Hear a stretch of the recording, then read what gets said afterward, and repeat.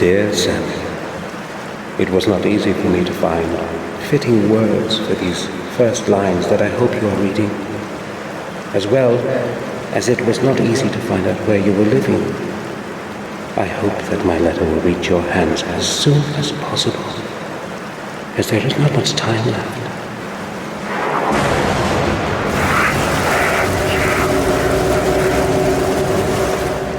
Since your departure, I have contributed all my efforts and endless hours of sleepless nights looking for the truth about our family. I feel that I'm already very close to beholding its full face, and I am concerned that I might not have the strength to look at it alone. Therefore I am turning to you, Samuel, for I know that you will hear out my plea.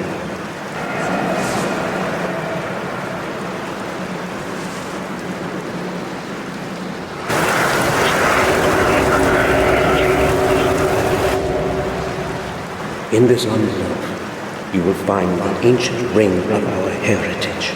It is very important that you always have it with you. Take extraordinary care of it. Please return to our manor and help me. I know my time is closing in. I can feel it.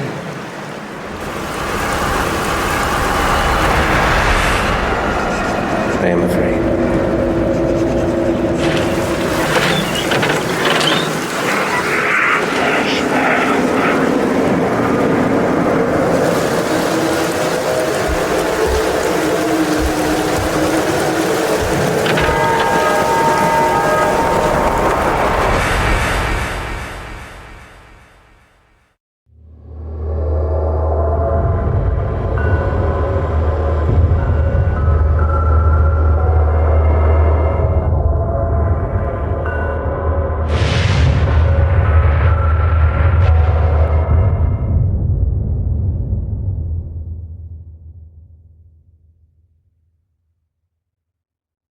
After the funeral, we jointly returned to Black Mirror. The journey through the desolate countryside seemed endless.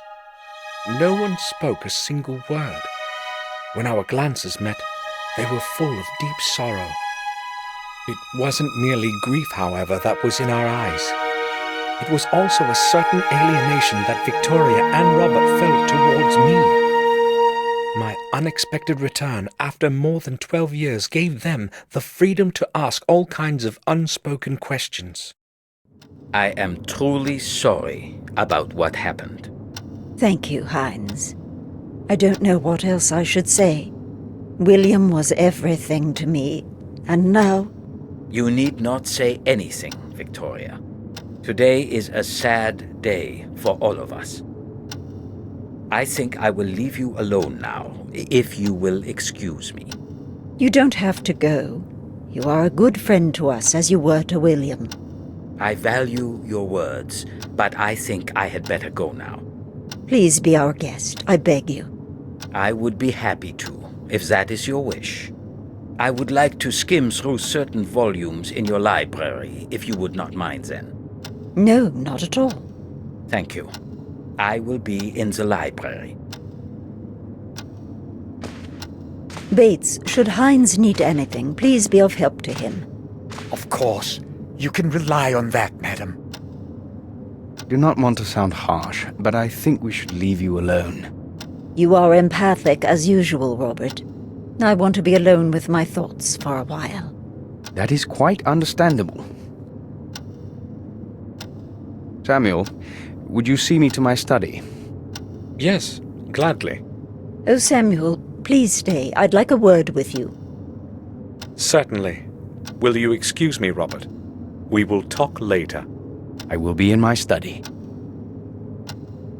Samuel, tell me, have you returned to stay with us for good? To tell the truth, I haven't decided yet. Give me some more time, please. Don't forget, we are still your family.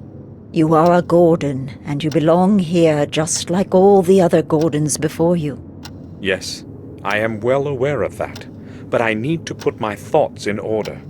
Perhaps then I'll be able to answer your question. Oh well, I hoped you'd say yes. I'm not feeling well. Please excuse me now, Samuel. Of course. I will go to my room. Sir, I took the liberty to clean up your room. I believe you will be satisfied with the results. Here is the key. Your suitcase is already in the room.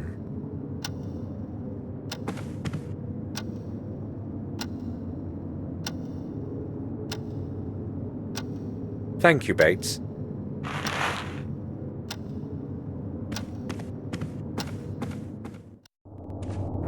Victoria wants me to stay. Maybe I should have promised I would, but I haven't made up my mind yet. Maybe later. Bates has readied my room. I should go have a look.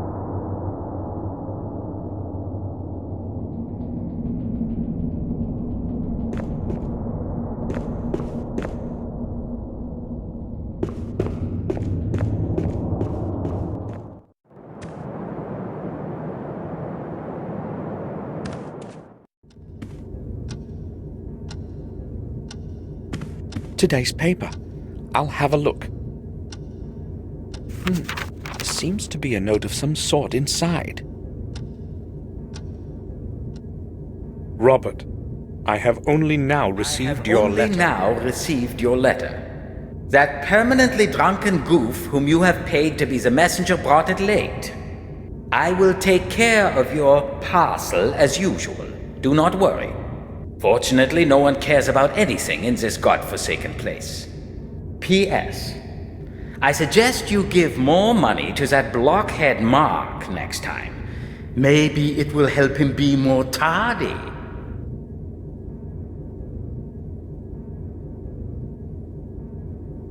I'll put it back so that Robert finds it where it's supposed to be.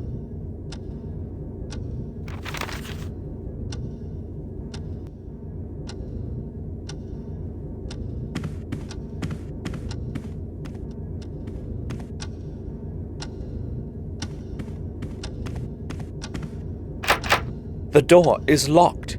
Bates gave me his key. I can open it.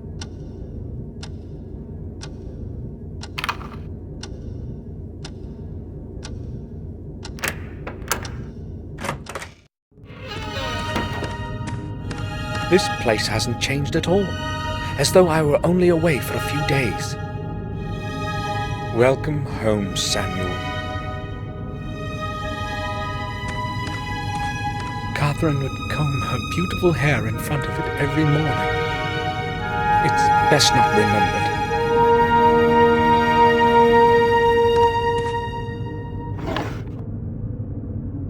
A collection of old pictures.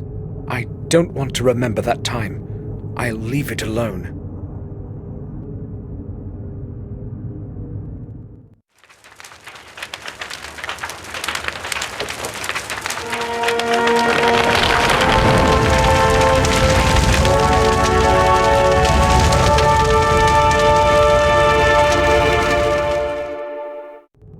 Forgive me, Catherine.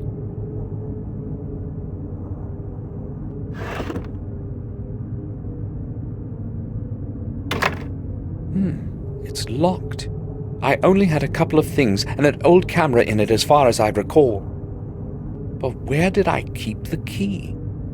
I'll have a look around the room. It has to be here somewhere.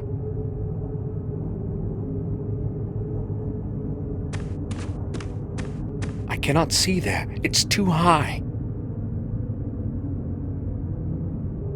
I'll try reaching up there.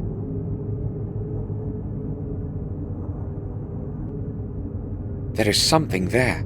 The key to my drawer. I knew it had to be somewhere in the room.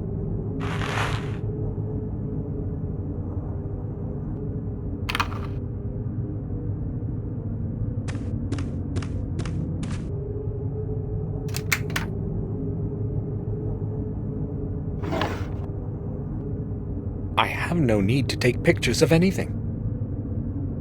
They're too old to be used. My Holy Bible.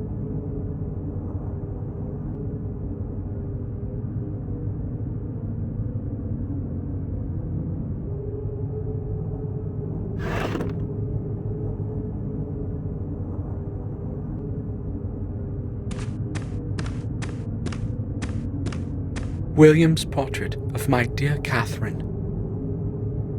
She died in those horrible flames, and it was my fault. I will never forgive myself for that.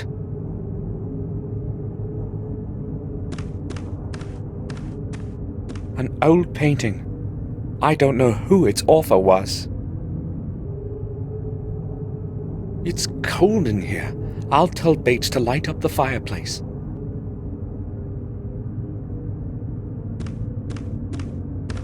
I only have a few necessities in it.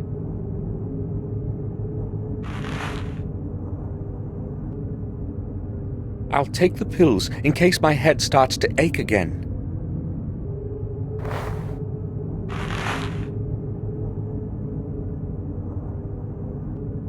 I'll surely need the wallet.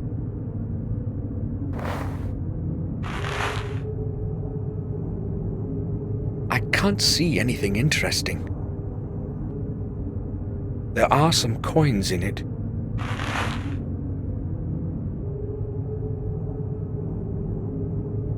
William's mourning card.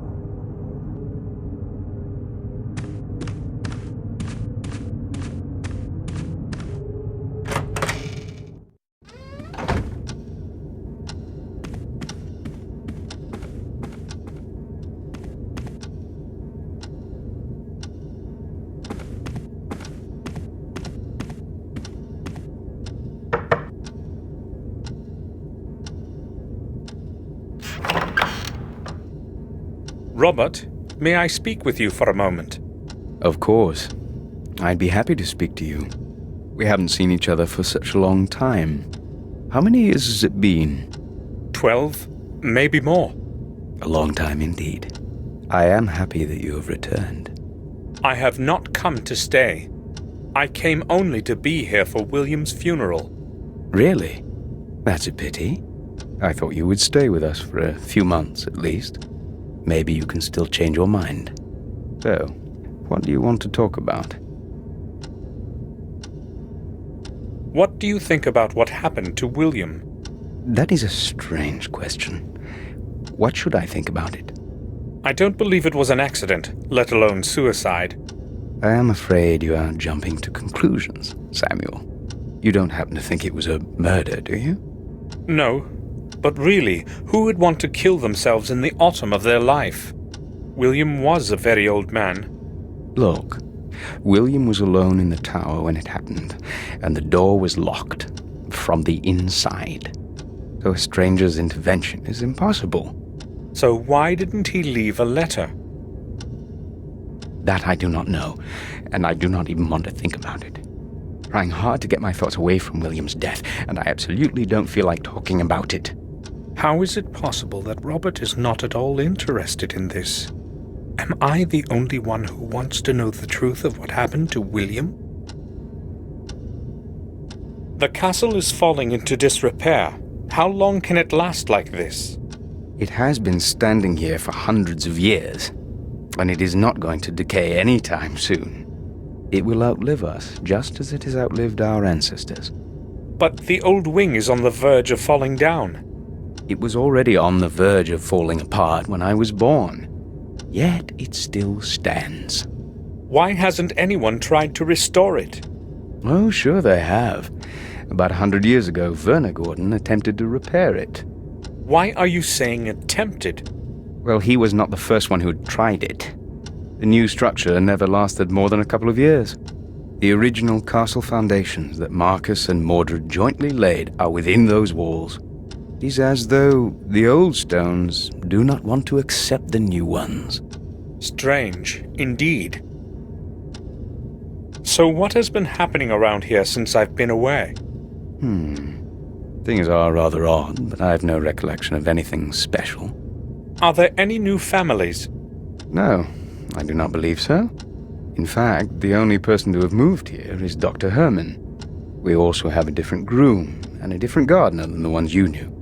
I've been away for 12 years, and all that has happened is that we have 2 new servants. Well, no one is clamoring to live around here, you know that yourself.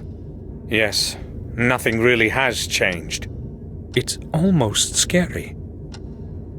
I will go now. All right. Feel free to come back if you need anything, Samuel.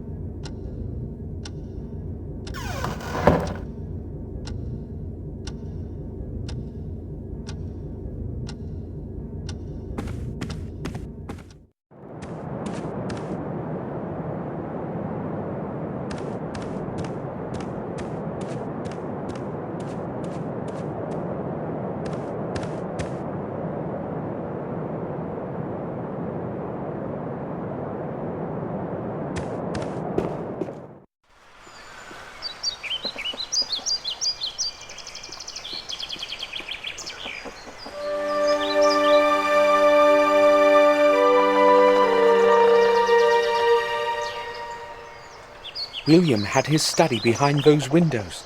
If I want to find out what actually happened, I must get inside somehow.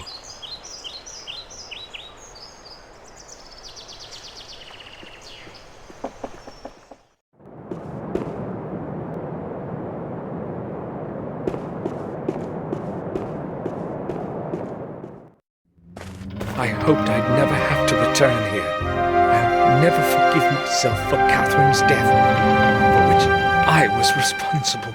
It should have been me that ended up in the flames, not her.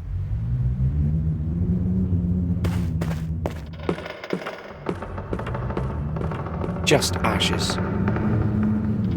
Something is glittering in the ashes.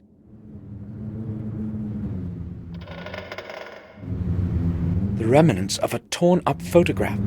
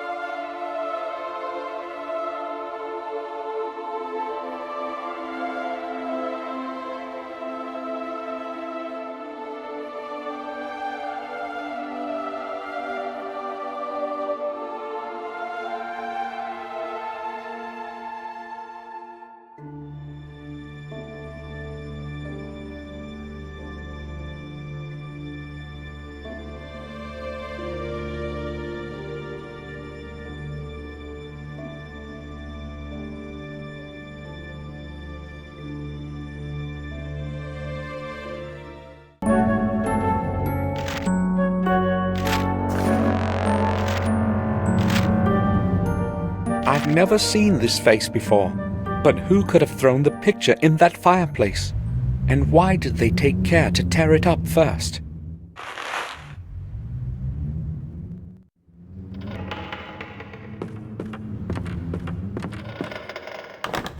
The door is locked.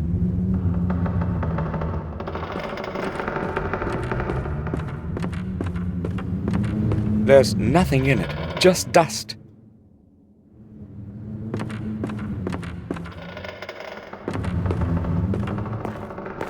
It's made of black marble. This one is long retired.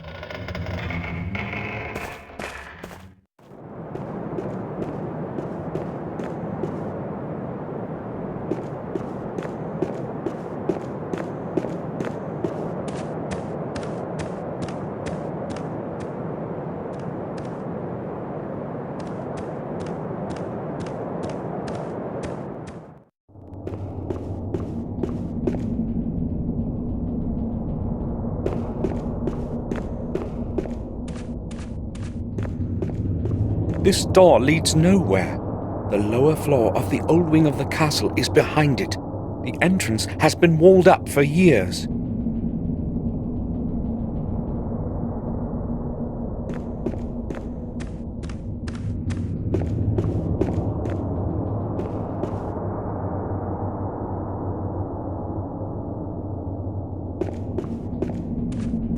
Victoria wants to be alone.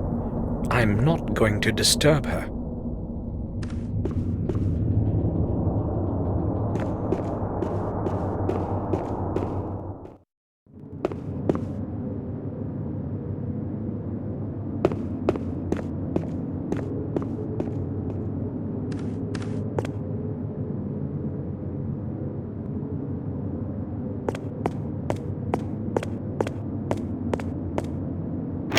The door is locked.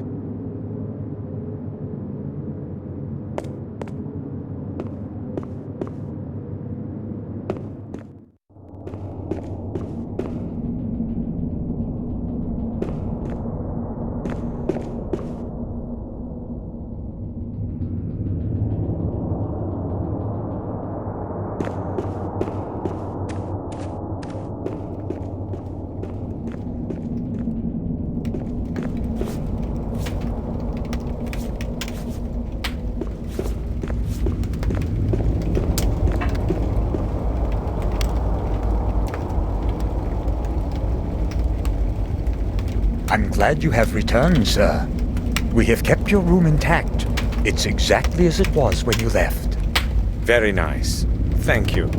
If you would like to have it straightened or anything else, just tell me. That won't be necessary.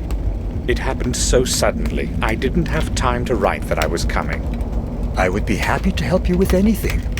Thank you. I'll be fine. Do you need anything else, sir? I have spoken to Robert. It seems to me he may not be feeling well. It is probably due to his responsibilities at Ashbury. Lately, it seems to really exhaust him.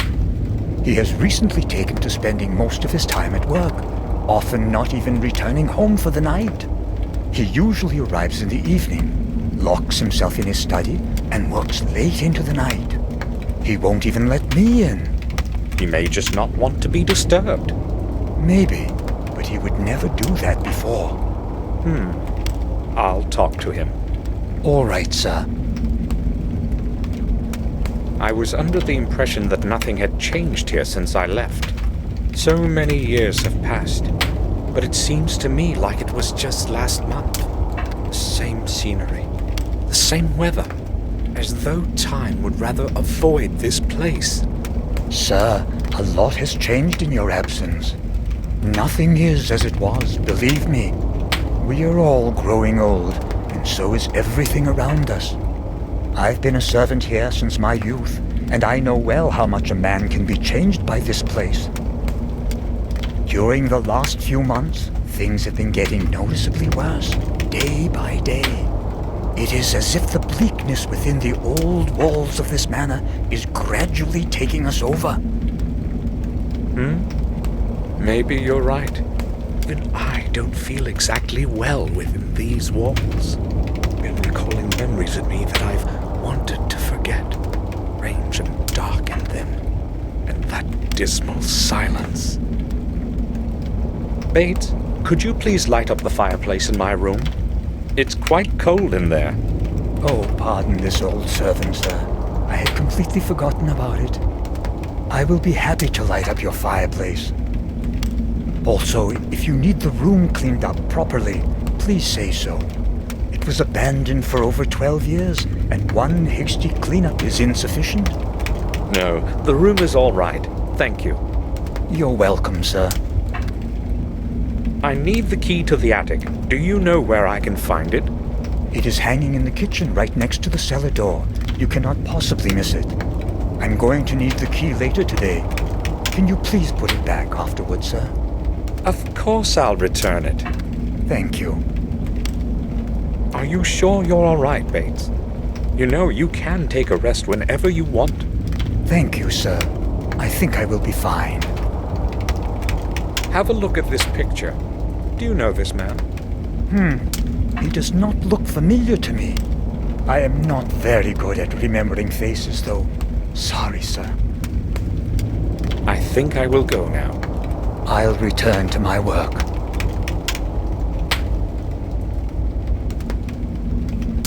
Our family's coat of arms. It has been symbolizing our noble rights since the Middle Ages. Mordred Gordon, the heartless ruler of the Dark Ages of our history. His rule was ended by his own brother Marcus in 1213.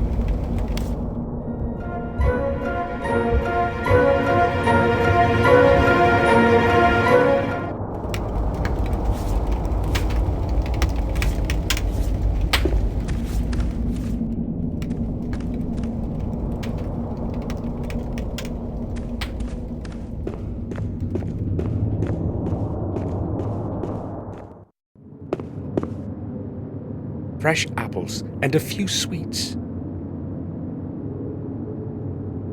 Almond sweets from Switzerland. I like these best.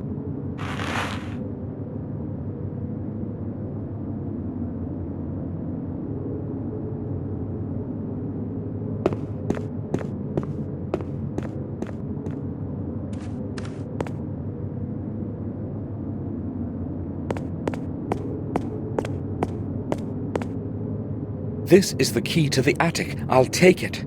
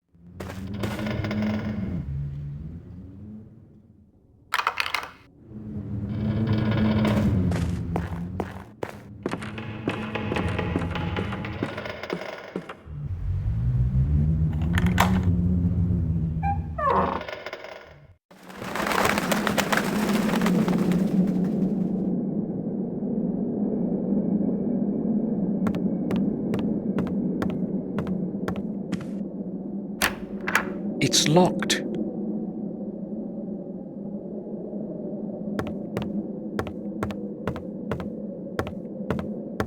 Old scrolls and lots of spider webs.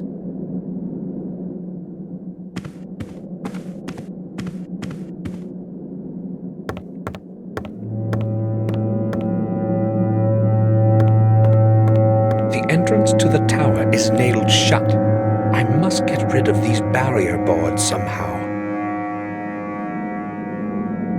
I can't do this with my bare hands.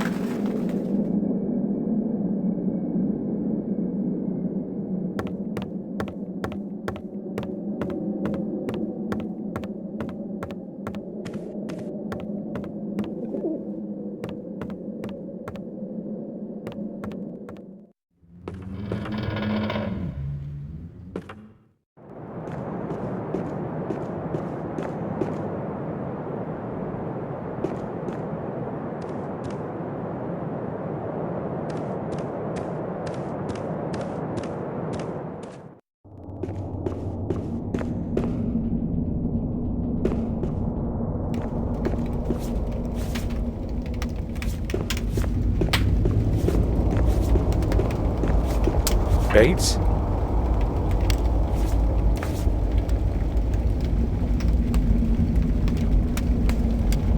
Yes, sir? You're not looking well. Why don't you take a couple of days off? Thank you, sir. I will be all right. It's just William. We lived our best years together here. Indeed. You must have become very good friends over time. Yes. Please, let us not talk about this further. There has been enough sorrow lately. Bates, I want you to know that you're more of a friend to us than a servant. Thank you, sir. Bates, would you happen to know where I can find a toolbox? Do you need to get something fixed, sir? I'll tell Morris. He will take care of it. No, nothing like that. I don't need his help. In that case, I think you should be able to find some tools in the stable. Thanks. Why is the entrance to the old tower blocked?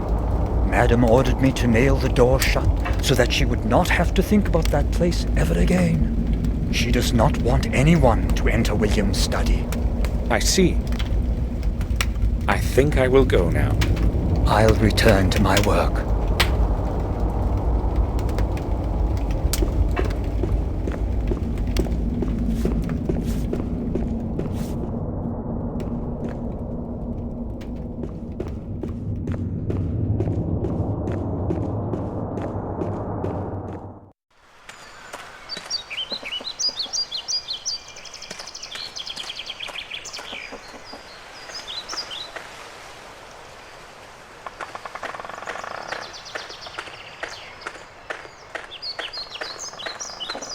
This is the place where William took his last breath.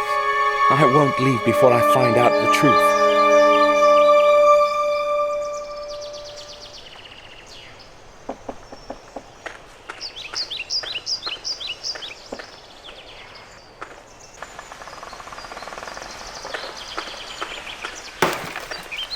My name is Samuel Gordon.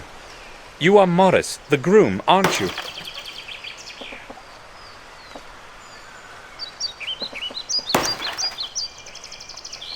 Yes, sir. I know who you are. Bates told me about you. I would like to ask you about something, Morris. What can you tell me about Bates? What do you want to know about him? Well, I don't know exactly. He's different from when I knew him. To me, he seems to be the same all the time. The same old standoffish mope. He wasn't like that before. That's possible. I've only known him for the couple of years that I've worked here. So how many years have you been working here? Almost 5. Morris, how did you get along with William? Well, like a groom with the horse owner. Okay, I guess. He's only spoken a few sentences to me in all the time that I've been working here. I mean, I saw him very seldom. I see. Morris, you are right next to the old wing. Can you see inside the old tower from your room? What do you mean? I never go there. Who told you that? It was that old drunkard, right? I was just asking, why are you so upset? I knew that Flores bastard was spreading gossip about me again. He tells you anything, don't believe him, sir. Ends to get smashed and talk out of his ass. Sure, but you've been to the old wing, right? Yes, but only out of curiosity. I've got no reason to go there. And it's a strange place anyway. What do you mean? Well, I haven't exactly got a good feeling about it. I feel like I'm being watched by something older than the centuries within those old, damp walls. And the silence, it makes one feel as if one cannot speak. Frankly, I'm glad I don't have any work to do there.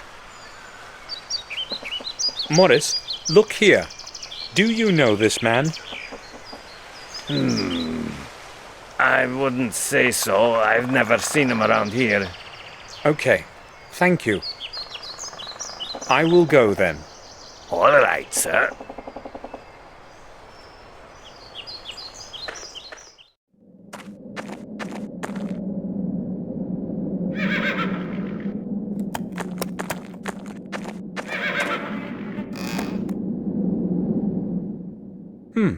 I should be able to get rid of the barrier boards on the door to the tower. Nails, screws, nothing I need.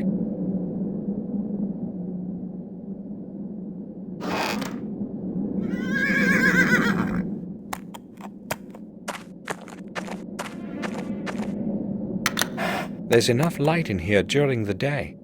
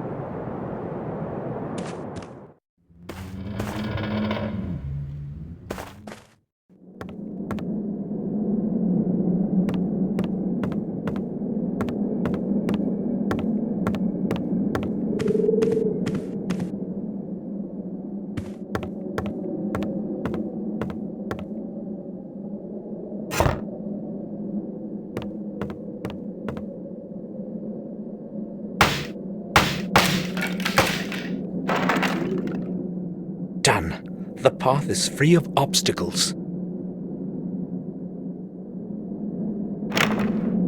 Damn! The door is locked. I have no idea where the key could be. I should ask Victoria.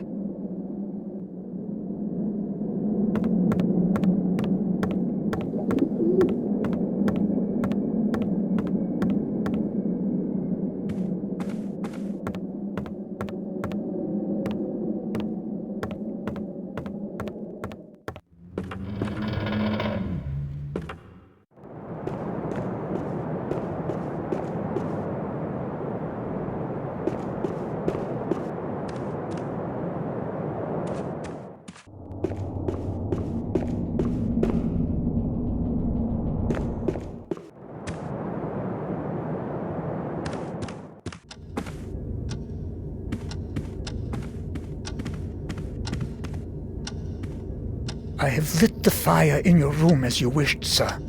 Thank you, Bates. It was quite cold in there. I will return to my duties now. If you need something, I will be downstairs in the hall. All right.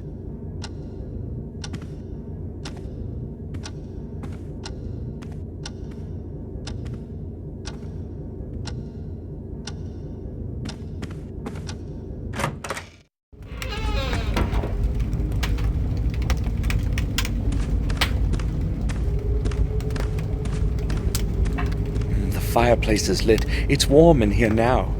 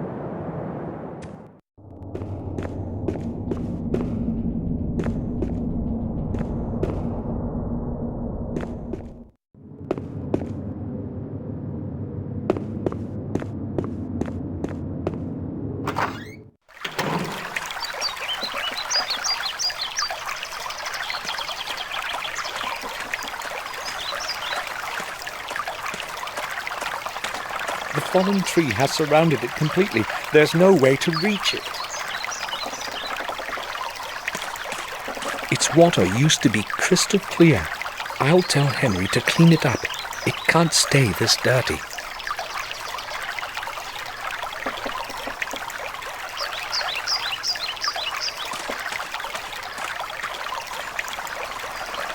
This is where the oldest trees grew. Victoria loved them so much. And this is what's left of them.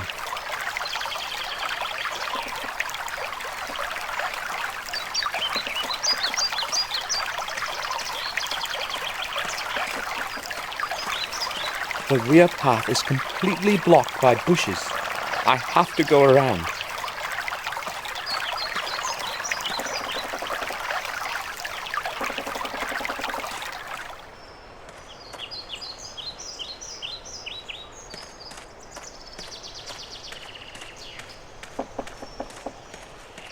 I used to play in it when I was a little kid. Back then, it wasn't so stagnant and neglected.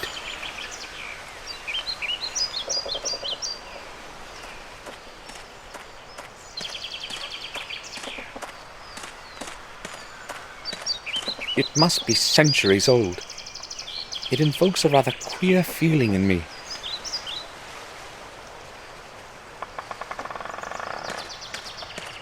One of the several large rocks in the garden.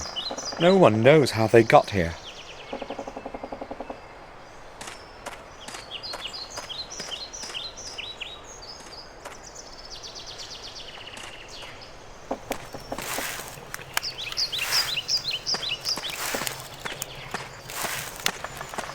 Smoke from the leaves smells nice.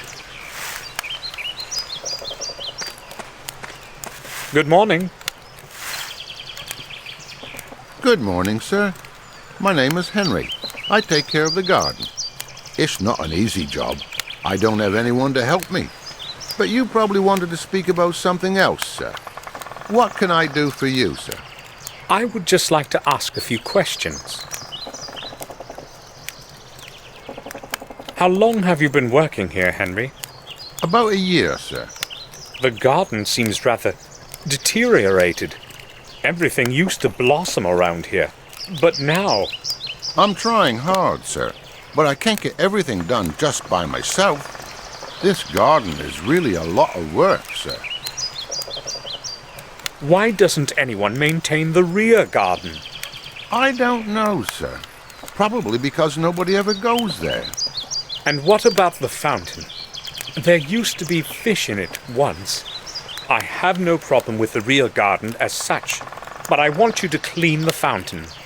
But, sir, isn't that rather futile? I mean, it can't even be seen from the front. It's going to be a lot of wasted work. Either you clean it by tomorrow, or you can start looking for a new job. As you wish, sir. Tell me, Henry, what did you think of William? I didn't really know him, sir. I'd scarcely seen him. You have worked here every day and you hardly saw him? Well, you see, Sir William wouldn't go to the garden very often, and I only do what Madame Victoria tells me. Bates was the only one allowed in his study. He wouldn't let anyone else in. Is there anything else you can tell me about him? I don't really feel like talking about him with you. Why not? How would I put it? Everyone reckoned he was a bit of a loony. You know what I mean. Go on. I don't really want to talk about it with you, sir. Please ask someone else. What does that mean? Why would anybody perceive William as mad? Henry, do you recognize the man in this picture? Have you ever seen him?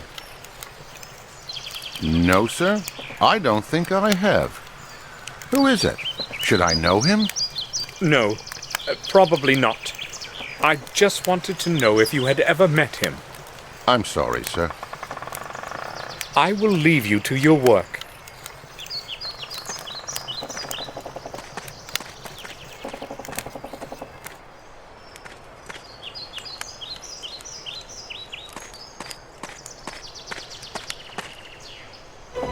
It looks like blood. Is this possible?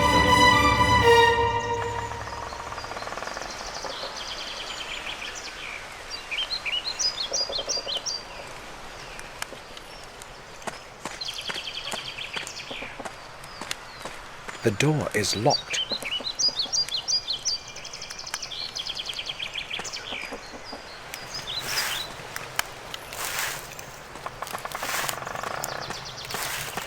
Henry?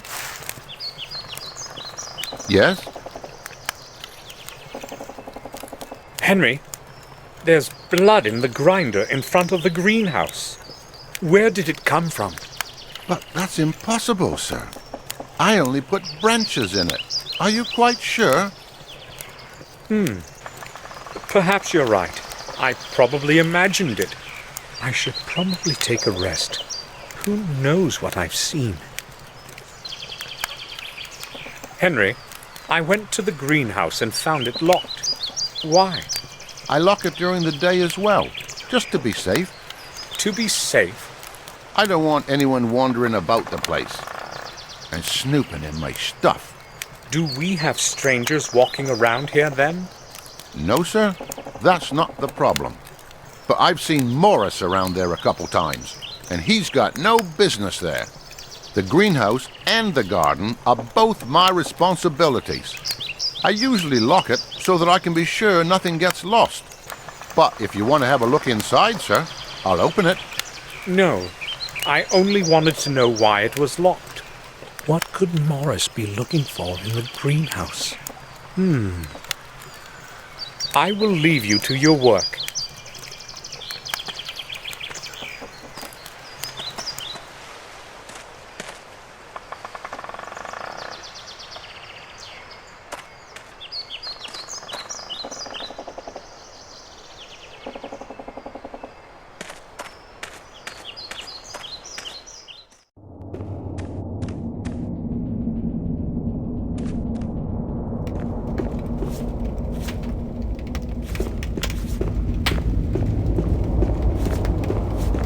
Bates?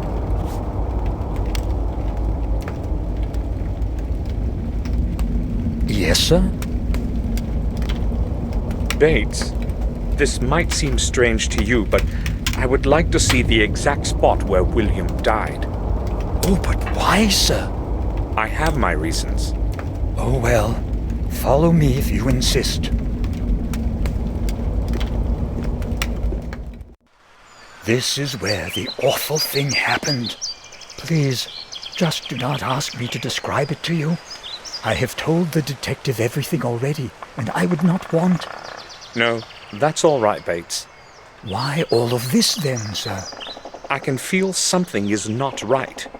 I just don't know what. Have you found anything unusual around here? No, maybe just... We noticed a strange spot under the tower window, right there. No one knows where it came from. If you would allow me, sir, I'd rather go now. Certainly.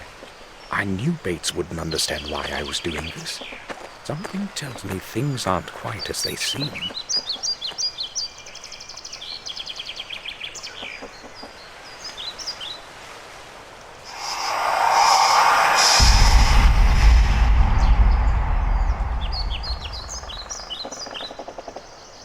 It looks like a symbol of some sort, or a sign. I should put this down somehow.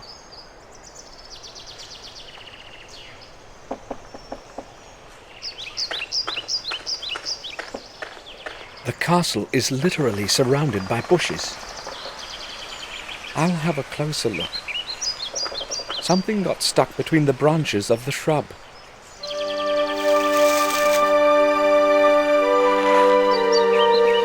What could it be?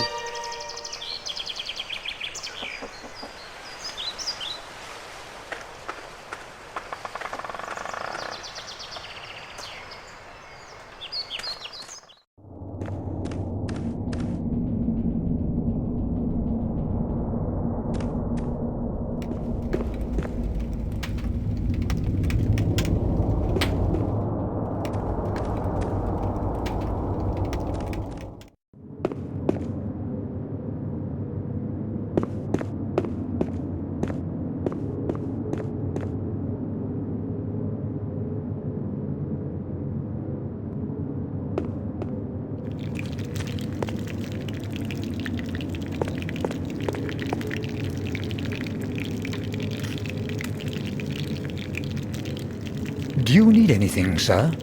I would like to ask you about something. Certainly, sir. I found this at that place you took me to. You mean where Sir William?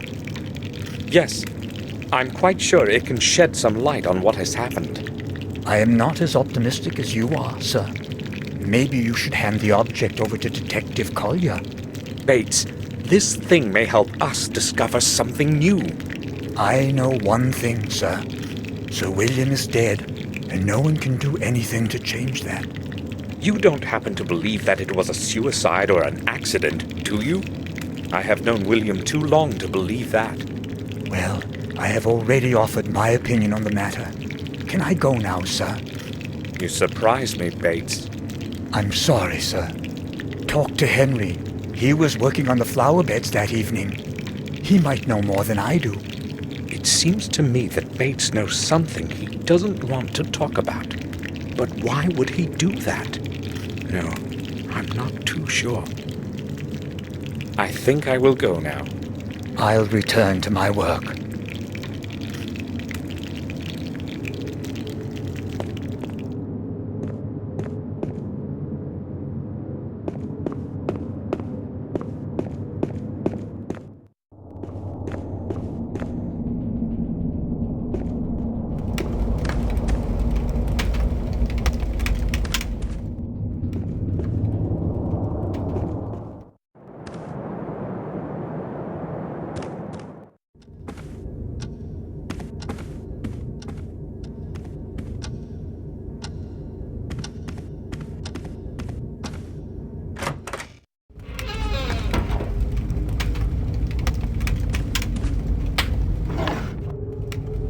It should still work.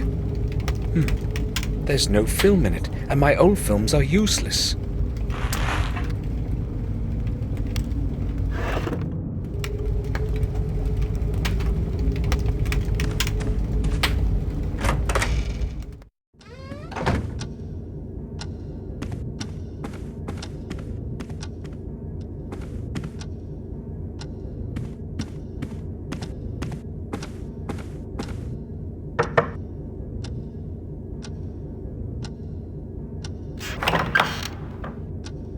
I need to speak with you, Robert. Sure. I need film for my camera. Do you know where I can get some? Well, perhaps down in Willow Creek. But hold on, I think I may have a couple of rolls myself. They should probably still be usable. Can you give me one? I would be happy to, but I put them in the attic with some other old things. It is in my chest. That's the one right round the corner. You'll have no problem finding it. Thank you. I'll go pick it up. Sure. Take all the film you need. I have no use for it. I spoke with Bates. Why don't you allow him into your study? Did he tell you this? You see, I just don't want anyone to disturb me all the time. I have enough of my own problems and can do without his civility. What's the matter? Nothing special, I guess. I just happen to have a bit more work than usual these days. I went to the attic to get that film, but your chest is locked. May I borrow your key? Locked? Oh, I have entirely forgotten about that. Sorry. Here's the key.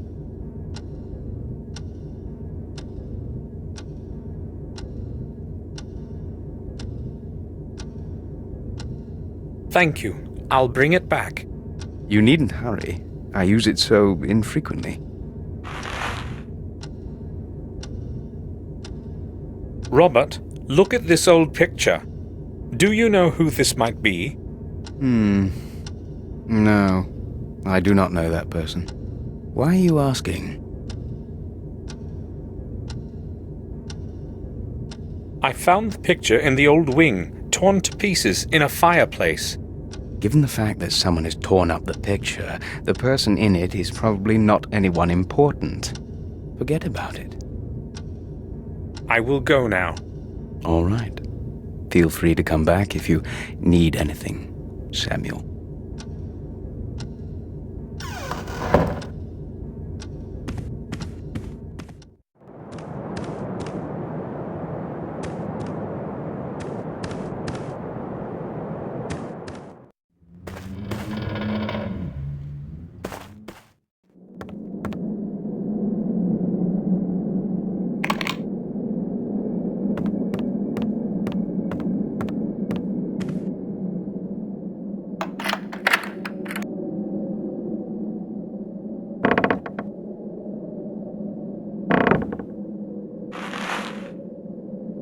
Hopefully, it's going to work.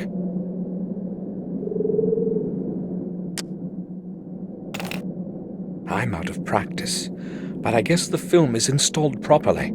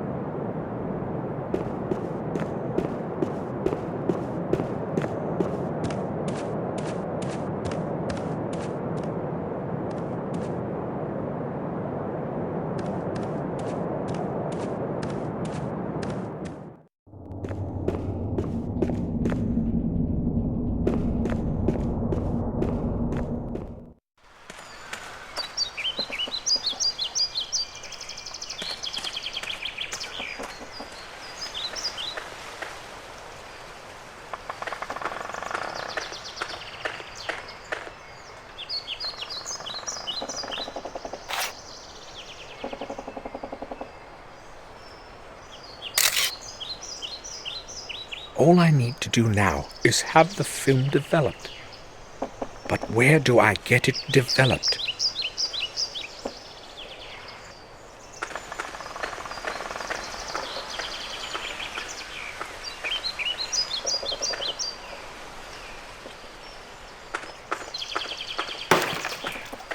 Morris, do you have a moment? Sure. The gardener, what is he like? Henry? A quiet type of person, I'd say. As long as he's sober, that is. You know what I mean. I was unaware of his drinking. You can bet on it, sir. When he's in the mood, he closes himself in his room and drinks until he can't lift his head. Usually he just sits there, staring at nothing and drinking. I'd say that is quite odd, isn't it? Odd indeed. He does not seem like a drunkard to me. Well, you can trust me, and you're bound to see for yourself anyway. What can you tell me about this? Let me see. A piece of hard stone with some symbols. Looks quite old. Other than that, I don't know. Have you seen anything like this around? Inside the castle, perhaps? No, you see, I seldom go inside. Madame Victoria doesn't like to see me there. Can you think of anyone who may know something about this? Well, it looks old. Maybe that bloodsucker Murray might know something. He buys and sells such stuff, you know. Sometimes he has people coming to him from great distances to look through some of that junk he's got. God knows where he gets it all from. Thanks. I'll certainly go see him. No problem, sir. I will go then. All right, sir.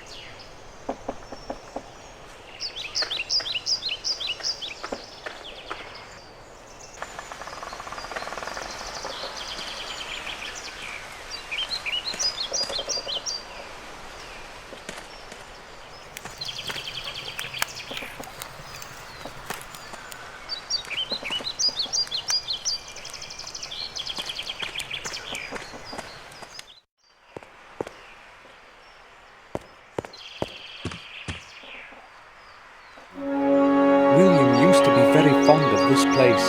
He would often come here to make paintings and sometimes would spend whole days here.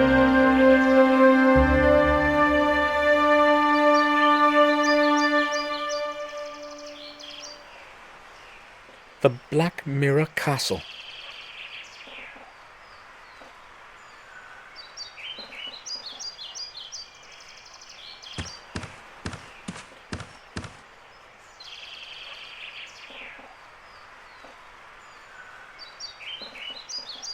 Do you need anything, sir? Have a look at this. I found it under the old tower. Why are you showing it to me, sir? Well, I showed it to Bates, and he suggested I speak with you. Do you know anything about it? Me? I don't see why I should. I've never seen anything like it before. He also said you had been trimming the shrubs in the area that afternoon. Yes, that's true, but I have nothing to do with this thing. Calm down. Just tell me what you know about it, that's all. All right, then. But you have to promise you won't tell Madam. I can't afford to lose my job. Of course. Go ahead. Well, I don't really know what it is, but I found a similar piece near that place. Do you have it with you? No, not really. You see, I had to pawn it. I was broke. Pawn? It doesn't seem to be of any special value. Well, maybe not the one you're holding in your hand, but there was a beautiful gem, a ruby, I'd say, in the one I found. Where did you pawn it? At old Murray's. Where else? It's good that you told me while there's still time. Give me your bill of exchange, and I will redeem the object. but I haven't got it. I don't know where I've put it. Henry, it's very important. Try to remember. I have no idea where it could be. But you won't forget about your promise, will you? It's going to stay just between us. Right, sir? We shall see. That picture behind us, Henry, when did William paint it? A long time ago, sir. When he still went out to the garden. Madam ordered me to leave it here, so I've been taking care of it. Sir William sure was talented. Don't you think, sir? Yes, he was. Henry, let's return to that bill of exchange. I knew you'd ask, but believe me, sir, I really haven't got it. You needed the money, so you conveniently lost the bill of exchange? Well, yes, I needed the money, not the bill. I really didn't intend to redeem that thing. Somebody might be interested in where I found the thing, and I could lose my job. You're going to lose it for sure if you don't give me that bill. But I haven't got it. You really promised this would stay between us. Henry, you need to realize that this is very important. You had better get that bill for me. I'd give it to you right away, if I could, sir. All right. I don't believe a word of what he's saying. I will leave you to your work.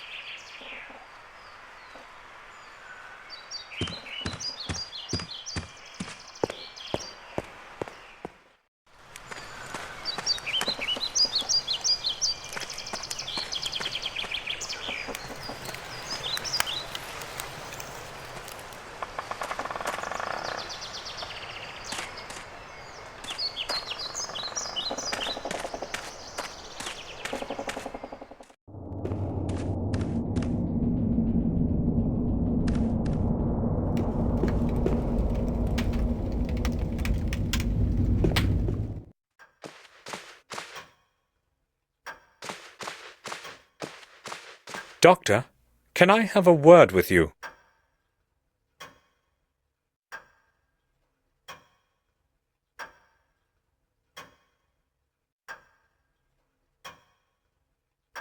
Yes, all right. It's William. I know you were his friend, and also his physician.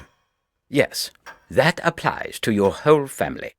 So, what is it that troubles you, Gordon? You do realize that this is not the appropriate time to speak about William. I don't believe it was an accident. Well, it is strange indeed. Then why would he do it? And those burns?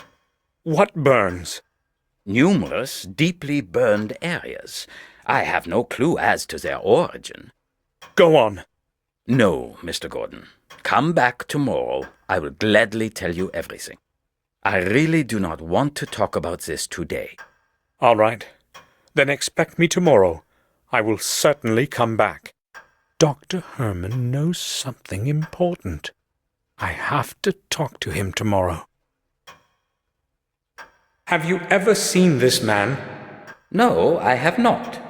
He looks like someone I would remember if I had seen him.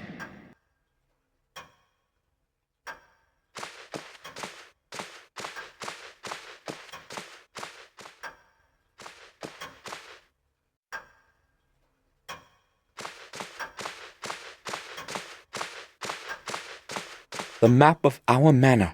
It might come in handy. I'll take it.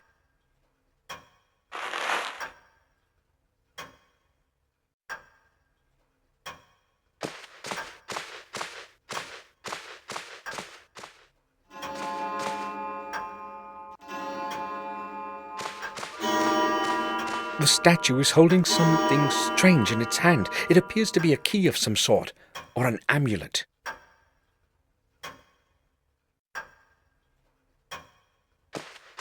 William's work table. He used to spend hours and hours at it, writing.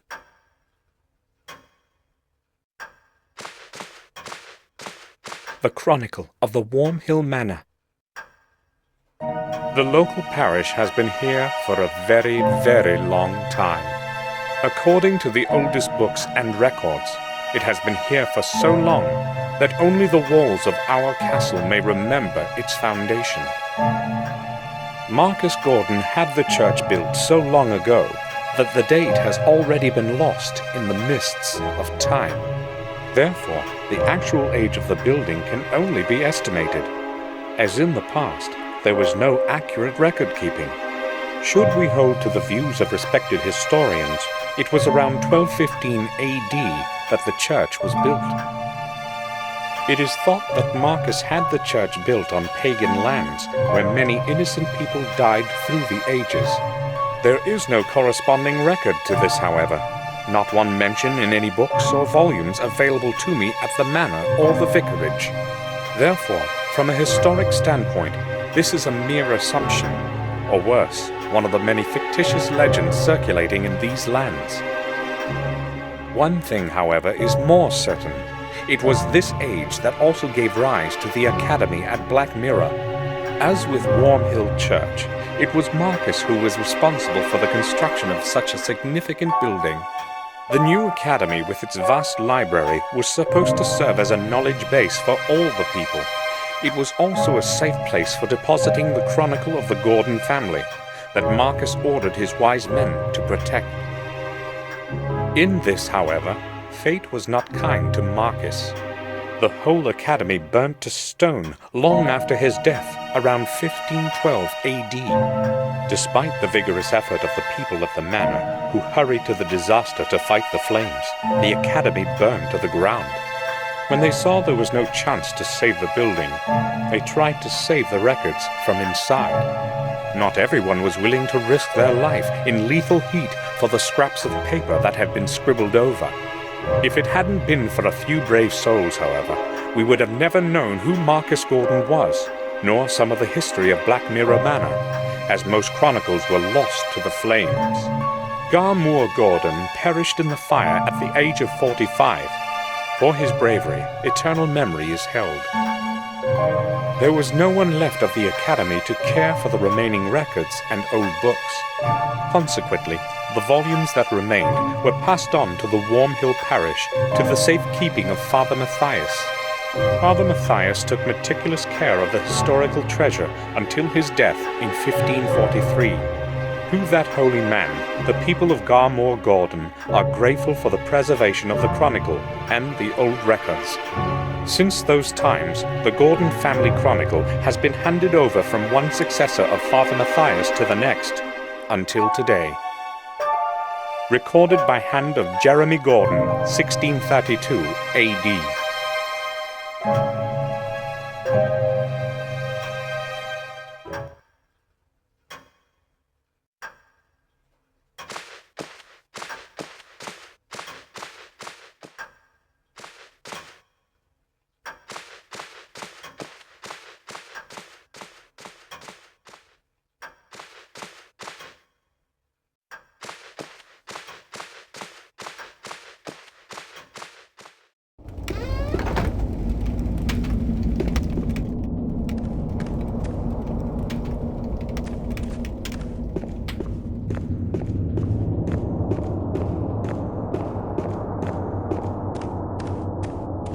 I know I should leave Victoria alone, but I must ask her about the key to William's study in the tower.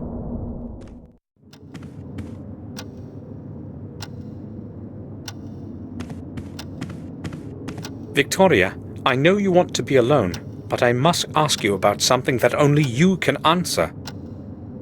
Maybe it will help to get some fresh thoughts. Memories can become so tiring. During the last few years, I have had plenty of time with my thoughts. What is it that you want to talk about, Samuel?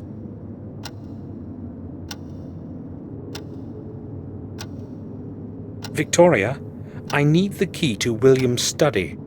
I know that you insist that no one go in there, but... No one is allowed to set foot in there. Why are you talking about that place to me, Samuel? Why are you making me think of it? I just wanted... Go away. I need to be alone now. Of course.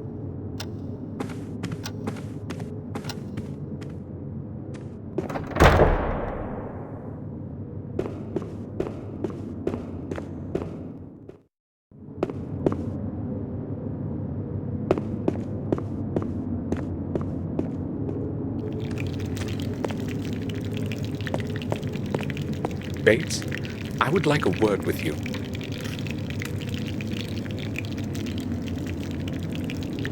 I'm listening, sir. Bates, I said something inappropriate to Victoria. Do you think she will accept my apology? Certainly, sir. Madam has a good heart. But if I may advise you, sir, offer your apology as soon as possible. I think I will go now. I'll return to my work.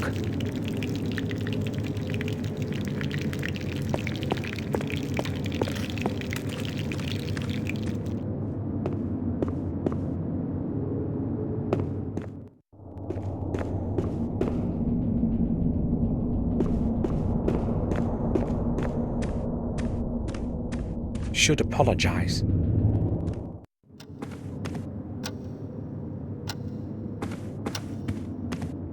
May I speak with you for a while, Victoria? Of course, Samuel. I'd like to apologize for what I said before. I may have been hasty in my response as well.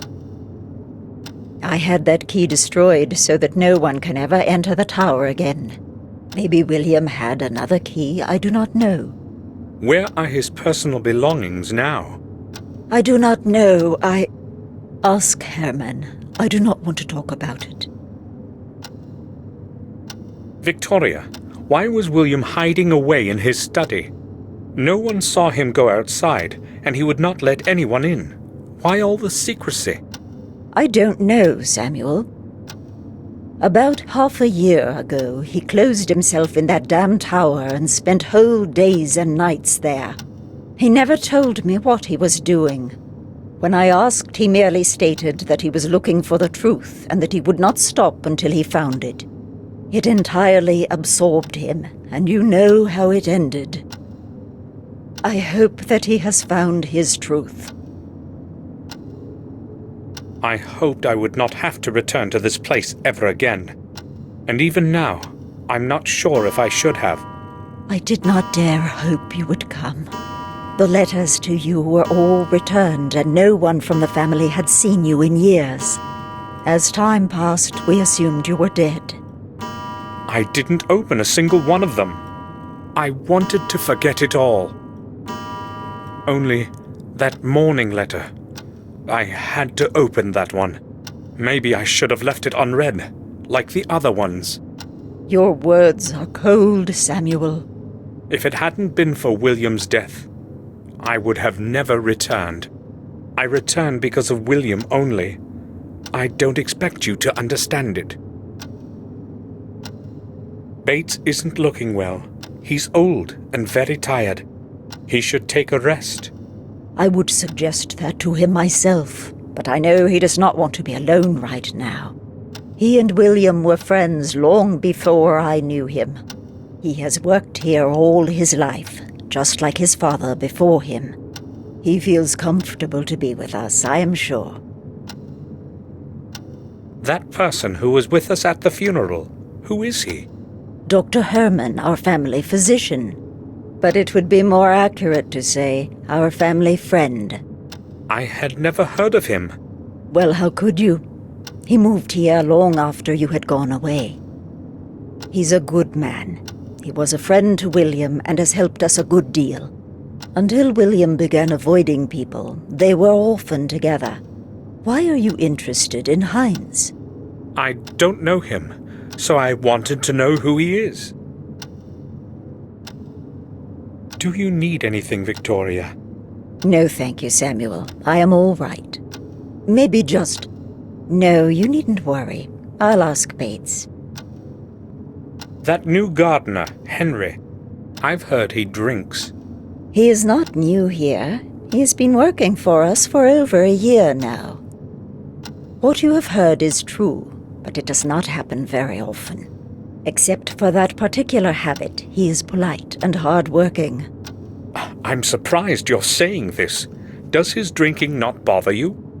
Well, I do, but I would have trouble finding anyone else for the job. Replacing him with a new gardener couldn't possibly be a problem, could it? Maybe not a few years ago, but now... You haven't been here in a long time. A lot has changed, Samuel. No one wants to work for us, not after what happened. People are superstitious. They see dark forces in everything. I'm glad that he has stayed, even if my garden looks so miserable. But why are you asking about Henry? Is it that you know something about him that I should know too? No, not really. Morris said Henry acts strangely from time to time. Morris? That hardly surprises me. He is strange himself. If I had someone to take over his job, he wouldn't be here now. That reminds me. I ordered him to board up the old well, so there is no possibility of an accident there. Samuel, would you please see to it that he does it today? Of course. Look at this stone fragment.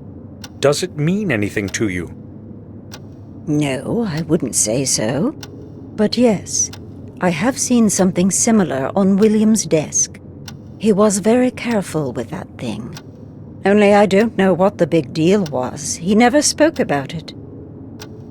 I spoke with Robert about the old wing. He said its walls were the only remnants of the original castle. That is true. It is all that survived the burn. I do not recall anyone that had conquered the castle in the past. No one conquered it, at least not in the true sense of the word. The castle was half destroyed in a conflict between the first Gordons. Marcus knew he could not rise against his brother's people directly. Therefore, he decided to take him by surprise in the secret chapel deep under the castle. Mordred realized this too late, and the consequences were terrible. But those are merely old legends. Just old stories. That secret chapel you have spoken of, it must be somewhere beneath us. Nobody has ever found a trace of the entrance, let alone the whole chapel, Samuel. It's merely an old legend from the Chronicle. What happened to Marcus after Mordred died? He became the lord of the manor and died a long time later, a tired old man. As a tribute to his leadership, they buried him in a secret crypt. Today no one knows where his body rests. Do any further records of his life still exist? None that I know of. Can you have a look at this picture?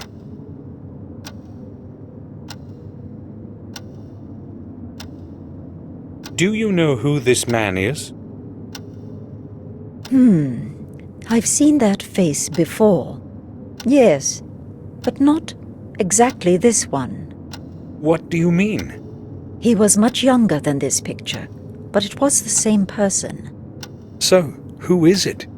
William once brought an orphan here and offered him food and shelter for a couple of days. He lived for a time outside by the stable, a humble, quiet boy. Do you know what his name was? It was a very long time ago. I cannot remember. He stayed with us for quite some time, but then he completely changed. It was as if he had gone mad. We could not let him stay here after that. They took him to Ashbury. What happened to him then? I really do not know. As I said, it was a very long time ago. Robert might remember. It was he who accepted that boy as a patient.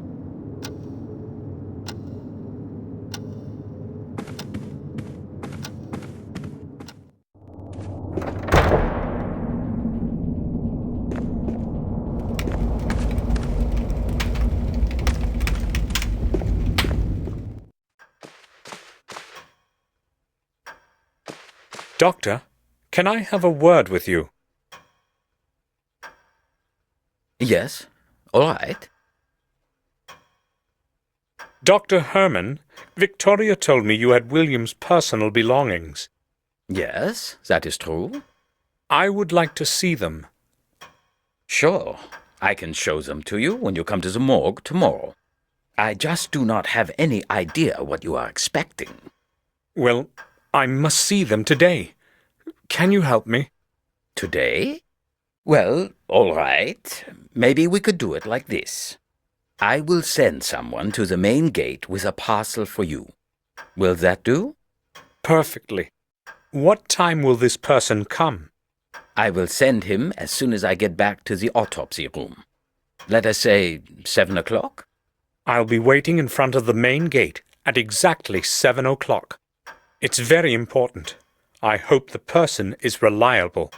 Do not fear. He will be well paid. Settled? Thank you, Doctor. At 7, I have to be in front of the gate.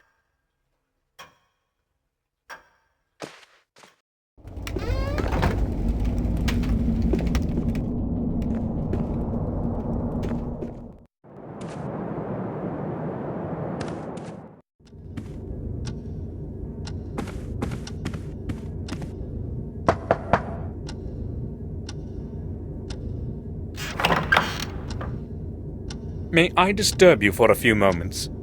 I would like to ask a couple of questions. All right. I'm listening. Morris and Henry don't seem to like each other. They've got some battles going on, but unless they bump into each other too often, they cause no harm. I don't really care about their silly problems. Why doesn't Victoria like Morris? You mean why she can't stand him?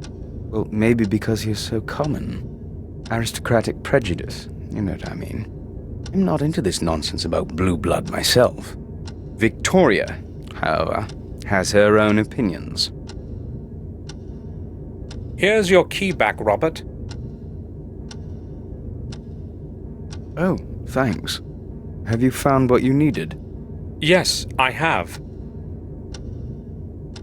Robert, do you know where I can get that film you gave me developed? I only know of Murray in Willow Creek.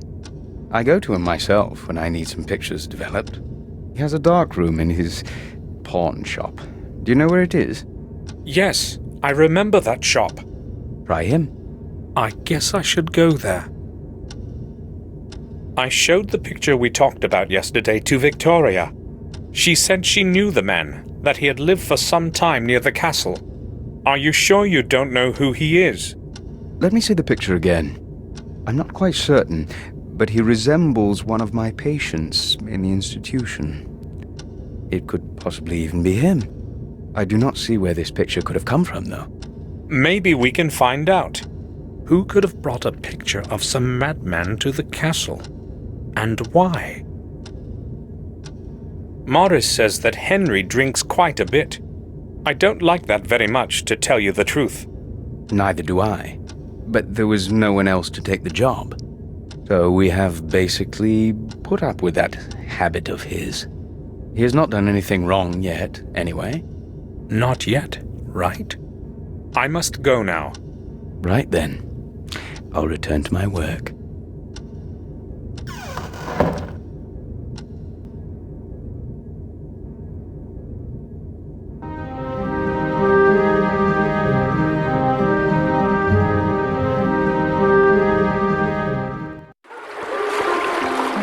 Glad to see this place again.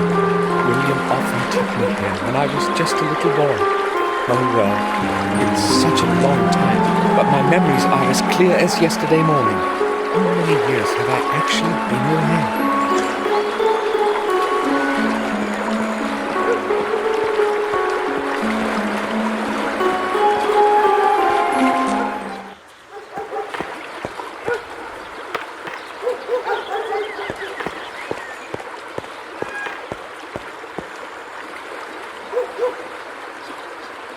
Hi, what's your name? I won't tell you that. I must not talk to strangers.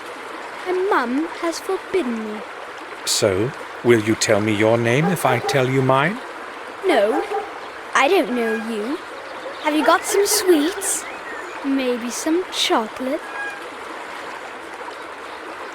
Would you like some sweets? Sure, that would be great. Are they chocolate? I don't really know. My name is Samuel Gordon. Will you tell me your name too? Well, why not then? I'm Vic. Do you know of anything interesting going on around here? I haven't been in this place in a very long time. Probably not. Nothing much happens here. This village is terribly boring, you know. I see. Can I go play again? Of course. Watch out for the windows. Yeah, don't worry. Vic, have you ever seen the man in this picture? Let me see. No, I guess I haven't. I would have surely remembered that one. He looks pretty stupid. Why are you looking for him, Samuel? Are you related? You had better watch your mouth. Come on, that was just a joke.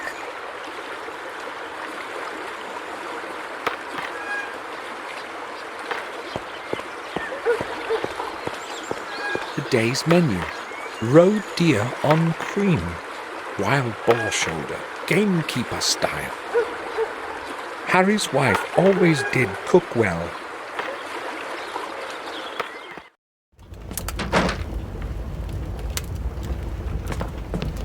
Good morning. Hello, sir. I haven't been here in a long time. What can you tell me about the manor? Well, I'm not sure where to begin, but really, there isn't much in the way of news. Hold on. You seem familiar to me. Haven't we met at the winter feasts? No, I don't think so. But I do know you. See, I'm pretty good with faces. What about last month during the vintage? Is that it? Listen, Yeah, I know. You probably owe me something and aren't comfortable with my having recognized you, right? I owe you nothing, Harry. Did you say Harry? Tom, this young lad here is calling me Harry, but he says he doesn't know me.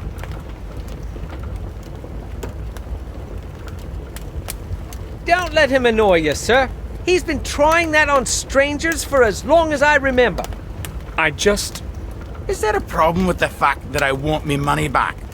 There wouldn't be any if you weren't making those debts up. Bah! Indeed. You're the right one to say that. Should I show you your last month's bill? Right, calm down. I was just advocating this young fellow here, because he's a stranger and he doesn't know those tricks of yours. Okay, I've had enough. One more word and you're not getting a pint of water on credit. Or, let me tell you what. I'll pour you nothing until you pay off the whole debt. Come on, Harry. Don't be a cheapskate. Listen, if you let me finish, I'll tell you who I am. Sounds great. I'm listening. I am Samuel Gordon, the son of Randall Gordon, of Castle Blackmirror. Why didn't you say so right away? Well, I tried to, but you wouldn't actually let me speak. Okay, well, that gives things a nice twist. A Gordon is always welcome here. So, what can I get you? Today, we have smoked venison on the menu, along with a good stuffed beer. No, thanks. Maybe later. I'd like to ask a couple of questions, though. Oh, sure. Harry, what's new in the village? Things happen, but there isn't much news. How should I understand that? Well, I hear a lot of gossip, but nothing worth mentioning. You see, we all know one another here, so nothing's too interesting. Maybe. That's going to change now. Yeah, I'll let you know when it does. Harry, until what time are you open? Well, that depends, but usually late into the night. You see, I don't sleep much, and when I'm not doing something, I'm usually pretty bored. But not many folks show up so late, do they? I usually play cards with Tom here, or I play chess with myself. Oh, you play chess? I'd say I've learned to play well during all those long nights. Let's play together sometime then. Sure. I remember William bringing me here. Yup, so do I. He was a serious poker player, you know.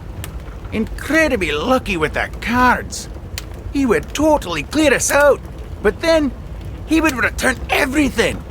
Yeah, he was a nice bloke. That's a real shame he stopped coming here. Why? Who knows? We were all on good terms. But the last 6 months, he didn't show up once. Well, it's a bit of a distance, and at his age. Nah, I wouldn't say that was the reason. William was always a tough old gent. I'll tell you something, though. They say he wouldn't even come out of the castle, and instead locked himself away in the old tower to study some old volumes and stuff. Where did you hear that? Well, I told you, I hear things from time to time. What else have you heard? Nothing. But maybe Mark knows something. He used to help out in the manor garden. Where can I find him? He would normally be here by now, so he's probably not going to turn up today. Never mind. I'll ask him some other time. As if William was hiding something. I have to know more about the last months of his life.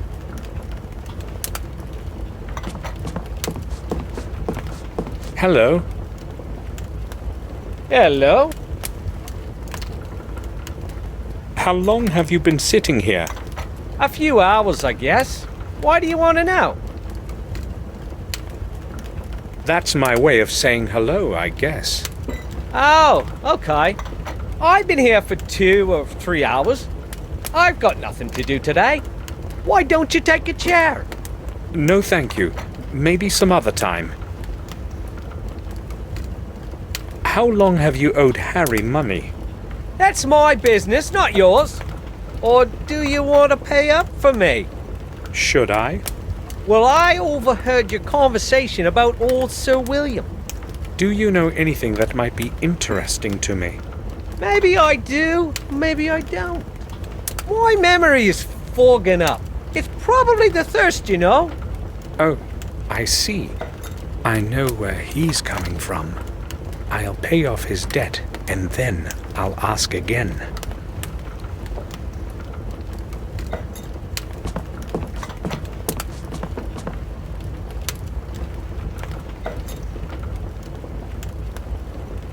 Changed your mind about the dinner? My Mary makes some wonderful meals. Everyone around here will tell you that. I believe you. I'm just not hungry yet. I would like to ask a couple of questions, though. Okay, feel free. Will you change your mind about that debt of Tom's? It's partly my fault, you know. I'd be glad to, but then he wouldn't pay it off next month either. They say he who doesn't pay should not drink. Well, there is some truth to that. I have decided to pay off Tom's debt. But why would you want to do that, Mr. Gordon? I just want to. Could you sum it up? Okay, well, as you wish. At £17. All right. Here. Well, I've no idea what Tom might have promised you, but you better not believe him. That's none of your business. So what is his bill like now? All clear. Good.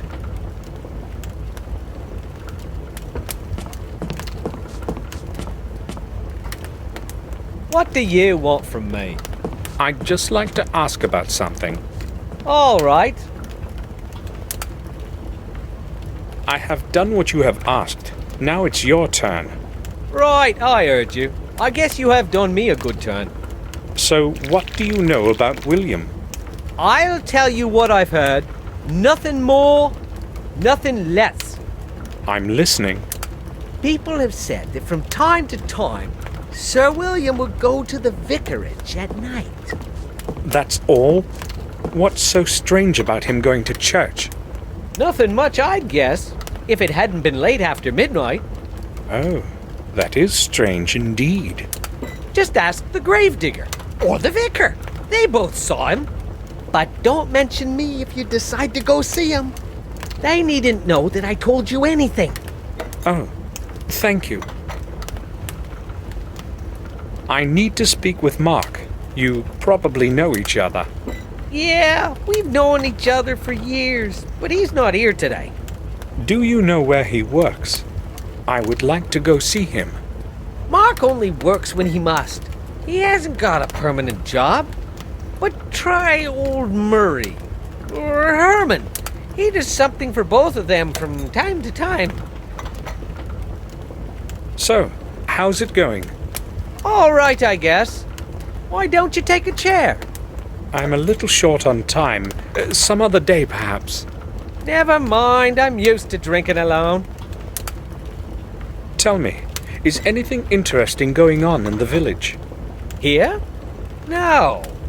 In fact, I don't remember anything interesting ever happening around here. In Willow Creek, nothing ever changes. I saw a fisherman on the shore on my way here. Do you know him? Oh, Jim? Of course I know him.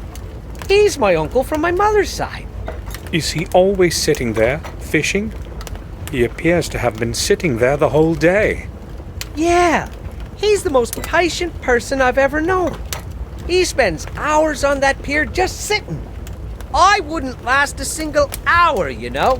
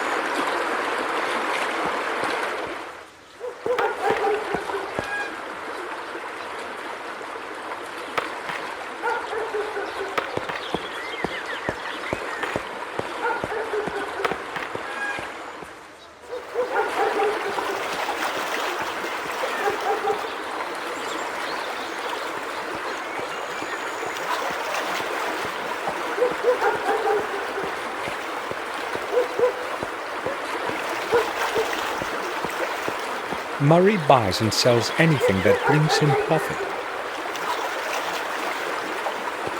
Various objects, porcelain statues, gold watches, breast pins. Mostly trinkets.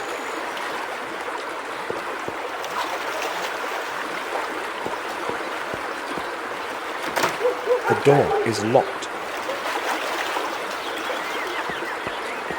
There is a sign that reads, "I'll be right back, Murray." But who knows if it hasn't been hanging here for a week already.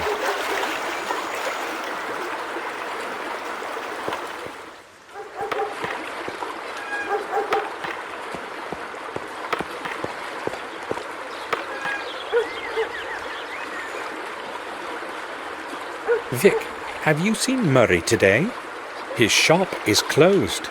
Why should I care about his shop? Why? Is there a problem? Well, that old man doesn't like me hanging around that shop of his. Or rather around those glass cases. I've got no idea what his problem is. I may have one. Oh, I do remember seeing him leave this morning. Do you have an idea when he will be returning? Judging by how he sharpened himself up, he must have gone into town. So he's probably not going to return before tomorrow.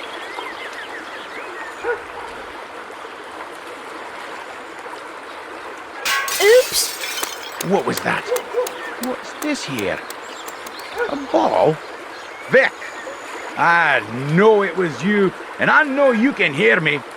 Just you wait till I catch you. I'll beat you within an inch of your life. Ah, damn. Now I'll have to clean up all this mess. I suspect Vic is not going to show up for a while.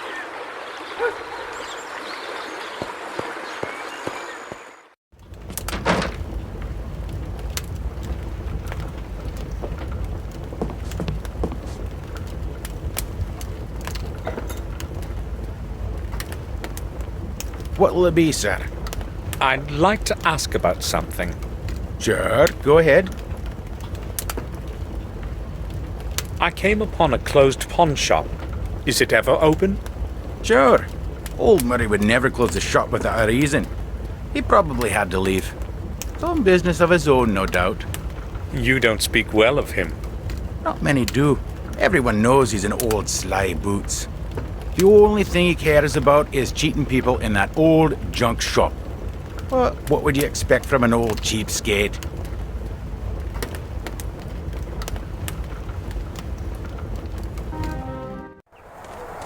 The Warm Hill Parish.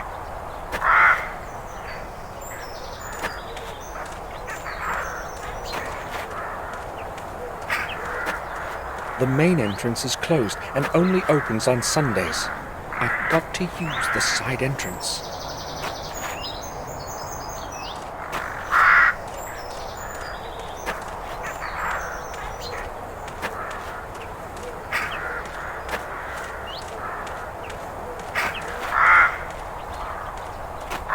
The church is locked.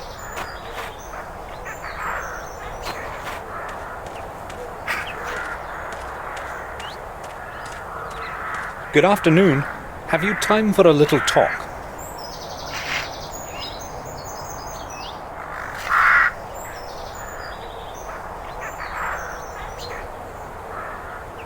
I never hurry anywhere, unlike everyone else around here. I'm interested in learning about the parish and this cemetery.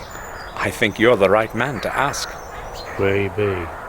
I've been helping Father Frederick for many years now. I know the names on all the graves. What do you want to know? Tell me, how old is this parish? No one knows how old exactly, but this cemetery and church are much older than anything in the neighborhood.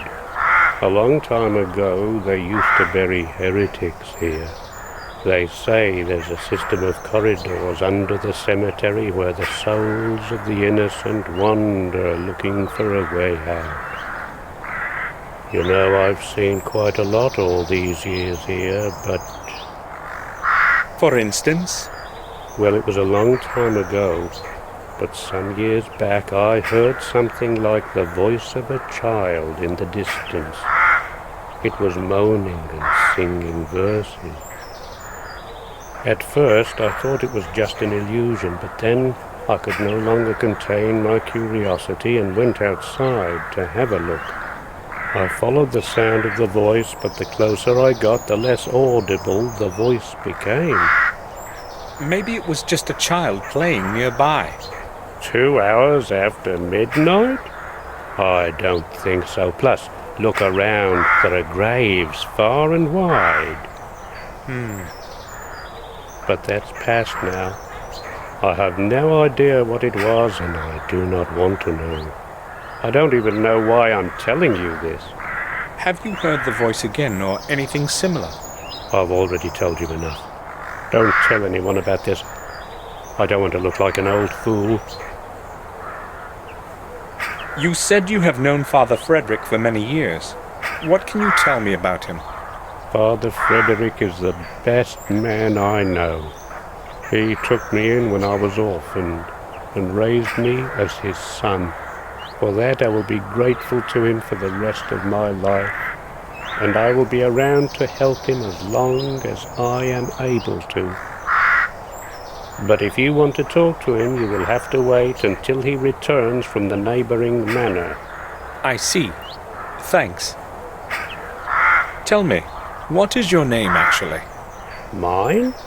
No one calls me anything other than Gravedigger. Father Frederick's Gravedigger. And I don't mind if you have questions about it. It's true, anyway. And you are a Gordon, right? Yes, Samuel Gordon. So you're the grandson of old Mr. William? Yes. I saw you at the funeral. Of course. Did you know William? No, not personally. I would see him from time to time, though. He used to go inside the church. How often? Not that often, but when he did show up, he was always in a hurry, as if he knew he didn't have much time left. Did he ever speak with you? No, I told you I did not know him well. But he would speak with Father Frederick, wouldn't he? You will have to ask Father that yourself. I will. Thanks. I've heard that you sometimes saw William come to the vicarage late at night. Is that true? Who told you that? That's not important. So is it true? I don't care to talk about it. I don't want to look for problems. Whatever you tell me will stay just between us. It's not like I think I can trust you, but since you're a Gordon, I'll tell you what I've seen. Everyone who knew old Sir William thought he was a bit of a madman. Please don't get offended. And later, when he refused to see anyone, the gossip began floating about. I'm telling you this so that you know I'm not making up what I'm going to tell you next. Go on. I first saw him here some 6 months ago. I was sitting in my cabin, about to go to bed. I saw a light. It was someone approaching the church. In the 20 years that I've been working here, no one has ever come here this late. So I went outside to check out what was going on. I saw a figure concealed in a dark coat walking among the graves. He was looking for something, his head down to the ground. Was it William? At that moment I had no idea who it was. I couldn't see his face in the darkness. He spent some 20 minutes there, going round, mumbling something. What was he saying? Well, I observed him from a distance. It wasn't audible. So what happened next? The church door opened, and he made for it right away. I cautiously followed him. Father Frederick was standing in the doorway. It seemed as if he was expecting that person. It was only then I realized it was Sir William, because I was close enough to recognize his voice. He and the father had a long conversation then, and Sir William was waving his hands vigorously about during most of it. They finally went inside, and that is all I saw. Do you know anything more? I never stick my nose in other people's business. Thanks for telling me this. I only told you because you're Sir William's grandson. Now leave me alone. I have to finish my work here. I was William meeting with Father Frederick in the middle of the night. May I have a look inside the church? You have to wait for Father Frederick to return. The church is going to stay locked until then. But you can open it, can't you? It doesn't matter. It's going to stay locked, as Father Frederick ordered.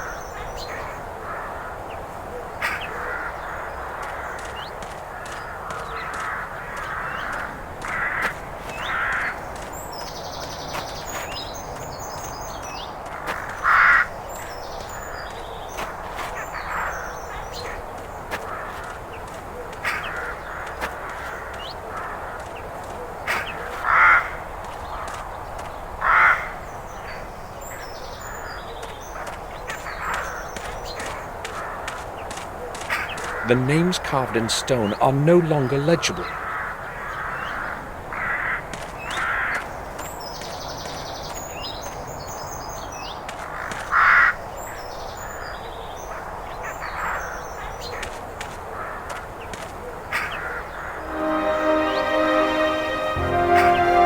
William will rest in this cold grave forever. I'll find out the whole truth, even if I go through hell for it.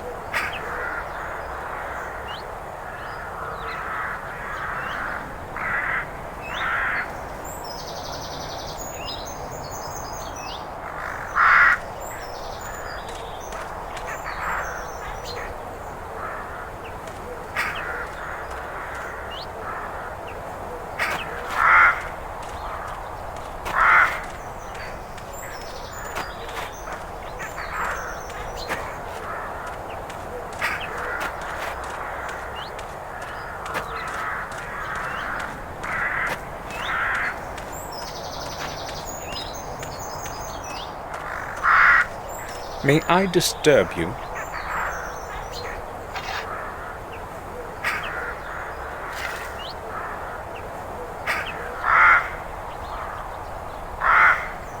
Not for long. I've got a lot of work to do.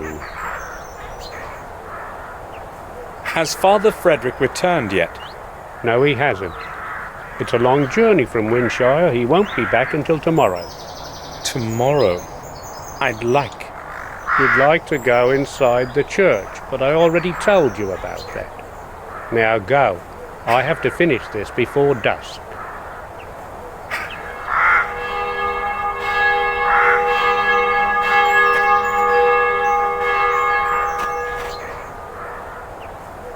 It's 7 o'clock. I should return to the main gate. If Herman is true to his word, his man will be waiting there for me. You must be Dr. Herman's man, is that right? I'm not Herman's man. I just work for him from time to time. You're Samuel Gordon, aren't you? I've got something to deliver. Yes, please give it to me. Yeah, why not? I don't care who you are anyway. I was supposed to give this package to whoever came to this gate at 7. That's when my job is over. Take it so I can go. Hold on a minute. Are you Mark? Yeah, that's me. Why? Harry said you had worked in our garden. A couple of times. So what? I'd like to ask you about William Gordon. What can you tell me about him? Nothing. I barely knew him. I just worked in the garden. I'm in a hurry. Do you want anything else? No thanks. Good. See you around. Bye. I hope I'll find what I'm looking for.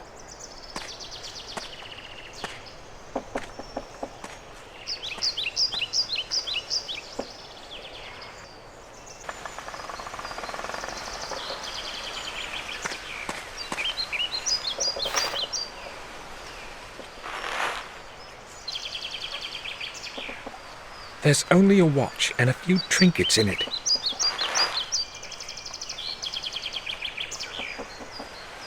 I'll open it. William made a remark of some kind here.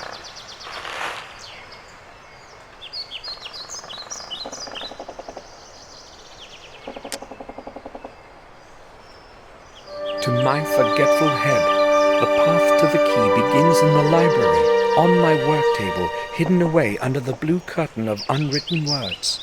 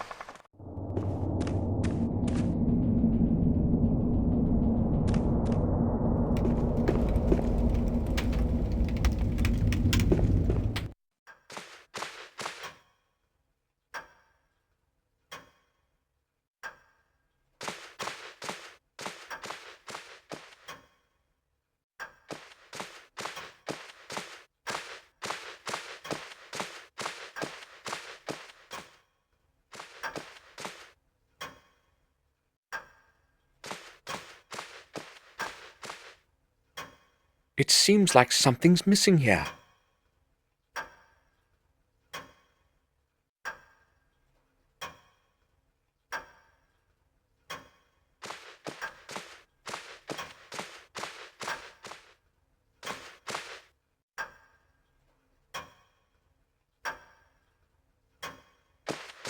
There's a button under the inkwell.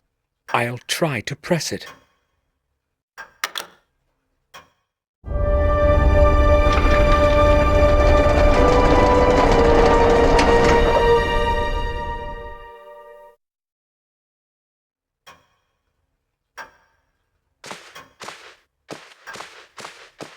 There's a box of some sort.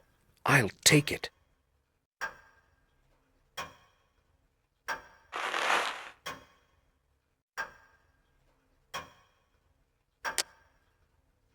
Miniatures of the planets of the solar system, carved from hardwood.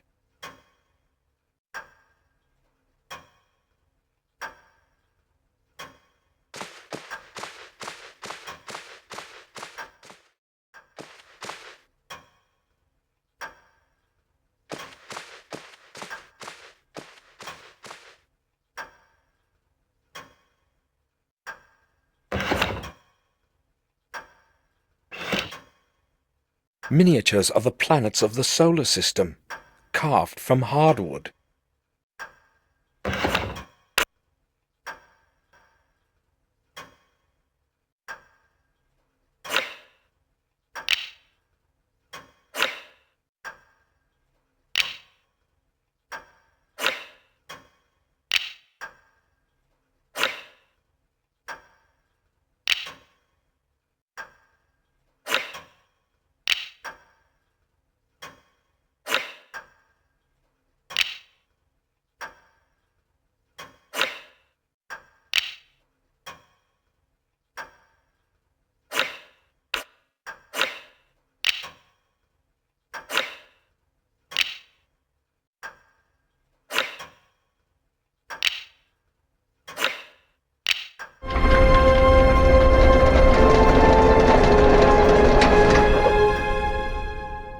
That's it! That must be William's key.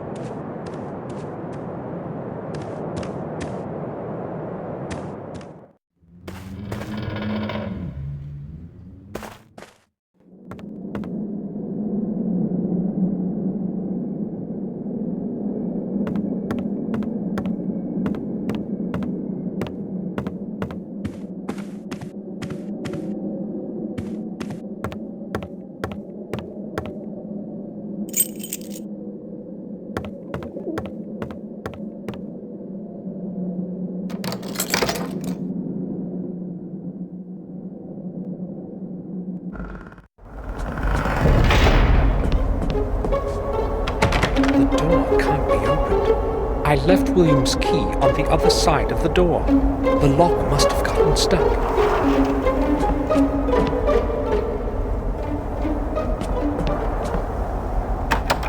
The lid won't move.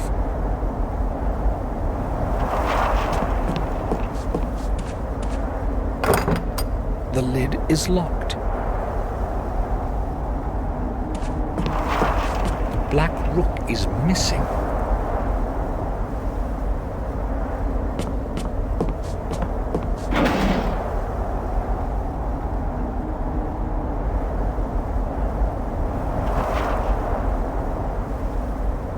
Lots of scrolls and papers, but none with William's writing. He must have been recording the important notes somewhere.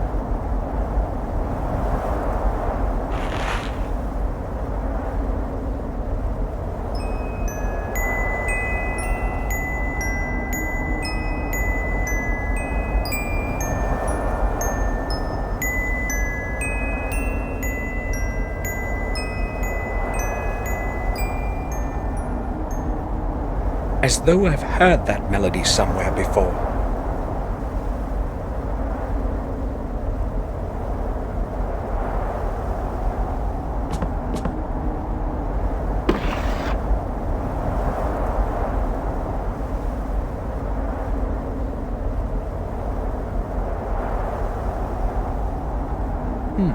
This title makes no sense. I'll have a closer look.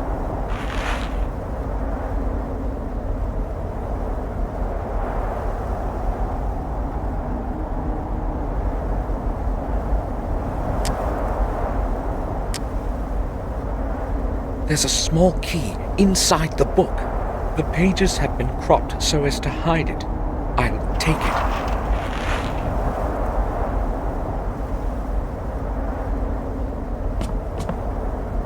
A book has been glued to the bottom side of the drawer.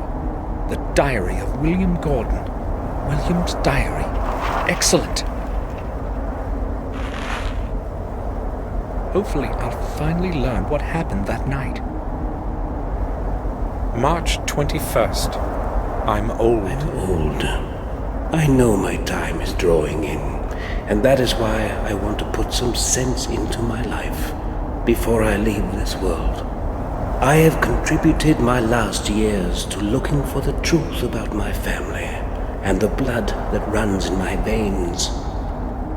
Maybe it is also because of the guilt that I bear in my heart for the fate of my dear James. The fate that I didn't have the courage to change. After all the years spent with the old journals, I know at last what the goal of my search is. I must not lose time. March 23rd. In the chronicle of the manor and the old records in the library, I have learned things that were forgotten and much that is new. I learned that James is not the only one to have lost full control of his mind. Throughout the centuries, several of my blood ancestors have suffered from the same affliction that now curses James. It seems as though it is all somehow correlated, has a perverse purpose of some kind. I traced the family line and learned that every one of those poor souls had been born in the same week, repeating with the period of 2 centuries. Is the madness supposed to be punishment of some sort? A punishment for deeds so horrible that we have not been pardoned, even after 700 years? I am terrified by this idea. It follows me now, day and night. April 5th. I feel something is not right with me. I am weaker from day to day. My age has caught up with me at last. As the chronicle foretells, the way to revealing the truth is through 5 symbolic keys. I don't exactly know what their purpose is, but if they can lead me to the truth, I must obtain them. I have decided to pursue first the ones that have been carried over time far from my manor. Centuries ago, the keys were given to different men of our family for safekeeping, so that they couldn't be used together. Luckily, I still have my own with me, and obtaining James's key should not be difficult. If only I had known before what I know today, I would not have given it to him. The next one must be in the hands of Marcus himself, according to the records. The 4th one was given to Durham Gordon, the original owner of the remote manor in Wales. I must set off for Wales soon. That is certain. I still do not know where the 5th key is. Its origin eludes me in the many years of the past. When I obtain the other ones, I must find this last one too. April 15th. I have returned from Wales. My searching was futile. It was not easy to get into the family tomb. Unfortunately, I failed to reveal the next fragment of truth, and returned home empty-handed. Not all hope is lost, however. I will focus on the keys that James and Marcus possess. It should not be hard to obtain them. April 21st. I cannot change what has happened in the past of my ancestors, but I hope I can influence the events of the future. The curse that has plagued our family must be of dateless origin. It must stretch into times as distant as those of Marcus and Mordred, the first Gordons. I have decided to start looking for answers at the place where the body of Marcus rests. I know that the tomb is concealed in the dark underground of the parish. Its entrance has long been lost in forgetfulness. No one knows where to begin to look for it. I will set off for the vicarage tonight, April 26th. Whatever it is that is buried underneath Worm Hill, it is not easily within reach. It took me several days before I discovered an extraordinary pedestal with numerous tiny and meticulously shaped stones in the belfry. The whole pedestal is a complex mechanical lock. Surely it will open the way to the church's underground for me. I tried to change the positions of the opposite stones, but it was beyond my will to fully concentrate. I was too tired to attempt to set up the mechanism properly. Before I left for home, I made a drawing of the whole mechanism and returned the stones to their original configuration. Tomorrow I will go to Worm Hill as early as possible. April 27th. Luck was on my side today. I opened the way leading to the tomb of Marcus. Surely, I'm the first one in centuries to have succeeded in doing so. How great was my surprise when I descended into the tomb.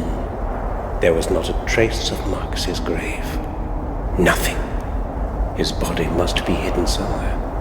I hope that the answer lies in the 4 books surrounding the center of the tomb. Shall wisdom be your way? Writes an old text carved in stone. Even after his death, wisdom protects Marcus as it has in his life. I am almost positive that the first answer is map. Despite the darkness, I tried to write down the text from the books, but it was easier to memorize it. I also found it extraordinary, in all probability, a ceremonial object in the shape of a perfect sphere. When I touched it, it was as though whole long centuries breathed on me. An odd feeling. May 7th. I am afraid of this night. I have not slept for 2 days now, and I hear voices. Yes, human voices. There are dozens of them. Their whispering is melting my ears into a sea of horrifying noise. What's happening with me? Am I mad too? No, I repudiate that, now that I am so close to the truth.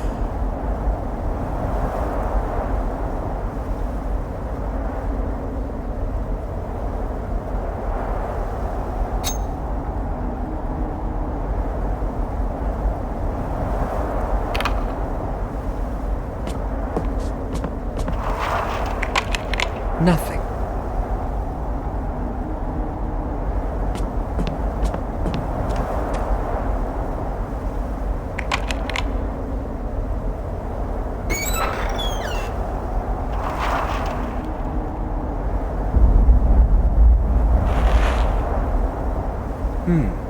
It's cold to the touch. Old maps, a globe, and a sextant. What did William need all this for?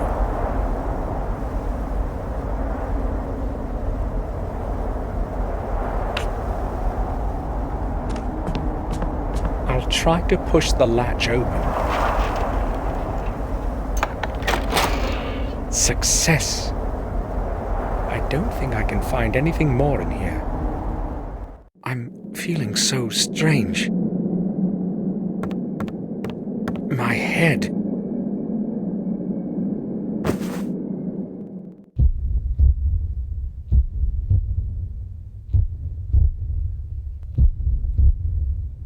Sir, you're awake at last.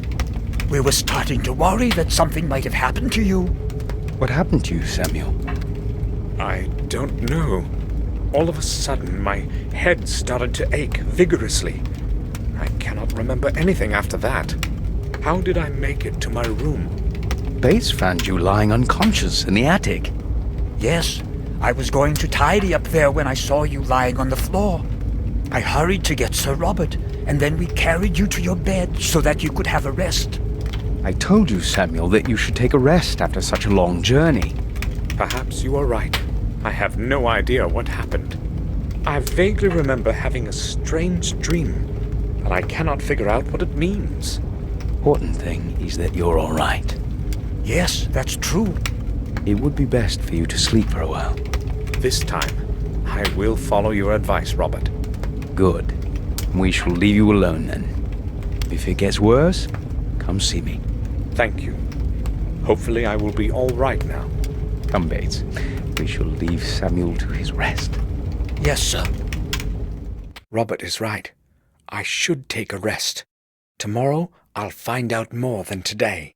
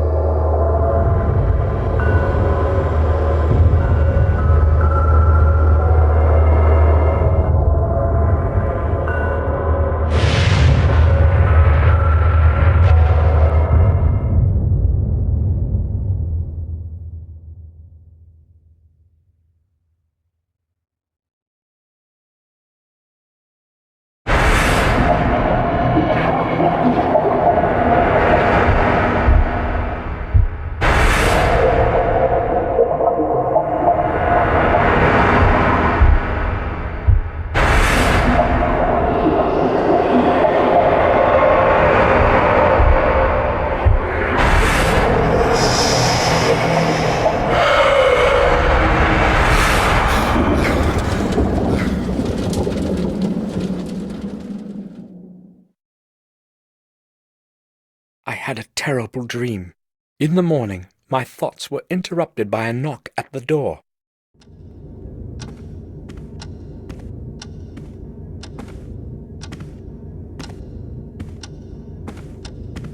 Sir! Sir! Open up! What's going on, Bates? Open up, sir! I have to tell you something! Hold on, Bates. I'm there in a moment. What's the matter, then? It's horrible, sir. Henry, our gardener. They found him in the garden pond. Calm down, Bates. What are you talking about? They found him dead this morning in the pond. I know what I am saying. I saw his body being dragged out. How did it happen? I have no idea. Detective Collier will tell you that. He has been questioning everyone for quite some time now, and he wants to speak to you too. He did not give any of us a chance to recover from the shock, not even Madam. Where will I find him? He's waiting for you in the common room. We had better go there right away, sir. All right, let's go. Detective Collier. Yes. Samuel Gordon, I presume. I need to speak with you. Mr. Gordon, do you know what happened? Yes, Bates told me everything. Good. I need to ask you a couple of questions. Shall we begin? Yes. Did you speak with Henry Stanton yesterday? Yes, I only arrived yesterday, but I spoke with him during the day. Oh, you arrived yesterday? Yes, to attend William's funeral. I understand. What did you speak with Stanton about? I don't know exactly. It was a very trivial conversation. Had you known him from before? No, I only knew Mr. Dickens, who was Henry's predecessor. That was before you left the manor? Yes, about 12 years ago. Okay, let's return to your conversation with Stanton yesterday. Did he seem strange to you? Nervous or disturbed? No, nothing like that. He behaved normally. So, you are saying that he seemed normal? Right. I spoke to Morris, your groom, before this interview. He told me that Stanton would often have a bit too much to drink. Yes, I have heard the same. Madame Victoria has also confirmed it. What do you make of it? Well, they found him in the garden pond, tangled up in algae. I don't know yet how he ended up in there, but the most likely explanation is that it was on account of his drunken state. He might have bumped into something, lost his balance, and fallen into the water. Maybe. But don't you think the water would have awakened him? No, exactly the opposite. It was water that caused his death. He fainted, fell into the pond, and the cold water did its thing. Stopped his heart? He wouldn't be the first drunkard to have drowned like this. What's ironic, however, is that it didn't happen in a lake or a river, but in a little bit of water in the back garden. Oh well, no man can choose his death. If there is nothing you need to ask, I won't be keeping you any longer. Thank you. I have all I need for now. Would you please see me out? Certainly. Follow me, Detective. I will now wait for Dr. Herman's report and close this case. Thanks for your time, Gordon. You're welcome, Detective. Goodbye. Collier wants to close the case. Now that Henry is dead, I've got to find a way to obtain the second part of that strange object.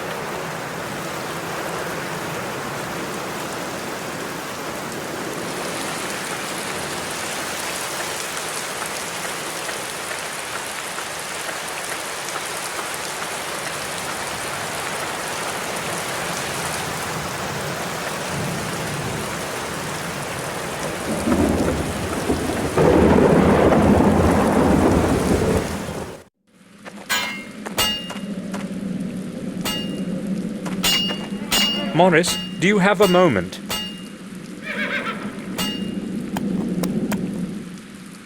Sure. What do you think about what has happened to Henry? It was to be expected. He drank way too much. I guess it had to end like this. It sounds like you really don't care that it happened. Well, we didn't exactly like each other, but I wish no ill will to anyone. It was you who found him, right? Yes, I needed something from the back garden, and as I was walking past, I noticed something floating in the fountain. I went closer to have a look, and he was totally tangled up in the weeds. I could see nothing except his coat. Did you notice anything else? No, I panicked, you see. I ran to the castle to get Bates to go have a look with me. I kept thinking I might have been confused and imagined it. But it really was Henry. What happened next? I rode into the village to get the detective. You know the rest. So, Morris found Henry. Were you in the stable yesterday? Sure I was. Where else would I have been? The lights were not on. Well, maybe I wasn't. Why are you asking? Oh, I can see where you're coming from. You're thinking that maybe what happened to Henry might not have been an accident and that somebody might have helped him into that pond. I may be a drunkard and a saucebox, sir, but I'm no murderer.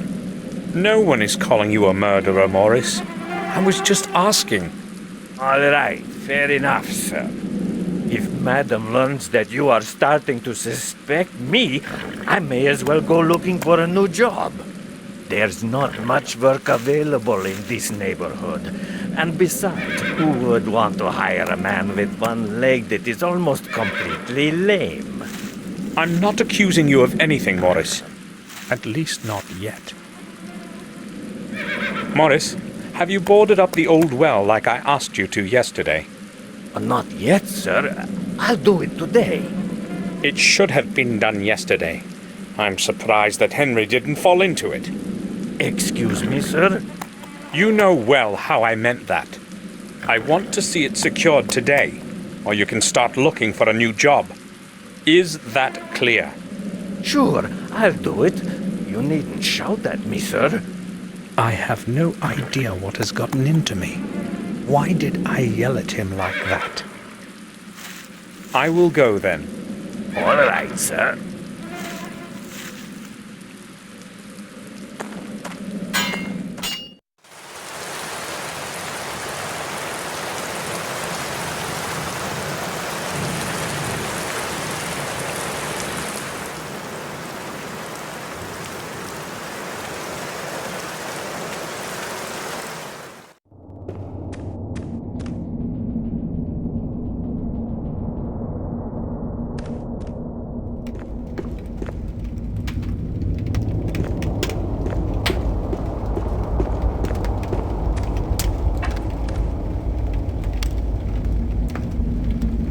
What happened to Henry is awful.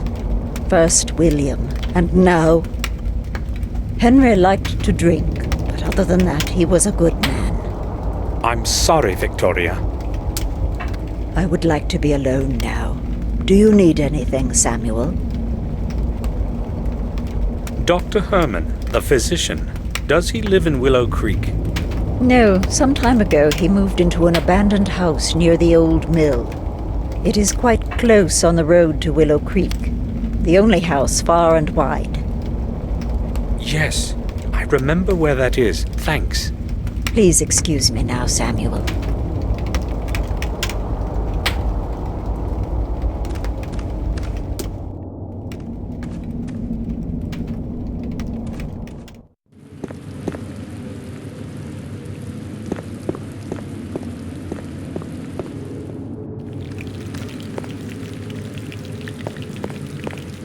Bates.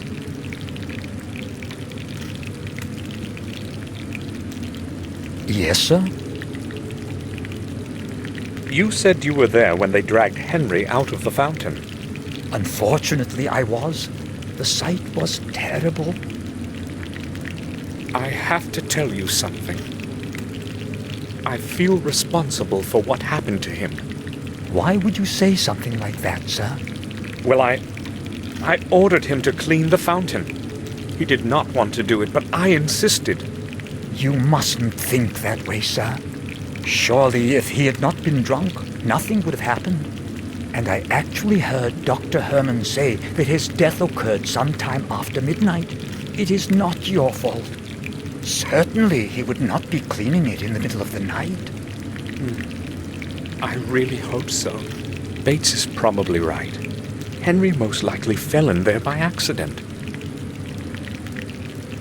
Have you seen Robert today? Yes, Sir Robert was reading the newspaper in the dining room this morning. If you would like to speak with him, I am sure you'll find him in his study. I spoke to Collier. As you can imagine, he asked me a lot of curious questions. Tell me, what did he question you about? Many things, but most of all, he was interested in the place where we found Henry. It was very unpleasant having to describe it all over again, sir. Oh? Can you repeat to me what you told him? I was afraid you would ask. Well, if I must. I was awakened by a sharp knock at the door of my room. Morris was shouting something about Henry. He seemed utterly confused, rapidly pouring out incoherent sentences. He wanted me to go with him to the back garden immediately. At that moment, I still had no inkling of what had transpired. Did you go with him right to the fountain? Yes, and only there did I realize what had happened. It took me a while to come to myself again, but then I went straight to the telephone. What time was it? It was about 6 in the morning. Collier and Dr. Herman arrived an hour later. That is all, sir. You know the rest. Yes. Thanks for being so patient, Bates. When did Dr. Herman leave? Half an hour ago. He took Henry's body to the old morgue. Did he mention to anyone what he thought about all this? He had a long conversation with a detective, but I have no idea what they were speaking about. I was so distraught, I was not really listening. All right. That's all then, Bates. Body is in the old morgue then. What was Morris doing in the back garden so early in the morning? His work is in the stable, right? Yes, but he sometimes helps with the gardening. Henry cannot do everything that needs to be done. I mean, he was not... Bates, why don't you take the rest of the day off? You don't have to work under the circumstances. No, sir. I do not want to just be sitting around brooding. I'd rather attend to my responsibilities. It helps take my mind off things. I understand. I think I will go now. I'll return to my work.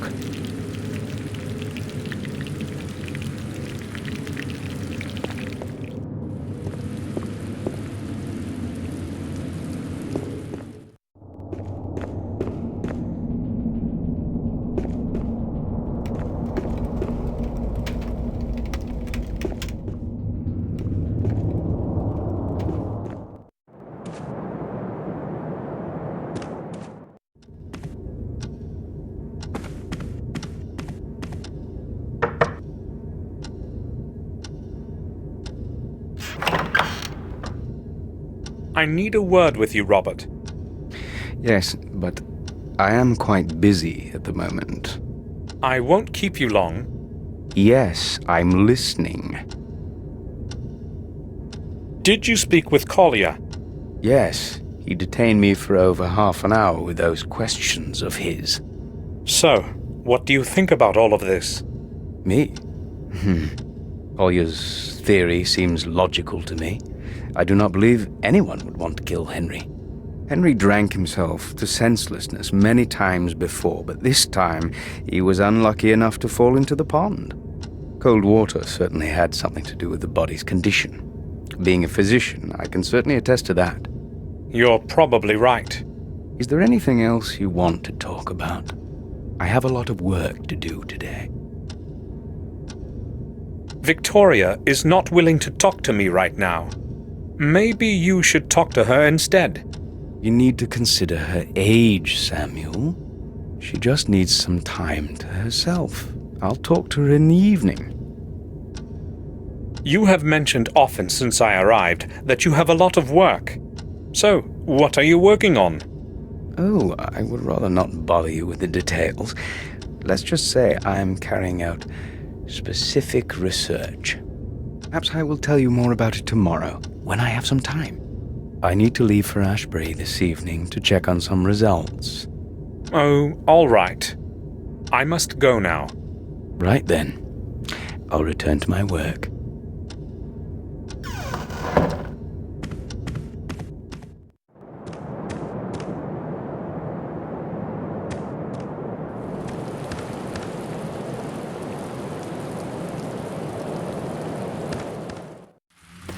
The ceiling has collapsed under its own weight.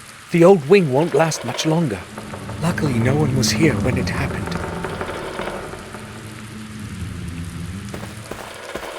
Decayed wooden beams have broken up and fallen to the floor. The wooden ceiling is now unstable. It could collapse at any minute.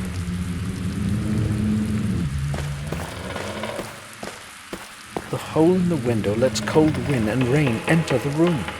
If it rains like this tomorrow too, we'll have to patch the window up.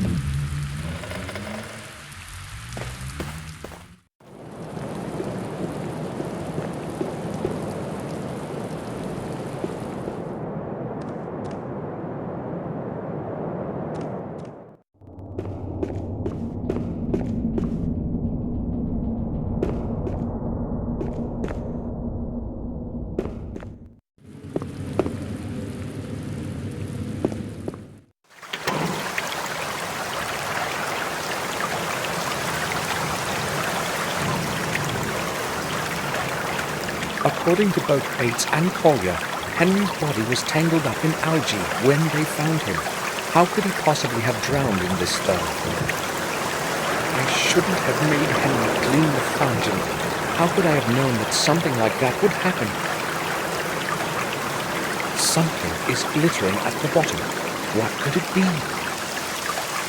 The water is murkier than yesterday.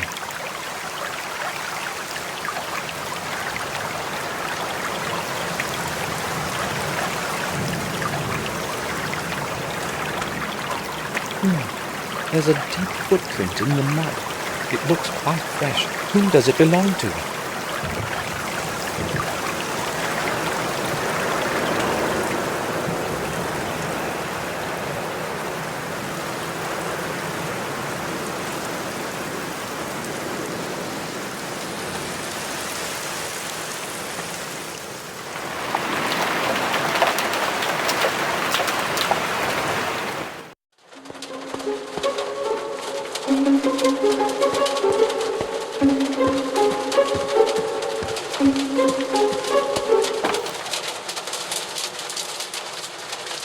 Gardening tools and small tubes with fertilizer.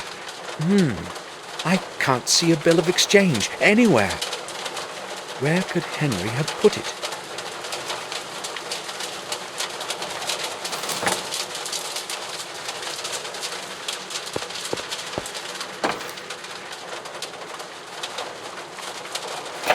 It's locked.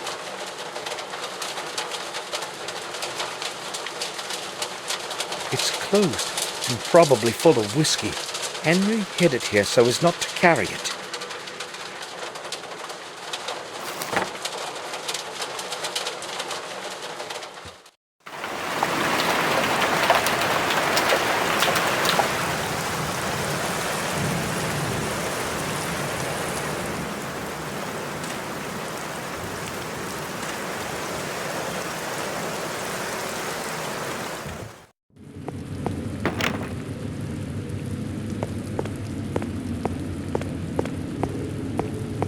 That someone must be down there.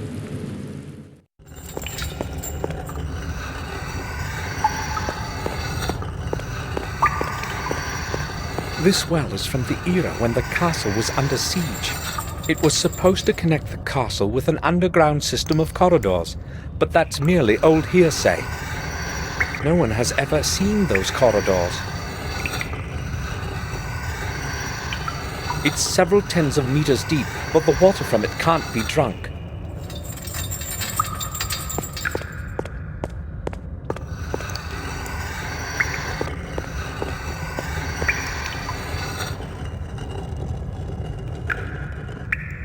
Do you need anything, sir? I would like to ask you about something. Certainly, sir. Bates, can the fountain back in the garden be drained? Yes, there is a big pump in the cellar. It controls the water flow for the whole castle. It is possible to adjust the water level. However, I do not think it is a good idea to drain it after what happened. And Detective Collier should probably be notified about it, sir. I am merely considering all the alternatives. We have the right to find out what happened. Do you understand? Yes, I do. In that case, it is probably best not to tell anyone. Is that what you meant, sir? Very much so. I think I will go now. I'll return to my work.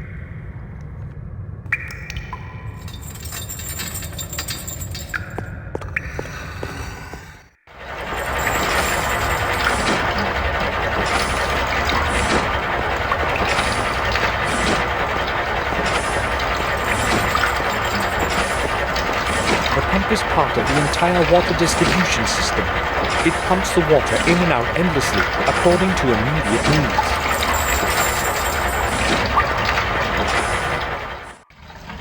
Water distribution controls. I have no idea which one does what.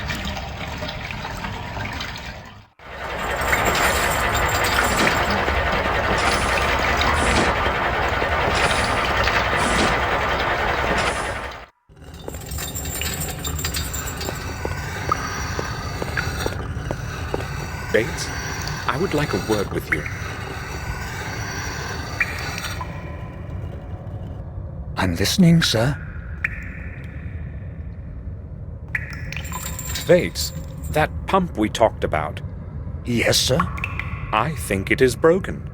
Which valve controls the water level? The pump works all right, sir. Only one of the input valves broke off some time ago. The water level can still be adjusted using the other valves. It just takes a moment to figure out the right setup for what you want to do. How do I know if I have drained the fountain then? If I remember correctly, the second column from the right displays the level of water in the fountain. I will give it a try. I think I will go now. I'll return to my work.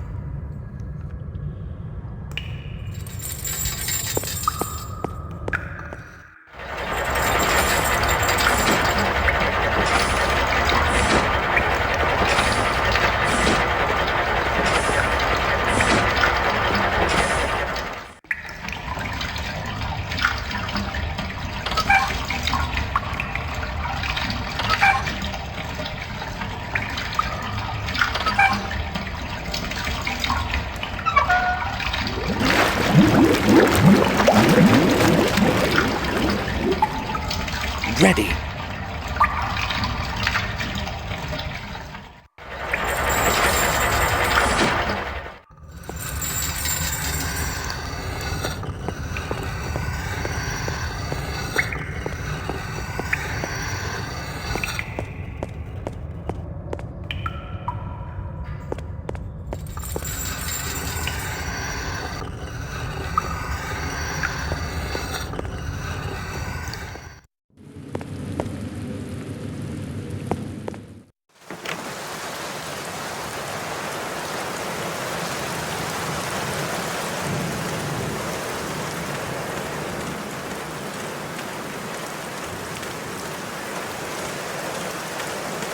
I can't see anything, just mud. Where is that shiny thing? A sign of some sort, or a symbol.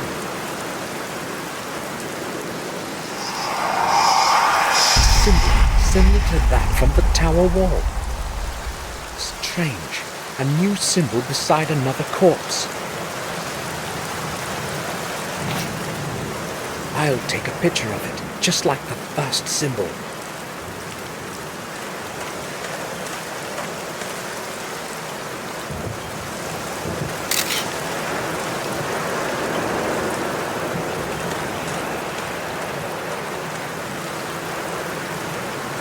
This must be the thing that glittered at the bottom.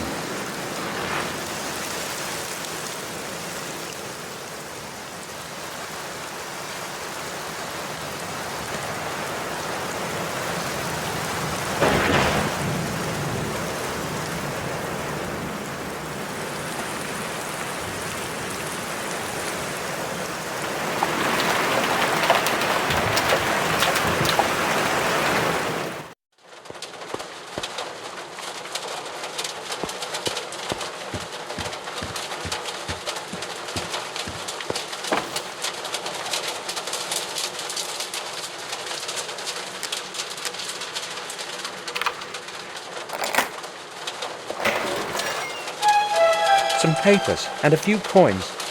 The bill isn't here. Where could he have put it?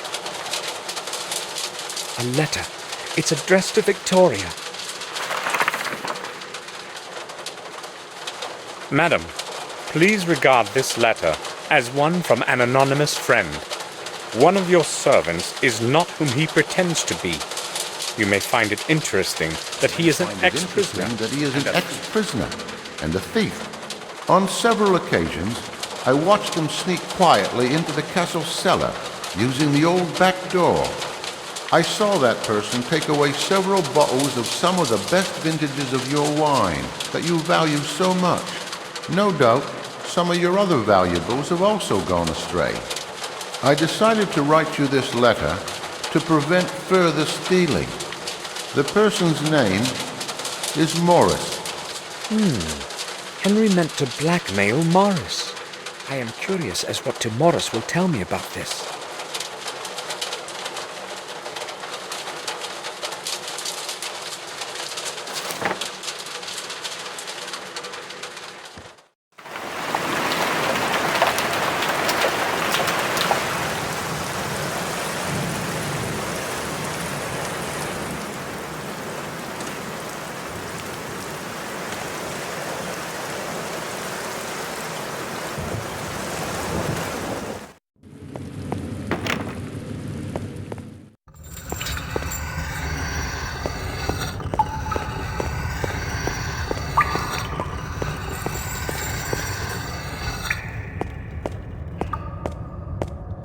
I would like to ask you about something, Bates.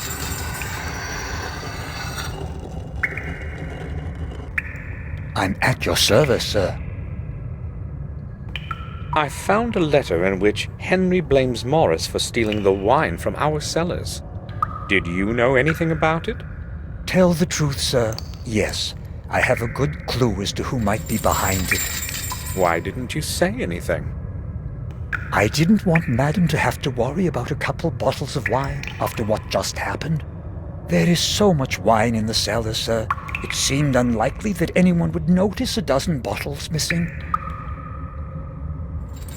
Henry has written in his letter that Morris is an ex-prisoner and thief. Is that true? I do not believe that, sir. Morris is a brute, but he would not hurt anybody. He does what he is told. He does it well and never causes any trouble. Well, I'm not really so sure, Bates. I think I will go now. I'll return to my work.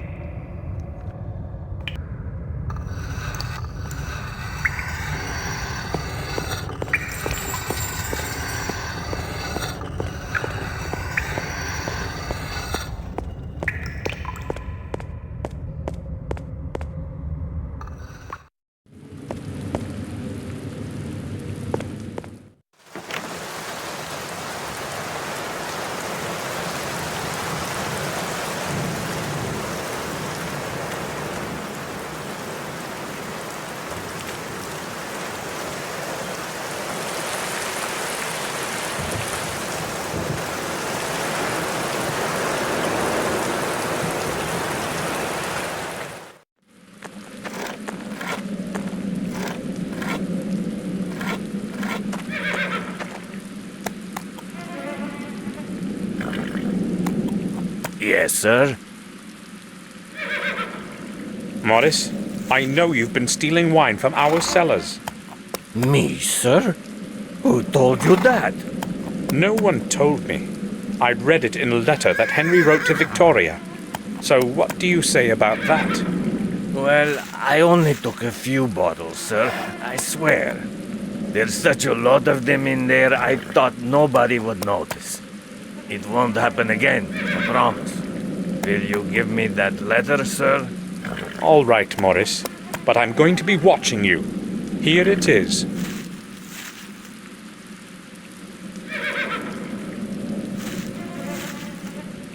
I took a look around the fountain. Sir, why would you bother with such a thing? Why not just leave it up to that detective? Well, I can't help suspecting something's wrong about all of this. 2 unfortunate accidents in such a short time? You said it, sir. They are accidents. Henry just got drunk as a stone, and this time his luck ran out. Maybe. But never. I found a footprint in the mud by the fountain's rim.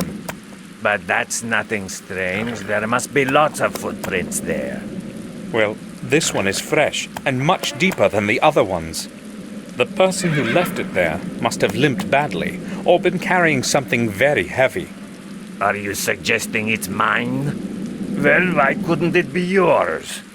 It's mostly me who walks around the garden, and the footprint is probably from the morning I found him. Maybe. Sir, I told you I was home the whole evening. I've got no idea what happened. How do you know that it was nighttime? If I answer that now, could we stop returning to the subject? We shall see. I heard it from Dr. Herman, and he was speaking with Collier. What else were they talking about? I was not really listening. I just overheard a couple sentences as I was walking by. Can I go now, sir? All right. I'll ask Dr. Herman myself. Maybe I'm suspicious of him unnecessarily. But maybe not. I'll go see Dr. Herman and find out what he knows about that footprint. I will go then. All right, sir.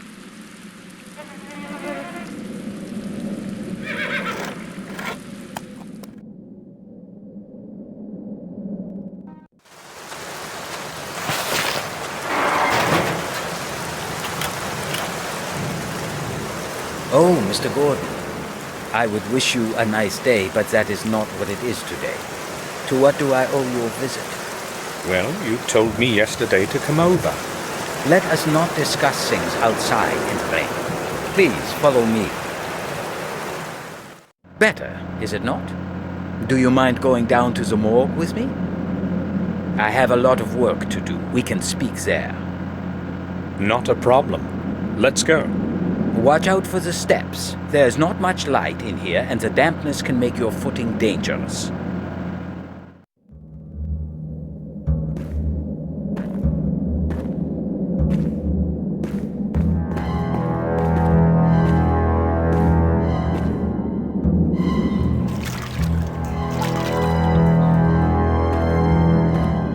So, what would you like to know? I have returned as per our conversation yesterday. This won't take long.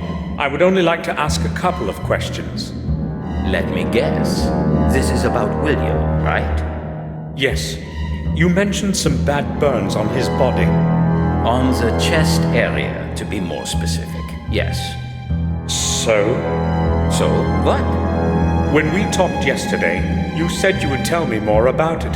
That is why I am here. Is that what I said? Well, I can only repeat what I have already told you. Massive burns on the chest caused by an unknown object. Is that all? An unknown object? What you're saying is different from what you already told me. I cannot remember. Those were just initial theories, anyway. I have recorded everything in the post-mortem account. Shall I quote from it? That won't be necessary. It seems Dr. Herman has lost his memory since yesterday. Why is he concealing what he originally wanted to tell me after we had first met? That death report would interest me, but not in his presence. I spoke with Detective Collier about Henry's death. It was inevitable that he would end this way. He was a lost cause. What do you mean? Well, it certainly was not the first time something happened to that man after he drank himself into a stupor. I know this well because it was I who had to restore him to normalcy after the other bouts. It was not usually serious.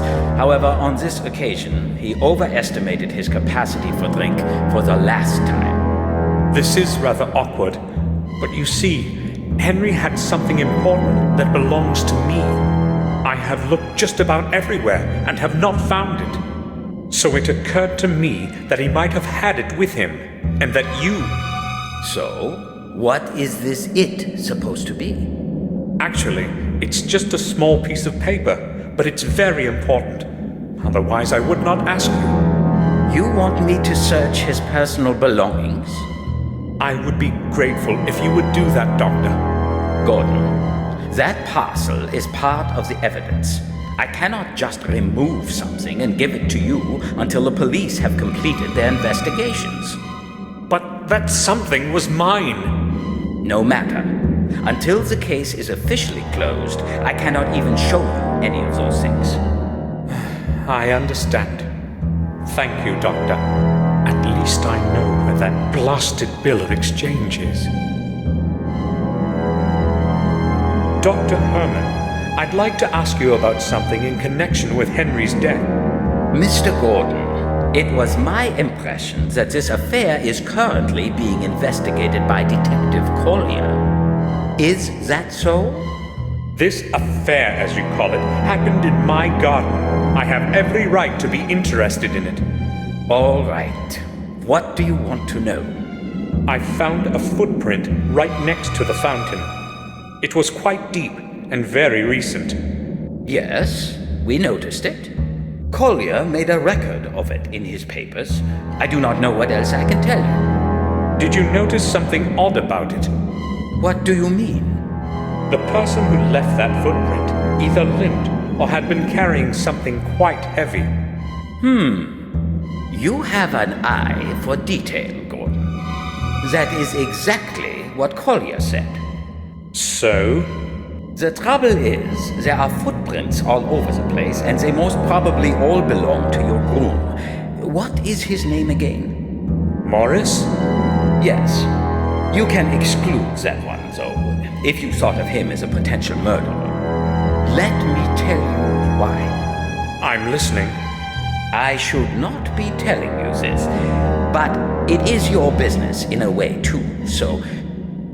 I have been doing autopsies for over 15 years, and I have never seen anything like this before. Something seemed odd to me the very moment we dragged him out of the pond. His skin was entirely white. You see, I know what the body of a drowned man looks like even after a month, but this was different. He looked as if he did not have a single drop of blood left in his body. Maybe it was in the water. Impossible, Gordon. I told you I know what a drowned man looks like. I have not mentioned this to Collier, however. He would think I am going mad. I need to prove my theory first. So what have you found out? Exactly what I expected. No blood. Not a single drop of it anywhere. As though something squeezed the life out of him like the juice from an orange and disposed of its skin in that fountain. This is not like anything I have ever witnessed. I'm not a doctor, but I can see it's more than strange. This is not strange, Gordon. It is flat out impossible. Even if someone deliberately wanted to extract all of his blood, there would still be some remaining in the organs and muscles. So what's your opinion now? I have no theories yet as to what my conclusions should be. I have no sensible explanation for what I found, but so far, nothing is indicative of a violent death. Thanks for telling me this, Dr. Herman. Listen, no one except the two of us is aware of this fact, and I would prefer it to remain that way, for now.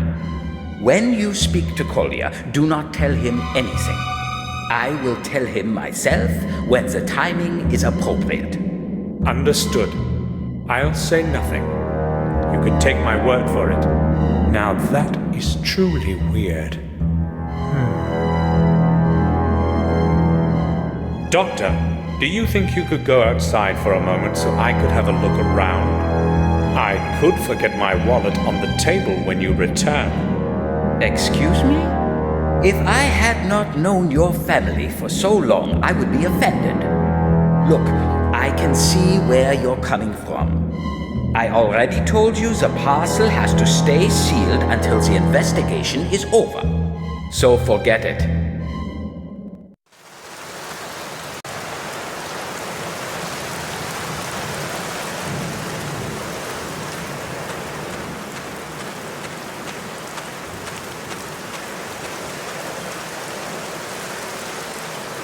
lid is held shut by a large padlock. A lot of torn papers are on the top. Somebody must have disposed of them only a little while ago. They're not wet. I'll have a look at them.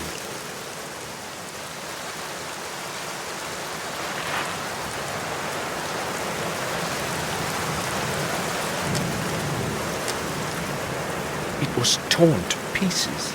Obviously, they didn't want anyone to read it.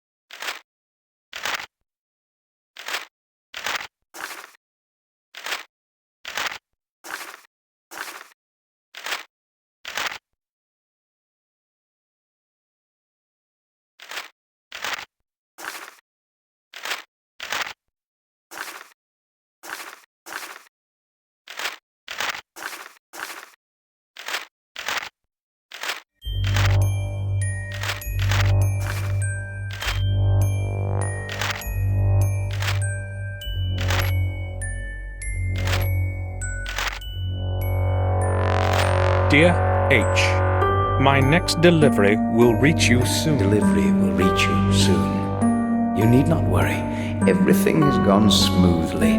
No one knows anything, and that is how it is going to stay. Do not forget that what I am doing here is for the good of science, and without your help, I would be unable to continue my research. I will send you my results, as usual, within the next month. H. Herman is likely the addressee, but who's hiding behind the R? What kind of delivery are they talking about in that letter?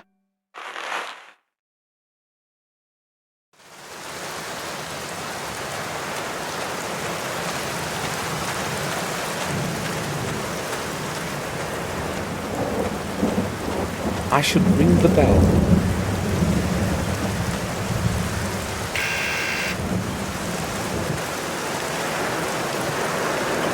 Yes? Samuel Gordon, please let me in, Doctor. I need to speak to you. Yes, come in. I am downstairs, in the morgue.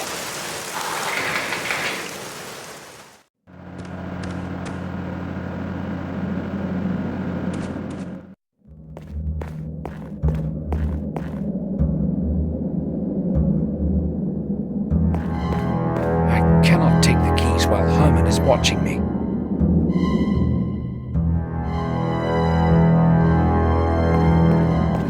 Empty photographic developer canisters. Herman apparently takes the photos for death reports himself.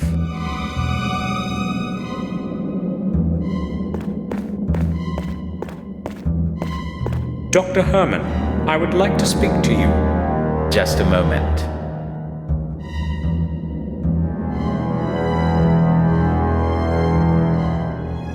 So, what brings you here? I've noticed the place can also serve as a dark room. Yes, I'm developing the autopsy photographs here. No one provides such services in the village. It is almost like the Middle Ages around here. Nevertheless, one eventually gets used to it. Are you asking because you'd like to have some photographs developed? You see, Gordon, this is not a copier for tourists. You are standing in a morgue. Oh yes, that's quite apparent. I only need very few pictures, though. All right then. But I will only do this because of my friendship for your family. Give it to me. Thank you, Doctor. Hold on. I would like something in return. I cannot get you the picture without it anyway. I have run out of toner. Would you bring me some from the village? Didn't you just say that no one could provide that kind of service in the village? Yes, and they do not. I have an agreement with old Murray. He orders me supplies from town. Tell him the toner is for me. He will gladly sell it to you. Right. I'll be back.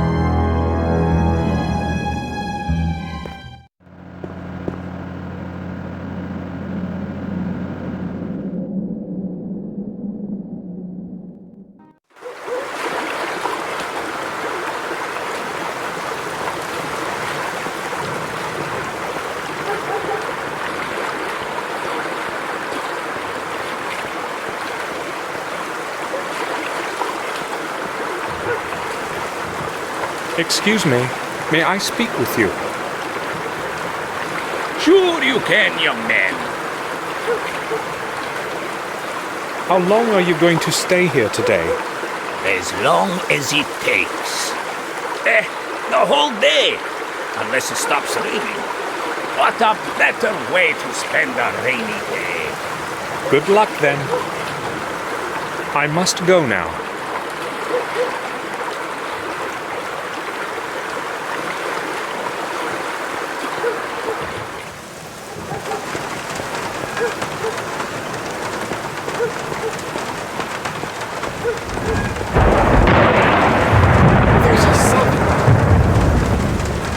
Hello, Mr. Samuel. What a great big bang that was, eh? The second greatest today, I'll bet. Hi, Vic. Are you counting the thunder? Right. Why are you sitting here like this in the rain?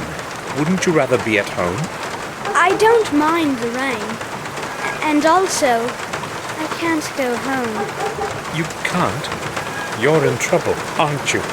Well, it's that broken window from yesterday. Harry told my dad, you know. So I'm not exactly hurrying home. Oh, I see. I have to go now. Be careful of the windows next to you. I will. Throwing my ball to the other side will be a lot safer.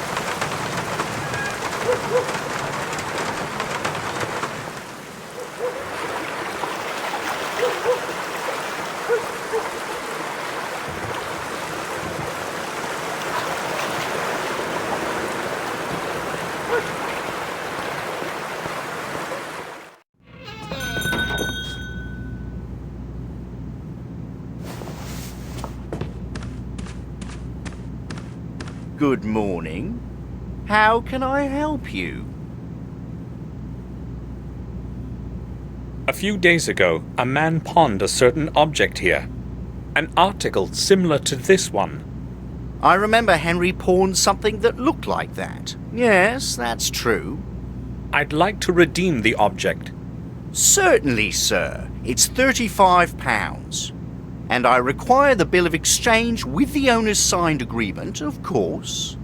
I'll give you the money, but you see, I haven't got that bill. Sir, surely you know that I cannot return any pawned object without the corresponding bill of exchange. I can understand why you do not want to release it without the bill, but I will pay for it. I'm sorry, that's the rules. That object is very important to me. I am willing to pay a special price. That's possible, but how fair would it be to the owner if I sold their property to somebody else within the pawn period? According to the rules, the object belongs to them until the expiration date of the note has been passed. Murray, Henry can't possibly redeem it. How do you know that? He's dead. Dead? I'm truly sorry to hear that, but I'm afraid the owner's death changes nothing. The person who presents a valid bill of exchange and pays the designated price can redeem the object at any time then. Please try to understand that I haven't got it. Wouldn't the money be enough? I'm sorry. You can wait until the pawn period expires. That's not an option. In that case, I'm afraid I can't help you, sir. I know you would break the rules, but who could possibly find out? I am willing to pay triple the price for it. Triple, you say? No, that's quite impossible. I don't want to lose my license because of your offer. Although I've got to admit it's very decent. So how much money do I need to convince you? It seems you don't understand me. I'm not going to do this for any price you could possibly offer to pay. This pawn shop is all I have, and I'm not going to risk losing it. But who would know about our deal? We can keep it between the two of us. Sorry, I'm not changing my position. No bill of exchange translates to no release. Very well then. If I bring the bill and pay the holding price, will you give it to me? Of course I will. I thought he was more into money. I must find Henry's bill of exchange, no matter what. Murray isn't going to give me anything without it. Dr. Herman told me I could get some photographic toner here. Have you got any? You're lucky. I've still got a couple of bottles left. I don't go to town every day, you see. Here it is.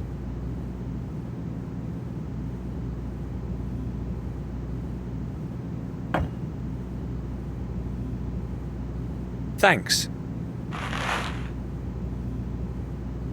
Bye.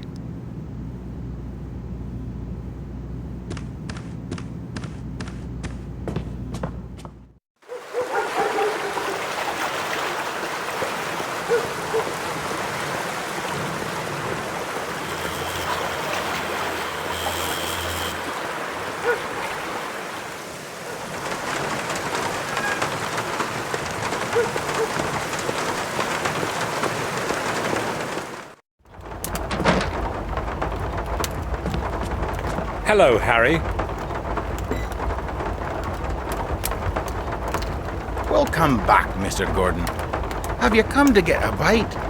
What do you mean? Oh, come on. I know your Bates is not exactly a great cook. It's not so bad. I have no reason to complain. All right, if you say so. Do you remember our conversation yesterday on how nothing ever happens around here? Sure I do. Well, unfortunately, something did happen. Oh, you mean Henry? How do you know? Well, news travels around here fast. Poor Henry. He was a good regular. We sure drank a fair amount together. So how long had you known one another? Since the time he started working for the manor.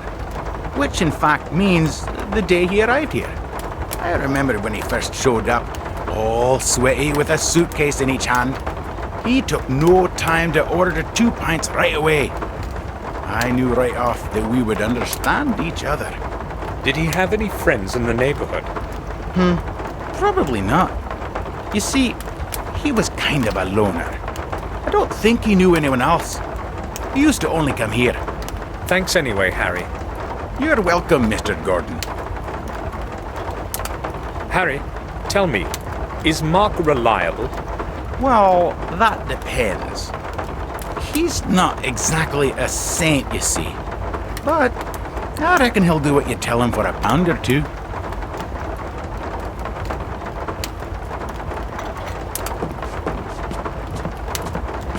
Good morning. Might be good for you. What do you want? You said yesterday that you used to help in our garden. A couple of times, yes. So you knew Henry, our gardener, right? Yes. But I don't want to talk about him after what has happened. When did you last speak with him? Well, yesterday evening. I met him just a short distance off the road to the village. What time was that exactly? I don't want to talk about it. I already told you that. I don't feel like getting involved in anything. I'm not the police. You needn't worry. What did you speak about? It was just a couple of sentences. I'm not sure. Was he acting normal? I mean, was he sober? Yeah, he was, that's for sure. It's true that he used to drink a lot, but he didn't drink every day. And yesterday, he was sober. I would have noticed. Thanks for telling me. You're welcome. So, Henry was still sober in the evening, and they found him drowned at dawn. That doesn't make much sense. Tom told me you worked for Dr. Herman from time to time. Tom tends to have a bit too much to say. I've been unemployed for some time now, so I've been taking what odd jobs are offered to me. I've got to make money somehow, and it sure is better to do stuff for Dr. Herman than that dirty bastard Murray. Well, I need a certain favor from you. As a matter of fact, it has to do with Dr. Herman. So what's the deal? This is what I want you to do. I'm listening. I need you to come to his house at a particular time and keep him busy for a couple of minutes. Ring the doorbell and wait until he comes upstairs. Talk about whatever you want. Just keep him there for as long as you can. Well, I don't quite like that plan, to tell you the truth. He doesn't look exactly innocent, does it?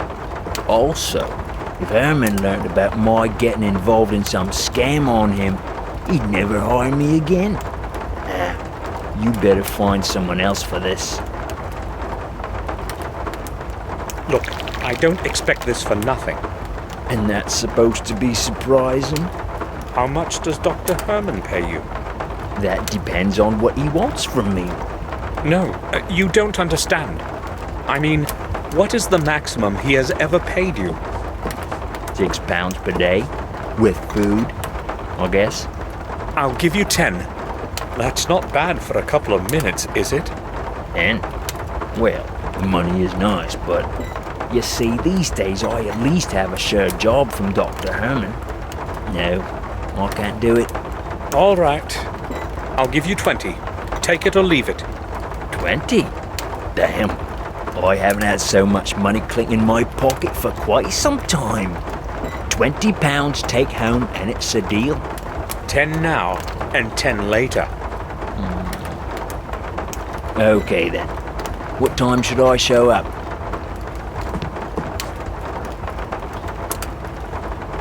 About a quarter an hour after I leave the pub. Make sure you're on time, otherwise you get nothing. Don't worry, I'll be there. I walked quickly to the morgue to get there before Mark. I hope he'll show up on time as we have agreed.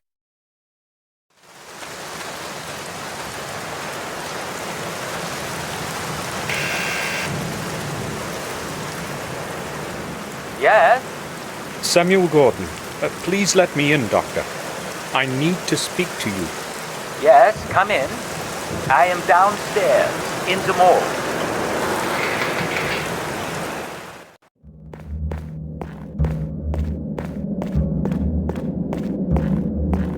Can I speak with you for a moment, Dr. Herman?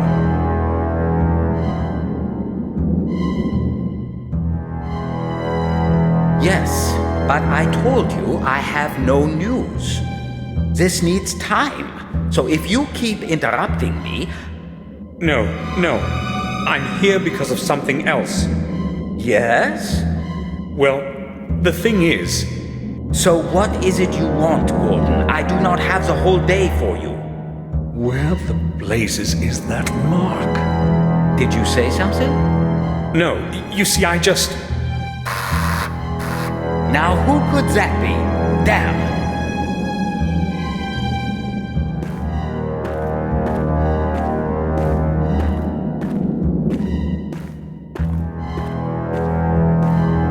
Who is there? Wait for me here. I will return shortly. Of course. You needn't hurry. I thought my blood pressure was going to hit boiling point. Now where's that bloody bill of exchange? Maybe I should start with his table.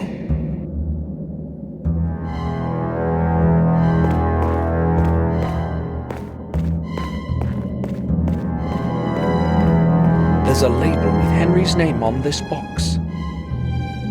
Henry's bill of exchange. Excellent. I've examined it thoroughly. It no longer contains anything of importance.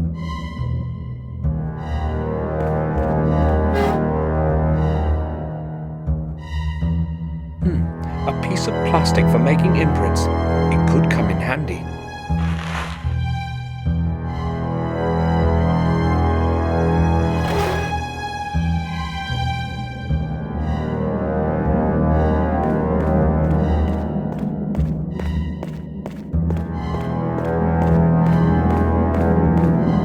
To the garbage container at the front of the morgue is in this bundle. I wonder what Herman was disposing of so quickly. It must be the large one. The other keys are small. I can't pick it up right now. Herman would surely notice.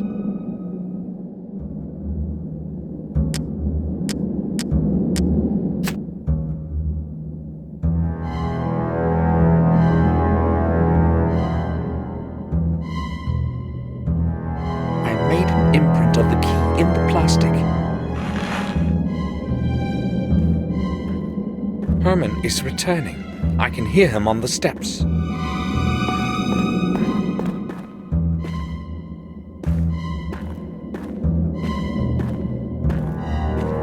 Are you looking for something in particular? No, of course not. Well, I've never been to a morgue before. I'm just curious. You have some odd interests, I can see that. What were we talking about?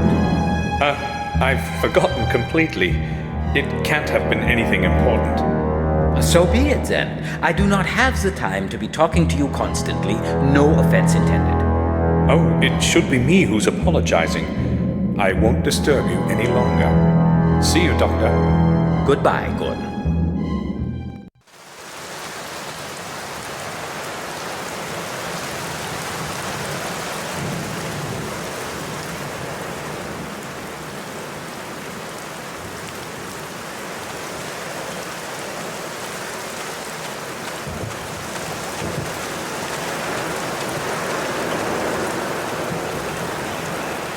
I won't get the padlock off without a key.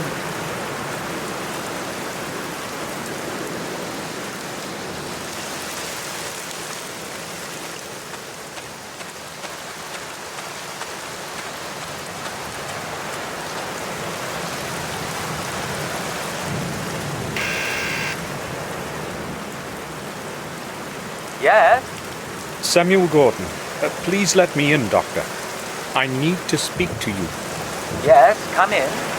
I am downstairs, in the morgue.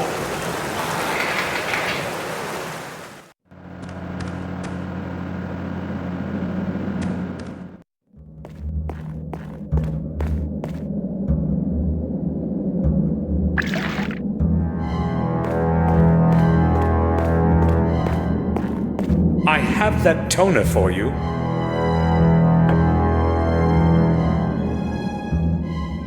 So, can you develop my film now? Why not? But come back later. I have to finish my work before I can do the pictures. What is so important about this film that you have come to me with it? You will see that for yourself, Doctor. They may be important, or they may be completely useless.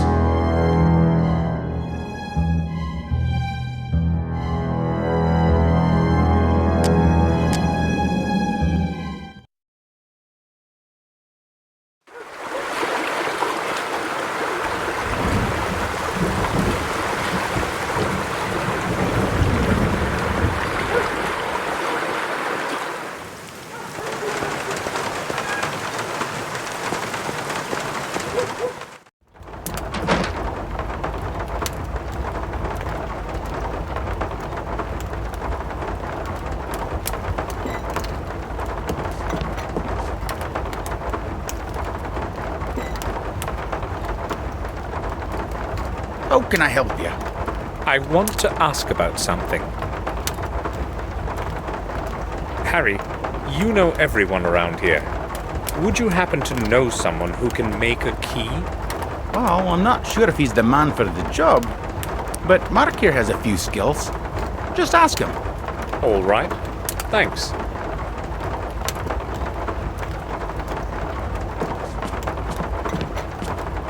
May I bother you for a moment?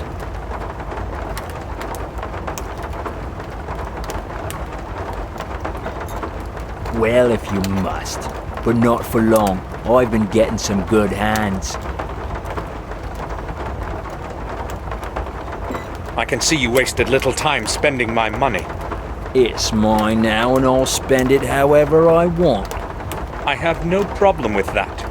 Did you have enough time to do what you needed? Yes, I did. But maybe you could have rung a bit earlier. What were you doing down there anyway? That's none of your business, really. Yeah, I've got no problem with that. If you need something again, you know where to look for me. I need someone to make a key for me. Harry said you can do it. A key's no problem. Give me the original and I'll bring it back with a copy in a little while. And it's for free. I'll just assume it's part of our deal today.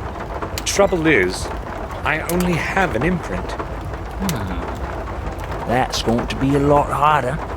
I've never tried it with an imprint before. Just give it to me and pick up the result in an hour or so. I'll see what I can do. Good. Here it is.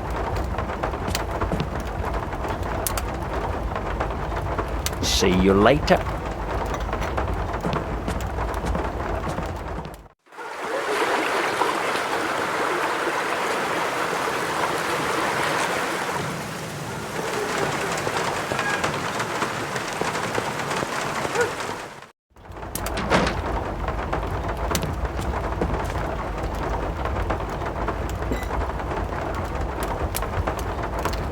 What'll it be, sir? Have you seen Mark around? No, he hasn't shown up yet. He's probably got some work to do. Are you looking for him? Not really, but just asking.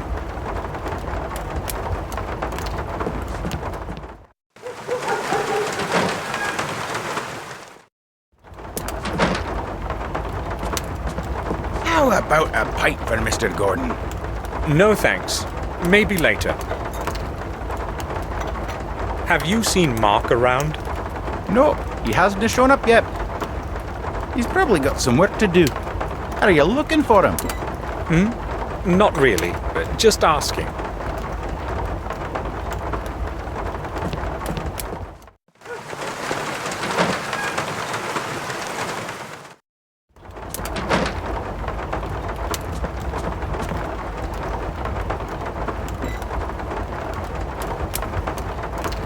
Changed your mind about the dinner? My Mary makes some wonderful meals. Everyone around here will tell you that. I believe you. I'm just not hungry yet. I would like to ask a couple of questions, though. Okay, feel free. Have you seen Mark? He was supposed to wait for me here. Aye, he popped in just a moment ago, but went somewhere right away. But he's left this key for you here.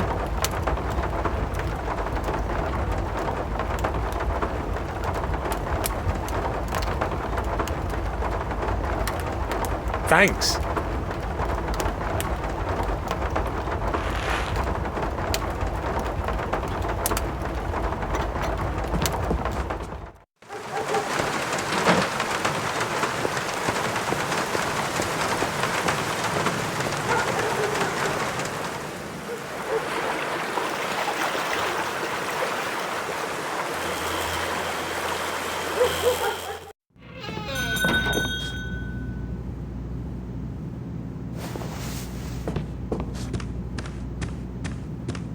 Is there anything I can do for you?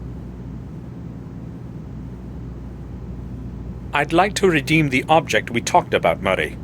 Surely you remember you must present a valid bill of exchange. Don't worry. I have it. Here.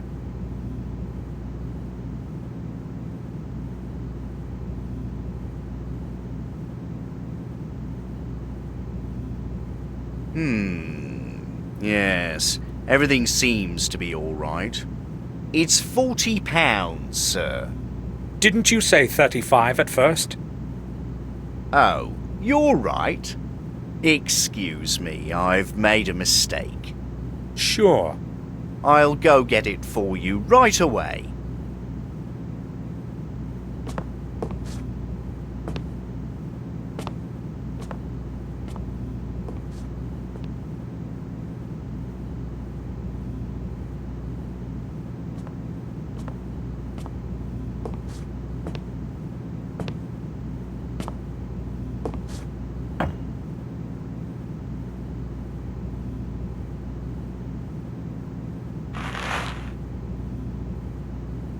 Bye.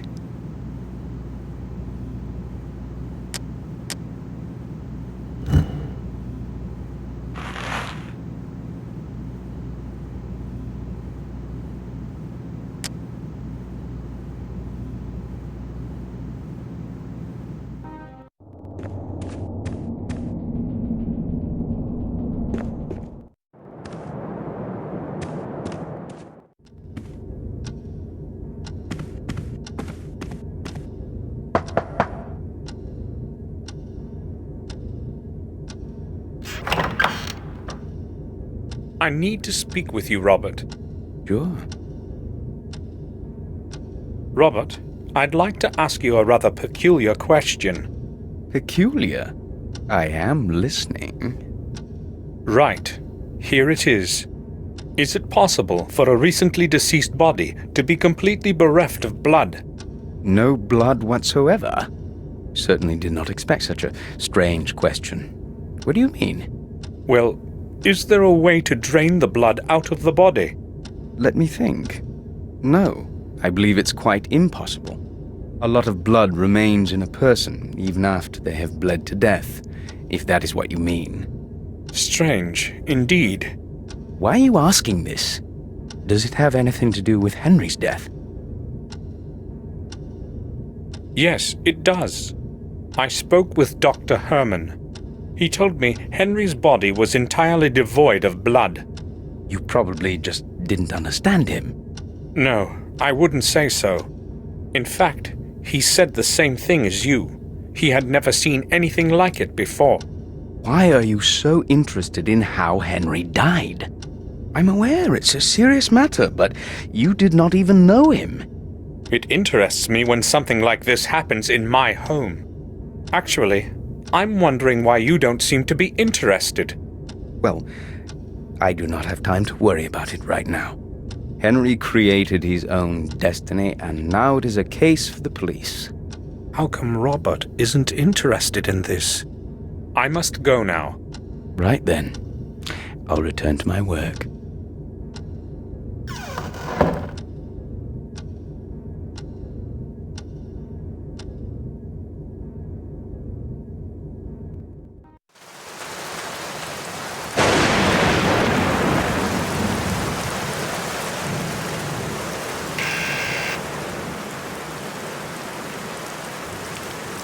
Yes? Samuel Gordon, please let me in, Doctor. I need to speak to you. Yes, come in. I am downstairs, in the morgue.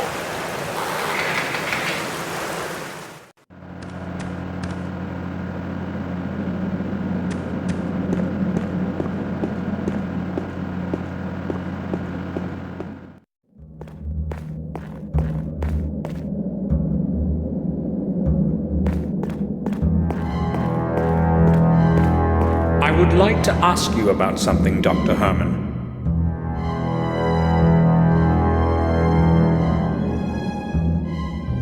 Go ahead, Gordon. Have you developed that film for me? Not yet, Gordon. I have work to do. Come back later.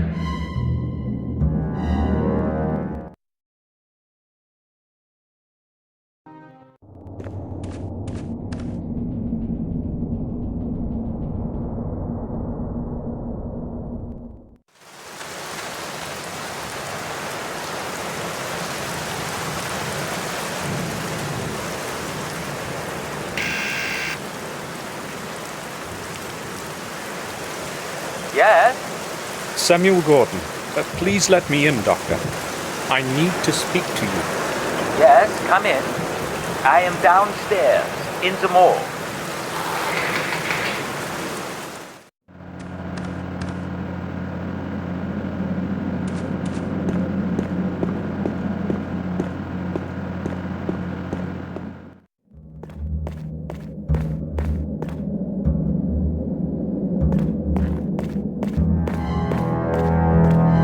Can I speak with you? Hold on a minute.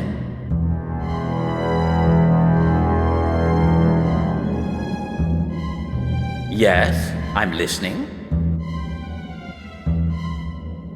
Doctor, have you got those photos ready for me? Sure, I have put them on top of the sink over there. Thanks for your time.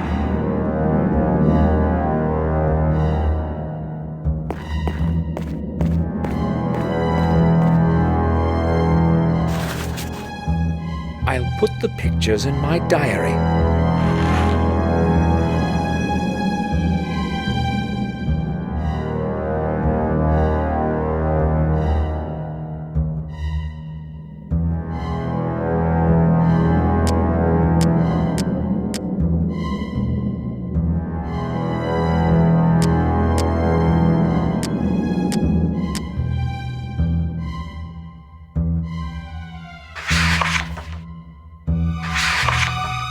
The symbols are much alike, only with a different symbol in the center.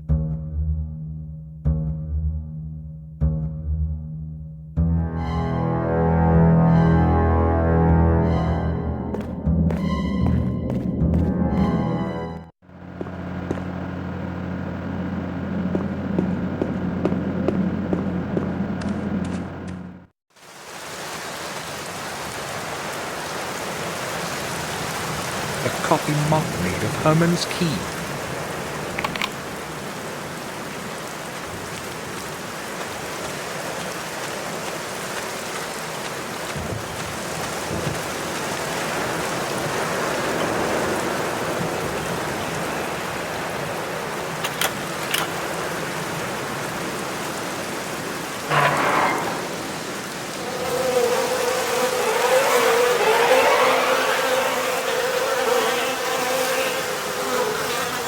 The stink of decaying flesh is forcing tears into my eyes. Disgusting.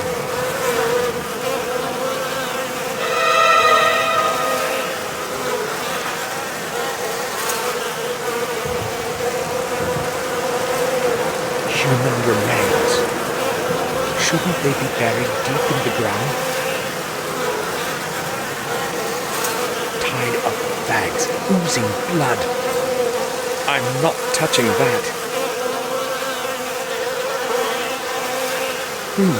The pockets are empty, but I feel something hard inside.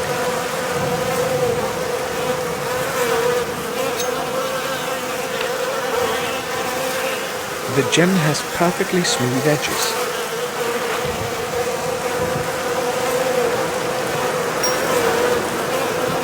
All the parts have clicked together perfectly.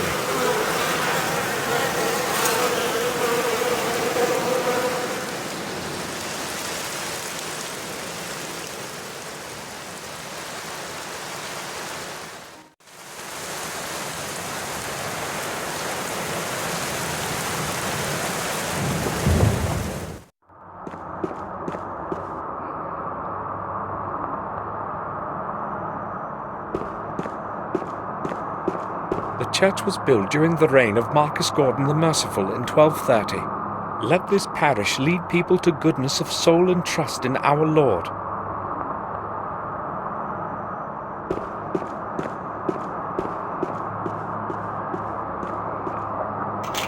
The grate is locked.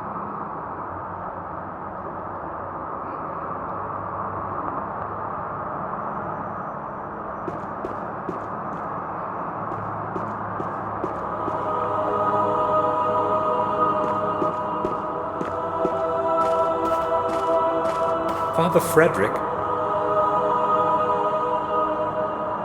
Yes? Can I speak with you? Certainly, my son. I am listening. I am Samuel Gordon. It has been a long time since we last met, but I still remember you. I would like to thank you for what you said at the funeral. You need not thank me. It was the least I could do for William. Father, I'd like to talk with you about William. May he rest in peace. What is it that bothers you, my son? I know he came here often. Yes, just like many other people who confess regularly to relieve their souls. But I also know he came here at night. Can you tell me about that? Well, since it is you, I guess that I can. He kept asking me to let him into the old belfry. He was very insistent, and in the end, I fulfilled his wish. Have you any idea what he was looking for in there? I have not. He wanted to be alone, and I respected that. He always spent a lot of time in there, and then left exhausted. I really do not know anything more. I've heard they used to execute heretics in the attic here a long time ago. According to the chronicles, the trials would have taken place exactly above where we are standing now. A strange place to build a church, don't you think? It was Marcus Gordon, your ancestor, who had the church built. He wanted to at least partially atone for the sins and injustice that occurred here. I believe he chose the right path. Have a look at this, Father. Have you any idea as to what it could be? I'm afraid I haven't. It's very old, I would say. Other than that, I'm sorry. I really have no clue. Tell me, Father, what do you know about Marcus Gordon? He was a great man of his time. The exact opposite of his older brother. Mordred was a cruel antichrist. He would torture and abuse the innocent in mock trials. Thank God he didn't rule for long. Marcus convinced the peasants to rise and revolt, and they succeeded in overthrowing his reign. You can be proud to be of his blood, my son. Father, may I make a confession? Of course. Would you like to do so now? No, I meant later. Such things should not be put off. Believe me. I'll come back later. I promise. Father, I would like to ask you for a favor. I'm interested in having a look around the old belfry. But my son, the belfry is closed to the public. Why do you want to go there? I'm afraid I can't explain it at the moment. But it is very important. Believe me. All right, then. I will make an exception, then. But just for this once. Thank you. Follow me, please.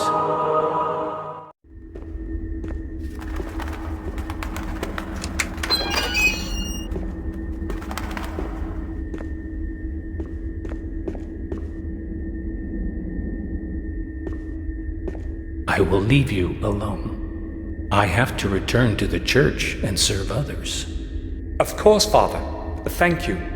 Please tell me when you are done, so that I can lock the grate again. Of course.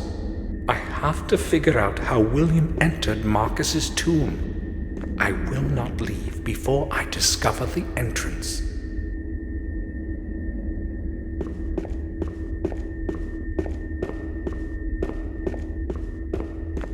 It leads to the rear part of the graveyard.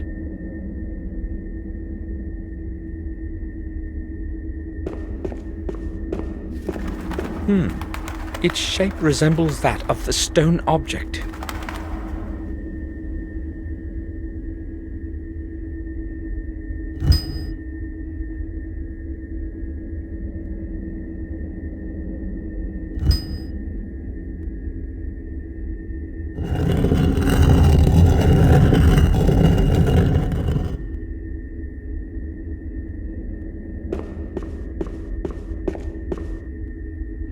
This must be what William wrote about in his diary.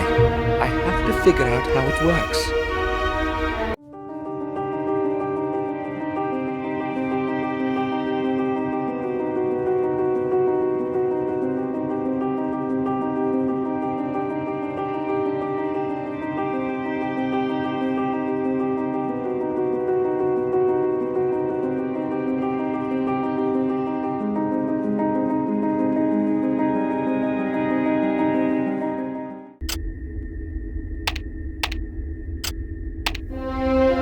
The right combination at last.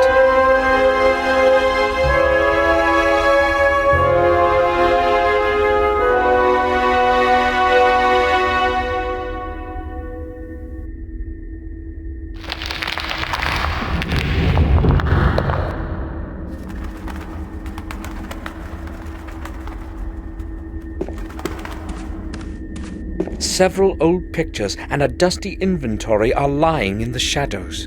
I can't see anything interesting there.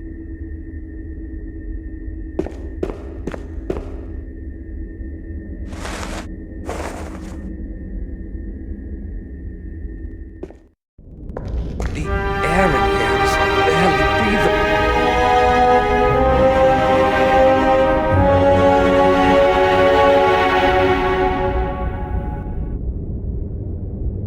It's the same as the one upstairs.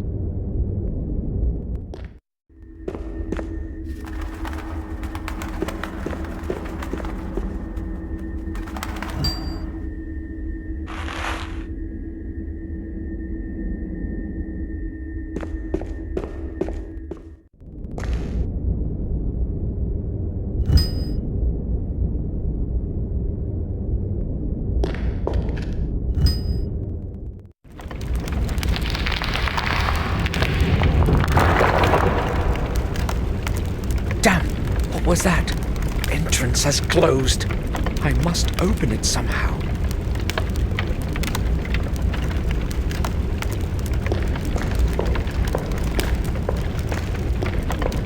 Shall wisdom be your way? The Saint 4, the year of the Lord, 1243.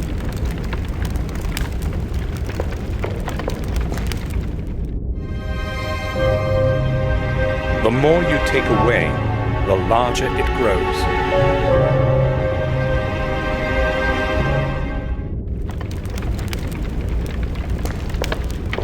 The pages are well preserved. I'll have a look. It can't be seen, but it can be heard. It will not speak unless it's spoken to.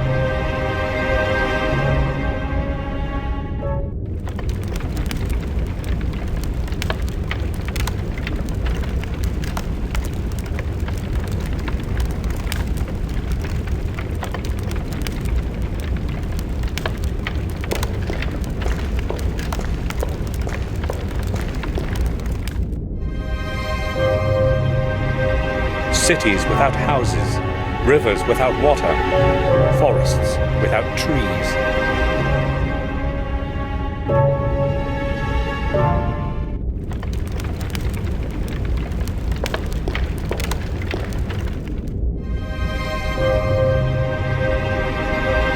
Black when bought, red when used, grey when thrown out.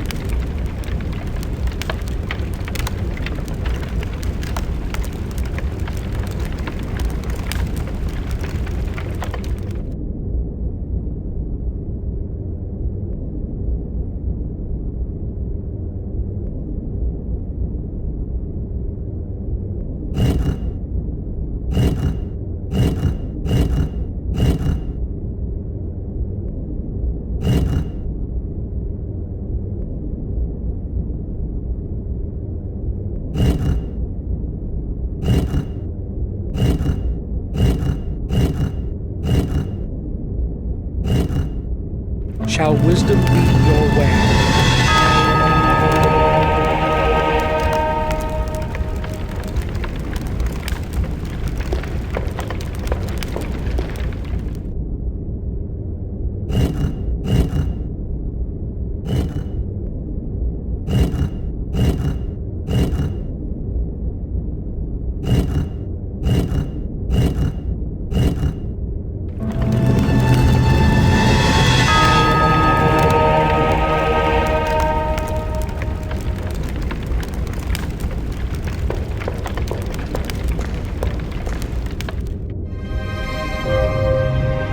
cities without houses, rivers without water, forests without trees.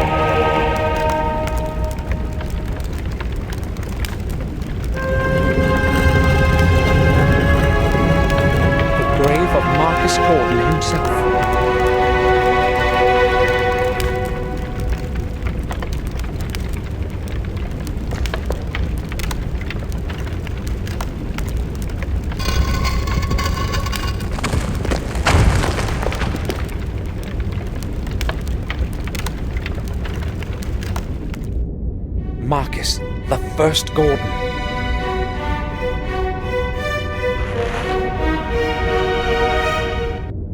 There is no man today who would remember the origin of the Gate of the Two Worlds, the Black Mirror.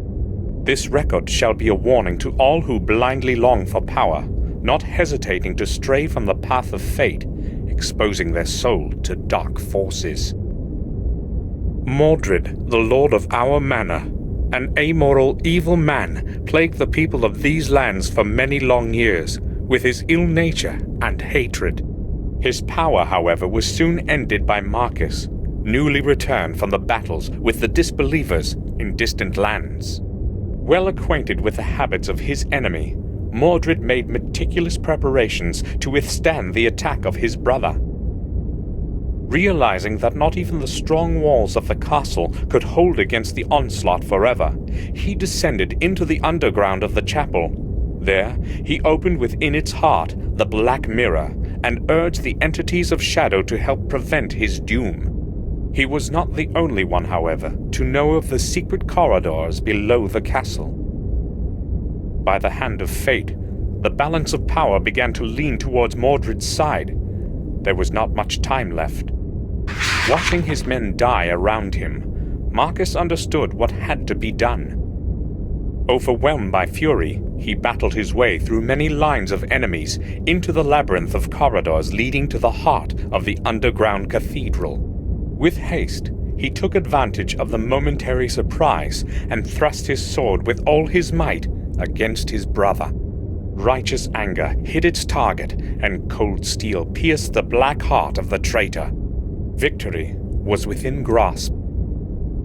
Staggering on the edge of a bottomless abyss, Mordred gathered his last ounce of strength and brought forth his final desperate deed. With merciless hatred and zealous rage of his defeat, he pronounced the dark words of the curse.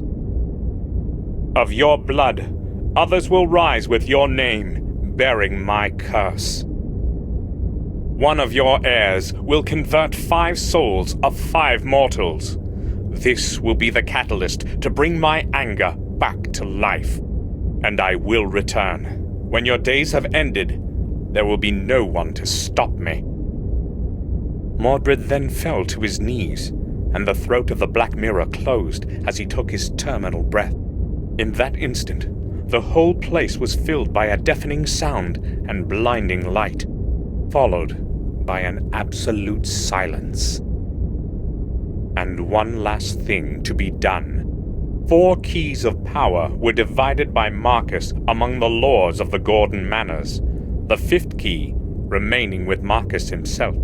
Never again would the keys meet in the hand of a mortal to open the gate between the worlds of good and evil. Such is the story of our Lord, that saved us in the Dark Ages. Let his soul rest in peace forever. Isidore Vale, in memory of Marcus Gordon, 1240 AD. Black Mirror. The secret chapel the book mentions must be somewhere below the castle. I'll obtain the 5 keys and finish what William couldn't.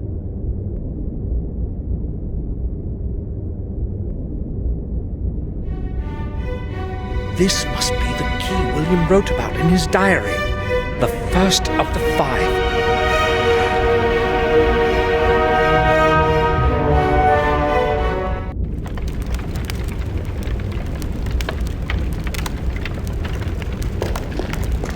I can't see anything over there. I'll stay in the light for a moment.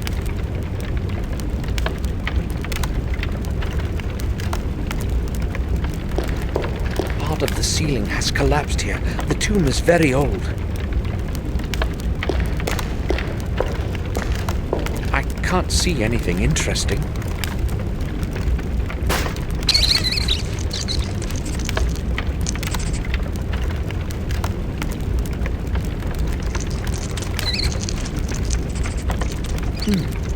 Where did it run?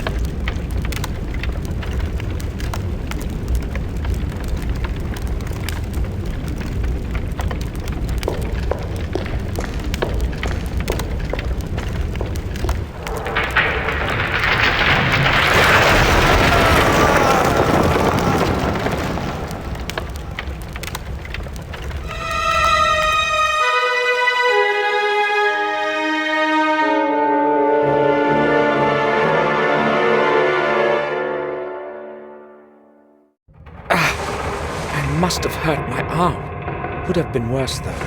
At least I'm alive. A mechanism of some sort with 3 levers. With a bit of luck, it might still work. A rusty valve. It might be feeding the fuel somewhere.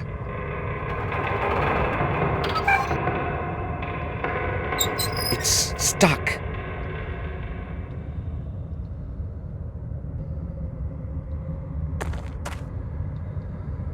If only I knew the correct setup. I've got to keep trying.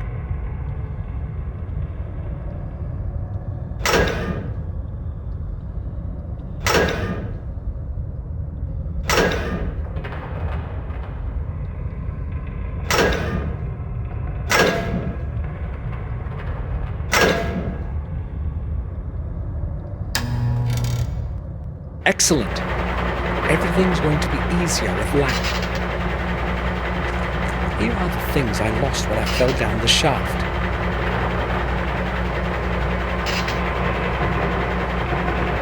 Most of the items are all right.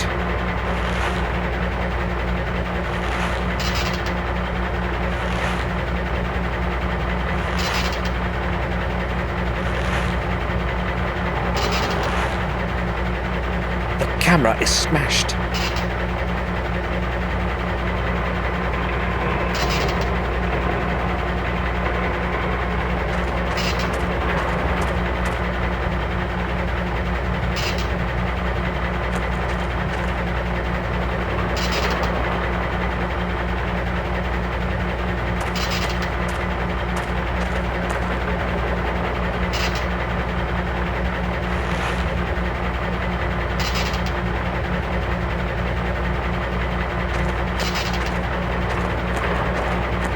Old wire cutters might come in handy.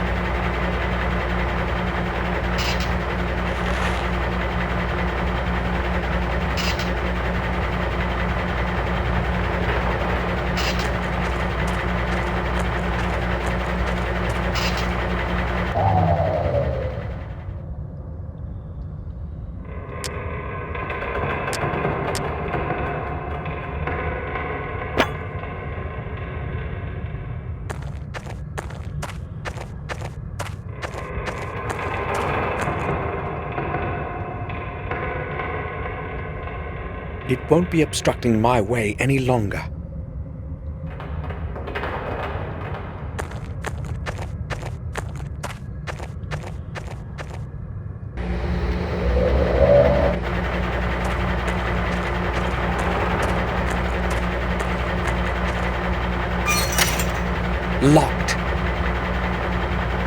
is on the other side of the door.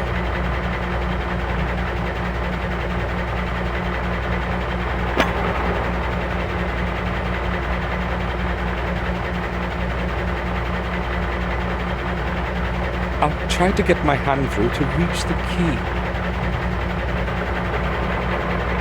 Got it!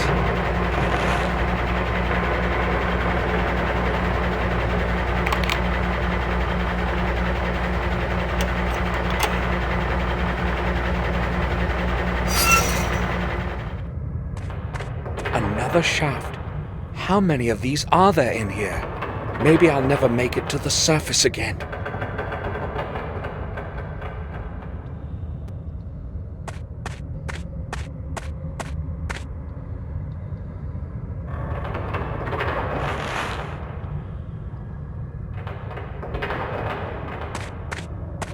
I wonder how he died.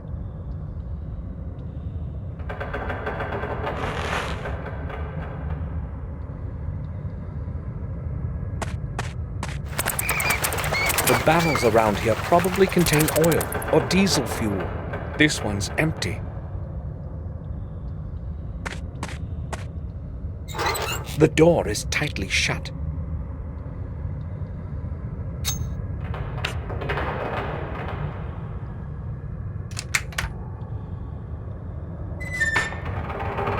A system of fuses and cables. Nothing I could use.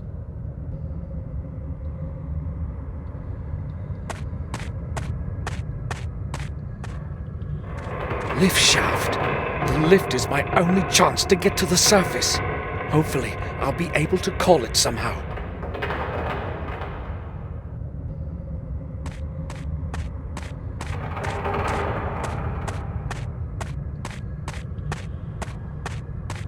I can't see but a few meters ahead. Maybe I could use the lift, if it's not beyond repair, to somewhere further on.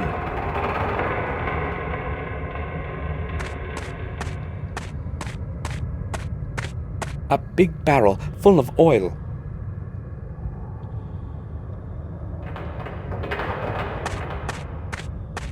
There is nothing in it, just mud mixed with dirty water. It's very rusty, but still in one piece.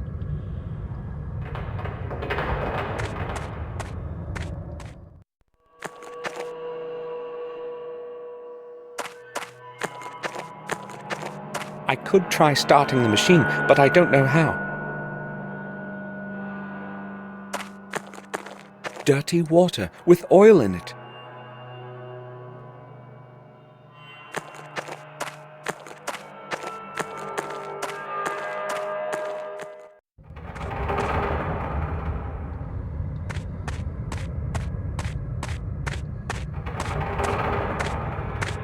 There might be something under that lid. I have to push it off somehow in order to get to the lid.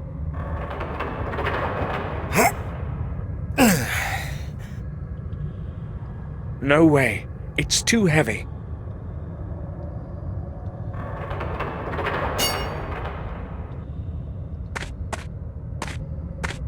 I'll try piercing through the plate with the sharp end of the rod.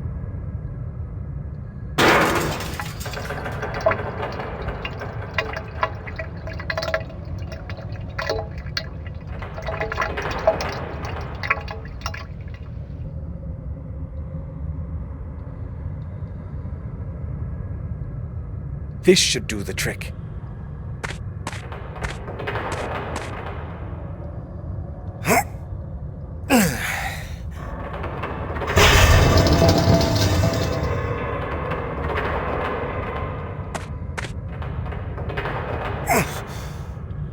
The lid won't move.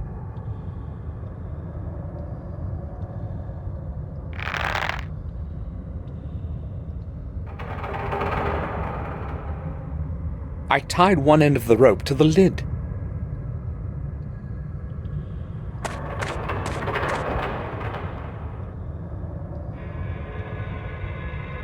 All I need to do now is push away the trolley.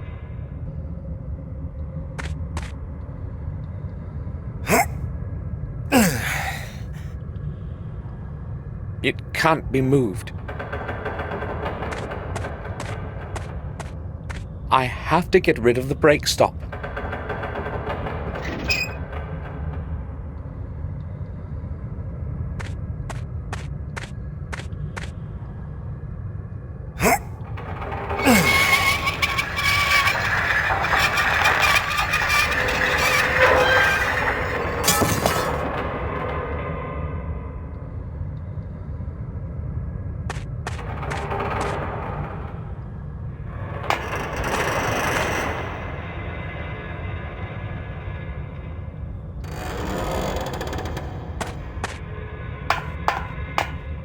It's entirely dark in here. The power circuit is probably interrupted.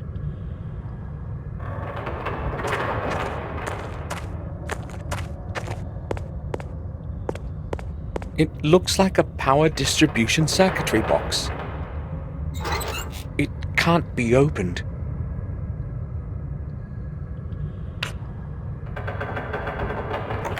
It has loosened.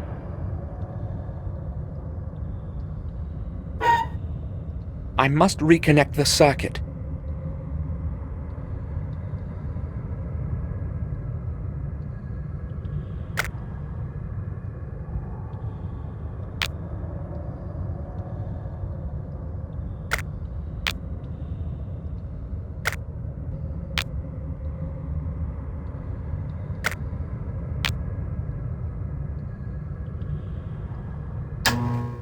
At last!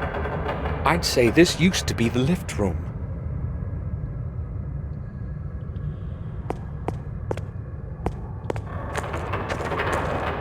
Who could it have been?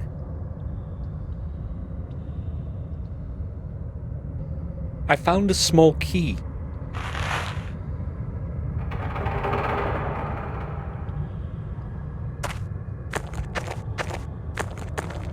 Maybe it will help me get outside.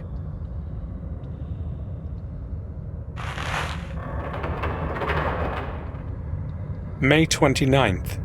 Everything has gone smoothly today. Another day without any malfunction. Another day without any malfunction. Except for the dreadful heat here. A horrible 55 degrees. If it were not for the drinks from the surface, we would all drop dead from thirst. May 30th. One of the 3 vent shafts seems to be clogged. The men say something must be stuck in it. That would explain the horrible heat. I have to go to the vent shafts and check out the whole area this afternoon. May 31st. Something has entirely clogged vent 2. It's going to take a while before we can remove it. It's almost halfway through and quite large. Tomorrow we shall discover what has been causing the heat in here. June 1st. We finally dragged out the thing that was clogging the second vent today. It was a body. One of the new workers must have fallen down the vent. Nobody knows his identity yet. The body must have been there for quite a while. And the heat here. June 15th. The last fortnight has been peaceful. No major malfunctions. June 18th. Old Morton has gone mad. They found him at the end of the new corridor, just sitting there, gazing into space. No one managed to get a sensible word out of him. He just kept mumbling about some ghost. Perhaps he has breathed in too much gas. I had him taken to the doctor. June 19th. We had another ghost episode this afternoon. Such nonsense. There must be a gas leak around here somewhere. We'll carry out a reading tomorrow morning. June 22nd. We examined the entire corridor and found nothing. No gas. However, 3 more men had to be taken out today. Nobody knows what is wrong with them. They keep saying the same rubbish as old Morton. If it goes on like this, the mine will have to close down, and Fuller won't be too keen on that. June 23rd. It took me an hour to persuade those cowards into the hoist today. Nobody wants to work in the new corridor. They're afraid of the ghost. I had to agree to shut it down, Otherwise, I'd have to go into the mine alone. Day 1. Something terrible has happened. I heard strange, damn strange sounds coming from above the lift shaft. And then it happened. A nerve-shattering scream and the sound of a tremendous crash.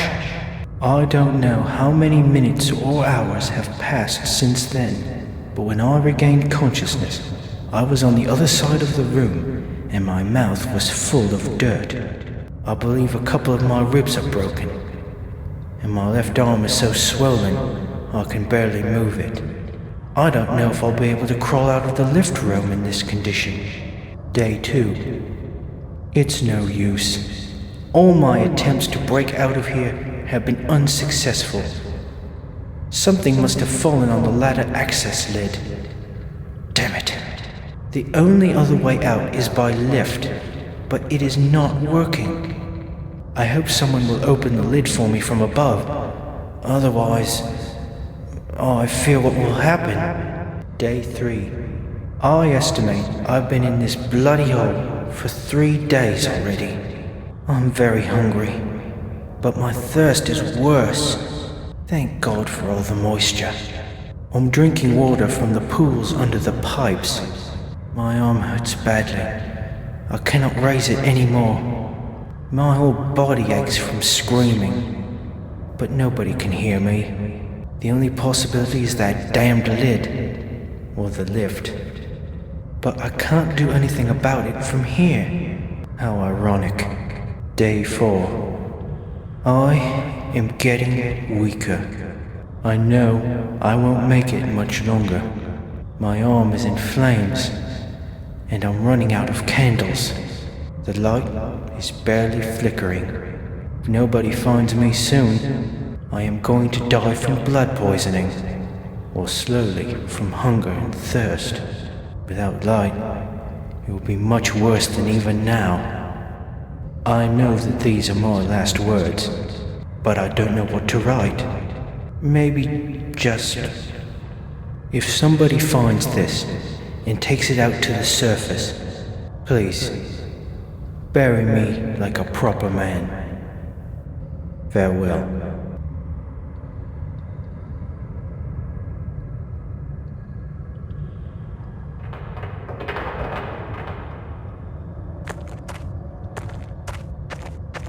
There's a lock on it.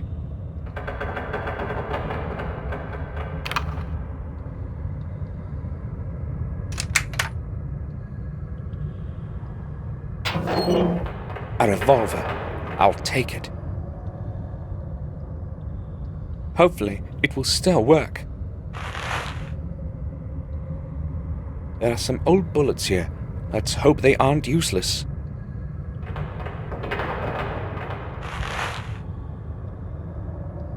Technical drawings and plans for a machine of some kind.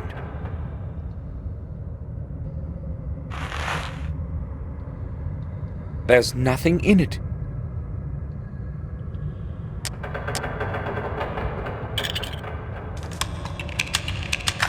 There were just 2 bullets in the box.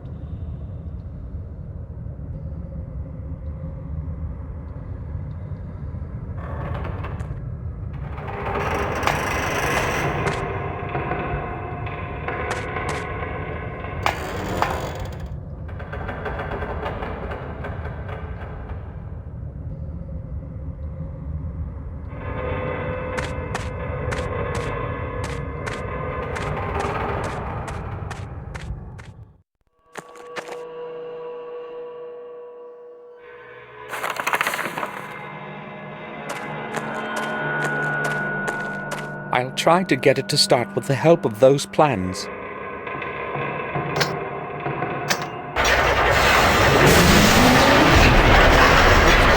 Controls in the weapon will be functional now.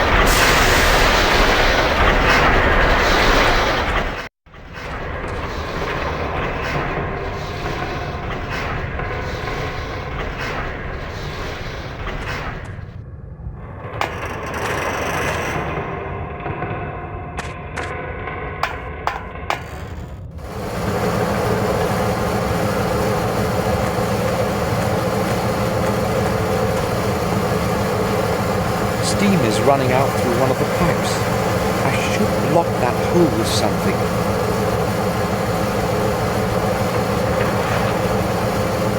I would burn myself.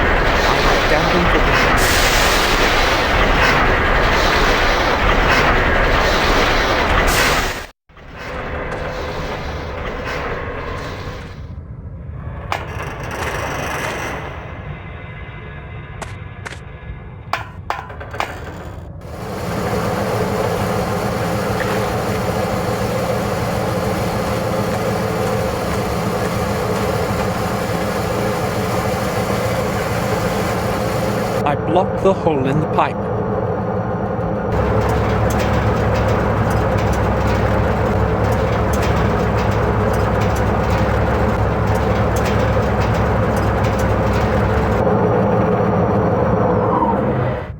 The machine couldn't take a full power input, damn it. One of the fuses has blown.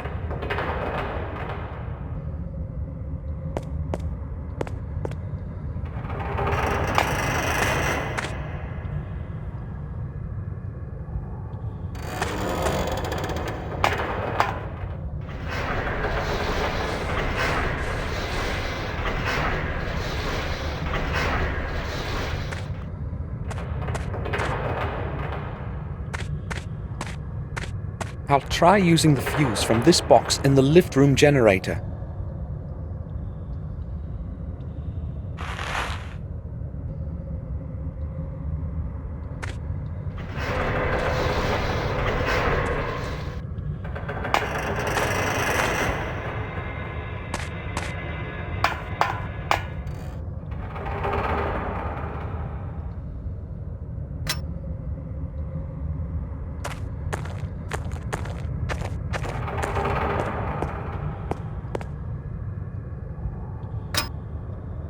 It should work with this fuse.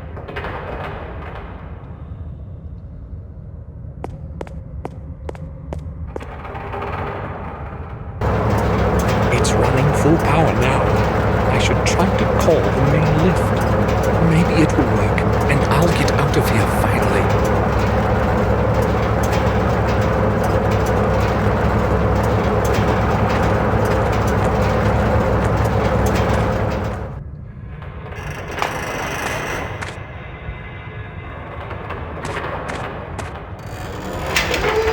Perfect. The lift is operational.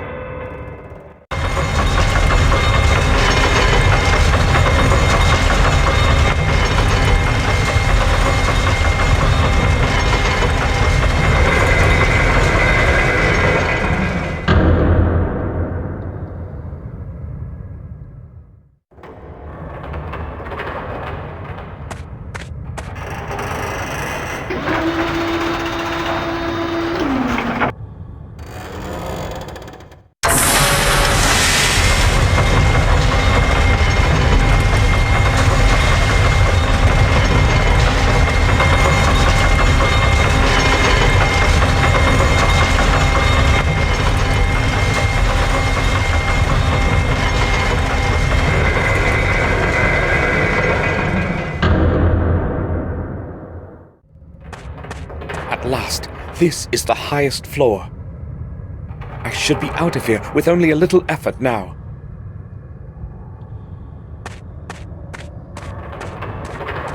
The grate is closed with a padlock chain.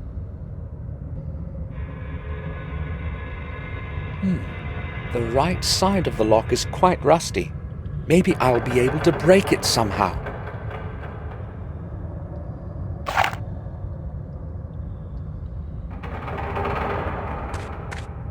I must aim carefully and hit the most fragile part of the lock.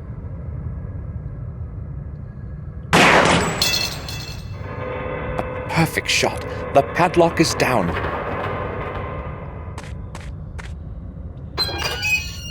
The way is free. I did it.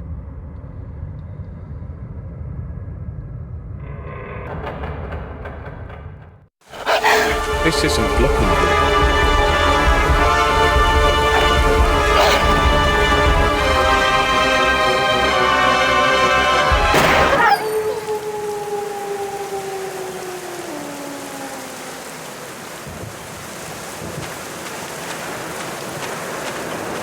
I scrambled through the vast area of the woods and set off for the castle. I was lucky today. I thought I would never make it out of the depths of the mines. Oh, Samuel! Come, join us. You look terrible, Samuel. Did something happen? No, it's just that I've had a difficult day. I'm all right. You came in rather late. I did want to have a word with you, but I have to leave for the sanatorium in a short while. Now? At night? Yes. There is a problem that cannot wait. Can't you put it off to tomorrow morning? Unfortunately, I cannot. What's this about, then? I do not know exactly myself. I will determine the situation when I arrive there. It must not be anything serious. You need not worry, Victoria. Please return as soon as possible. I do not like your going there at night in this terrible weather. It's late already. I must go now. See you tomorrow, Samuel. Goodbye. Be careful, Robert. Do not fear.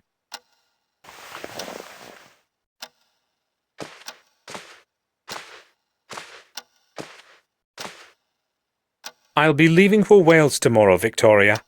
I should return in 2 days. To Wales? May I ask why? Oh, just for a visit. Haven't seen dear Eleanor for a very long time. I will write a letter to her first thing in the morning. Will you take it to her along with my greetings? Of course. Thank you. I'll go to my room now, Victoria. I need to take a rest. Of course, Samuel. According to William's diary, the next key has to be in the Wales manor. I must not delay. I'll set off tomorrow.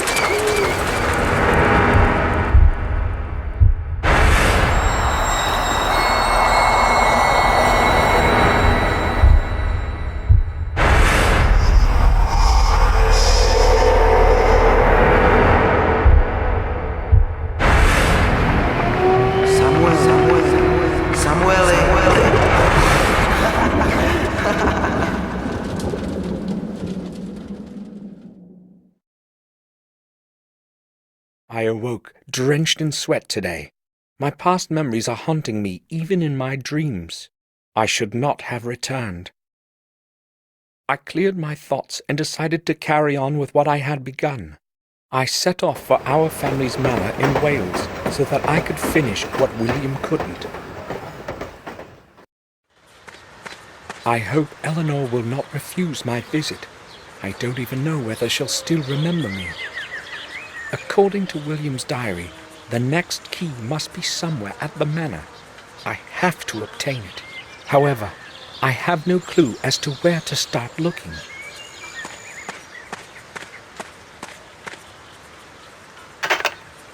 The grate is locked.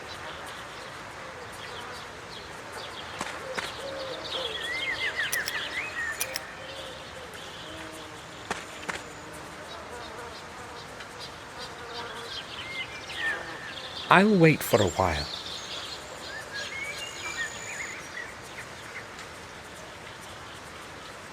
Maybe the ringing was too short for anyone to hear me.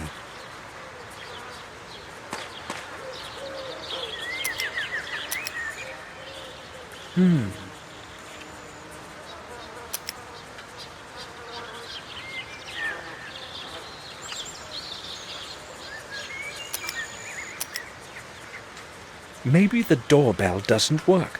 I can't hear it from here.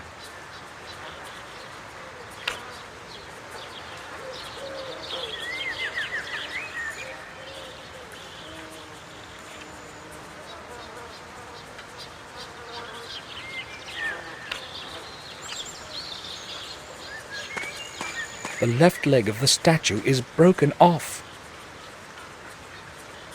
There's a nail stuck in the column. It barely holds in there. It barely holds in there.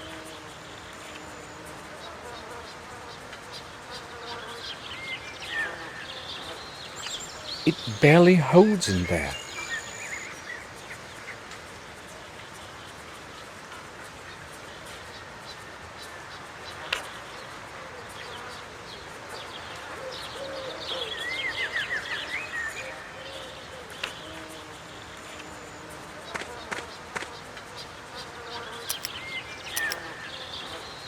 The doorbell must be broken, otherwise someone would surely have heard it.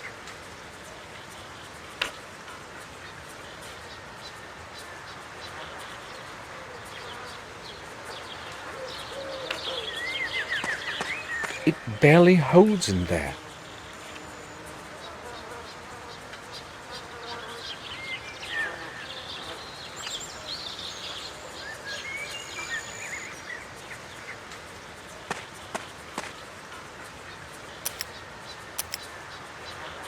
Nothing.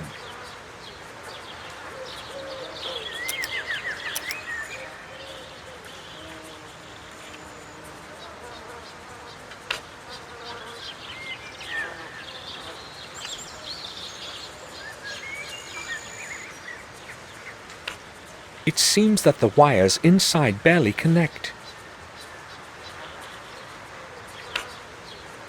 Maybe if the blade were thinner.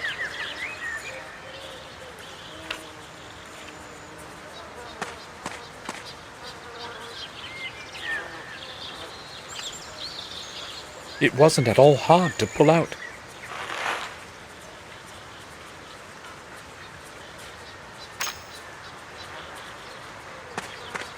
I'll try to stick the nail under the doorbell so that it connects the wires.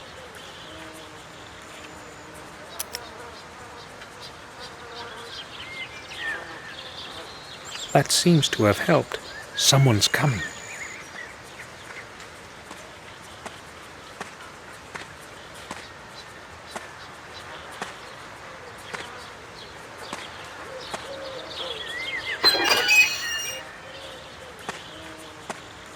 What do you want, sir?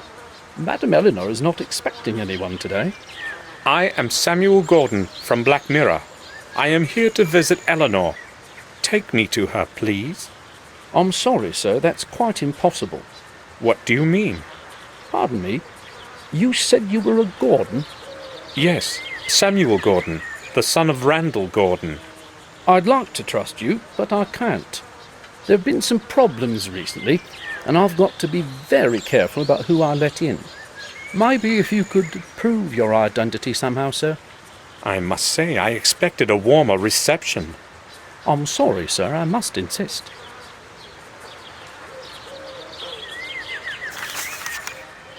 I hope you will find this to be sufficient proof of my identity. It's William Gordon's mourning card. He is one of the reasons why I have come.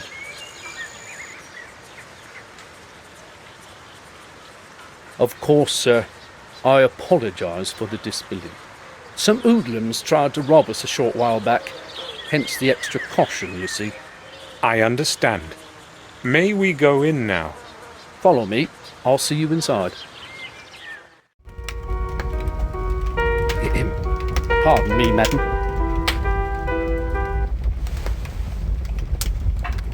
Yes, Louis? I see we have a visitor. This is Samuel Gordon. He's come from Castle Black Mirror.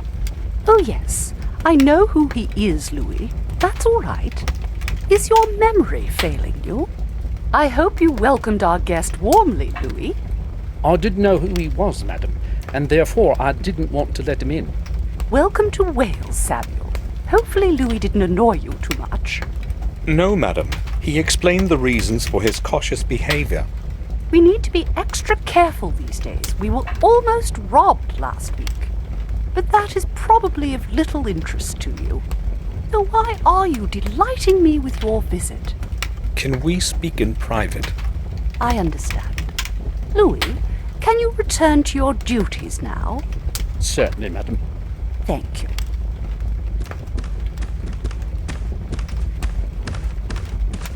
I am so glad you have come, Samuel.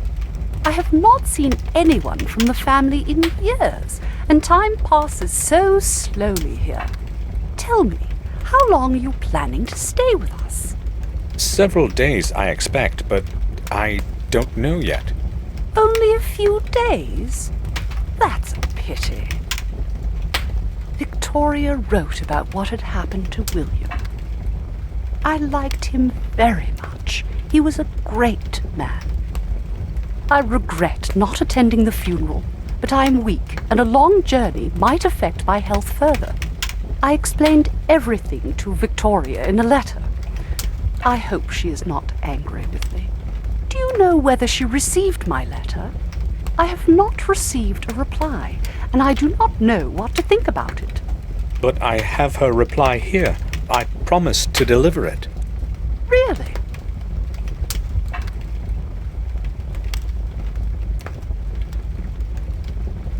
You are very kind. I am not keen on waiting in uncertainty. I will read it this evening. But surely you have not come just to deliver a letter. Tell me, madam, when did you last see William? That was a very long time ago. Yes, I do remember. He came to visit me 2 years ago, along with Robert. It was nice to see them again after such a long time. How long did they stay? Less than a month, I think. Why are you asking about it anyway? I'm picking up certain pieces of a puzzle. I see. Do you remember any significant occurrence from that visit? Did William behave normally? I do not remember him behaving in a... Or maybe, as I recall, he was enormously interested in our family tune. That surprised me. He seemed quite obsessed with it. In fact, he kept asking me about it all the time and finally convinced me to take him inside. I did not want anyone to disturb my ancestors' rest, but I eventually gave in. I don't know what he'd been after, though he did not want to answer any of my questions, even though I asked him directly. That day, he really did behave strangely. William was inside the tomb. However, he found nothing, just as he recorded in his diary. I found William's personal diary, Eleanor. I read all the important records several times. He mentions the tomb you spoke about. Are you sure he did not tell you anything about it? Can you remember anything more from his visit? Much time has passed since then, Samuel, but my memory still serves me well. He did not give me any idea why he'd been interested in that place so much. Nothing at all. I understand. You most probably are aware of the curse that has harassed our family for so long. What do you think about it? The curse of the Gordons? You would not believe such a tale, would you? Being a young man of the modern age, Samuel? The chronicles state that Durham Gordon found his final rest somewhere at this manor. Perhaps this refers to your family tomb. I do not think so. The tomb is old, but not older than 200 years. As far as I know, the tales about Durham reach much farther into the past, The only thing I know of him is the memorial with his name. Even if the chronicles did not lie, his grave would have certainly fallen apart a long time ago. William knew that Durgam's key must be somewhere at the manor. I've got to get into that tomb somehow. Madam, do you know this man?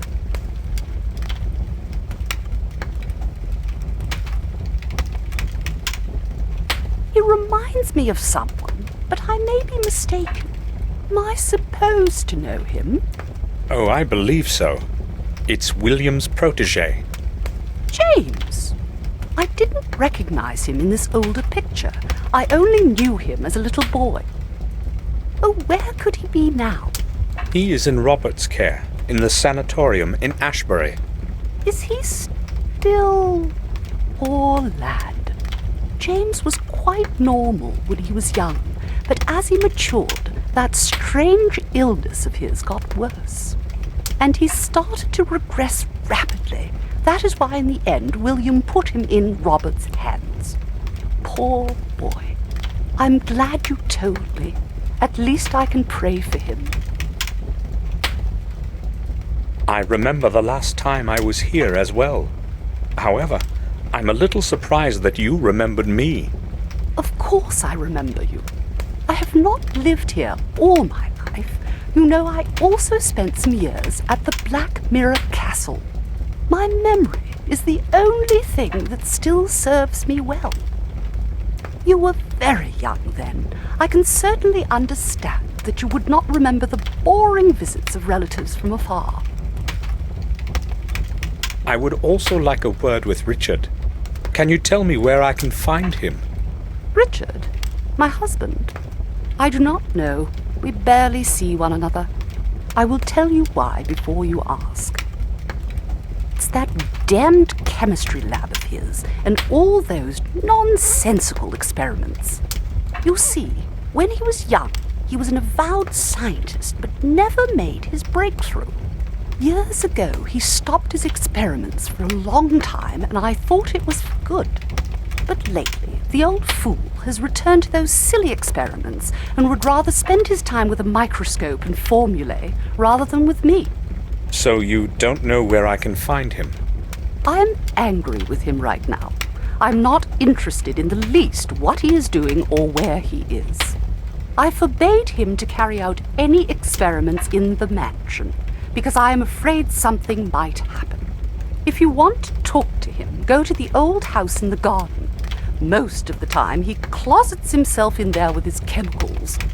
Surely you will be able to find him.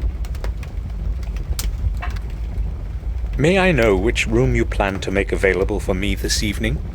Louis will get the east room ready for you. It is cozy and warm. You are my guest. Thank you. Do you know that after having traveled a whole day, I almost did not make it past your main gate? Yes, I do. Louis did not want to let you in. You must forgive him. He's only doing what he has been told. Oh, it wasn't just Louis. The doorbell doesn't work. Oh well, this whole place is falling apart. Many things do not work anymore. The mansion is slowly deteriorating. Richard does not care about these things, and I cannot manage it all alone. I'm glad I at least have Louis to help me. Without him, the garden would have become desolate a long time ago. Would you please tell Louis to fix that silly doorbell? Certainly. Eleanor, have you ever seen anything like this? No. What is it supposed to be?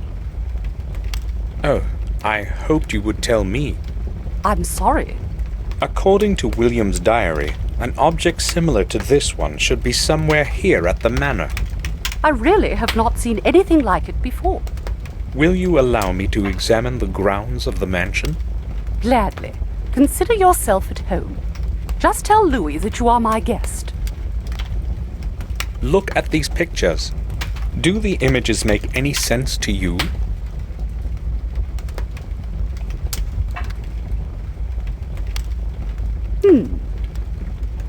No, I'm afraid they don't.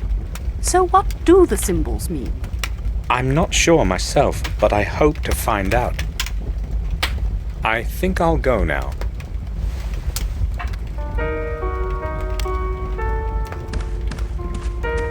It's carved from dark mahogany. The lid hosts a chessboard with only 9 fields. The wood is crackling within the flames. The whole room is comfortably warm.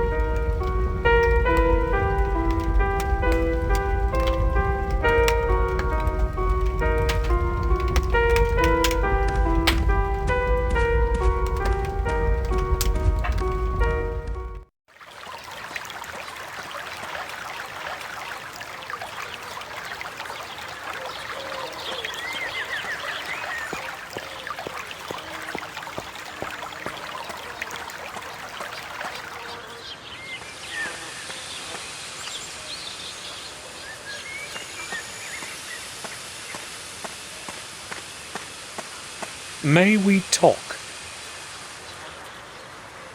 What do you want? Do you know that the bell on the main gate is not working? Yes, I'll know, but I only have one pair of hands. When I have finished with other things, I will attend to it. Well, you really should go fix it right away. It is Eleanor's wish. Okay, I will get this done and then I'll fix it. I think I'll go now.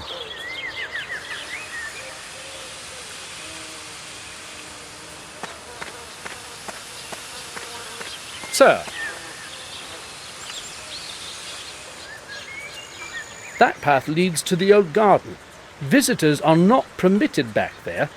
Madam has given me permission as her guest to go wherever I please. Oh. In that case, it's all right, sir.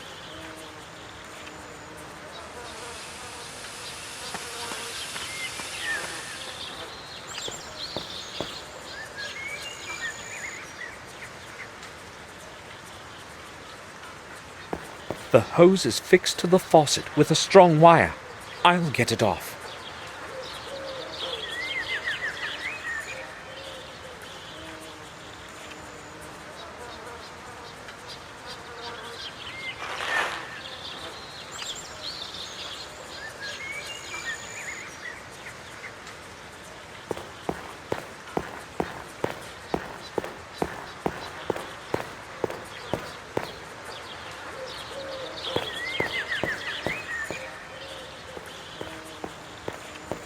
According to what Eleanor said, Richard should be somewhere inside this old house. It seems to be deserted.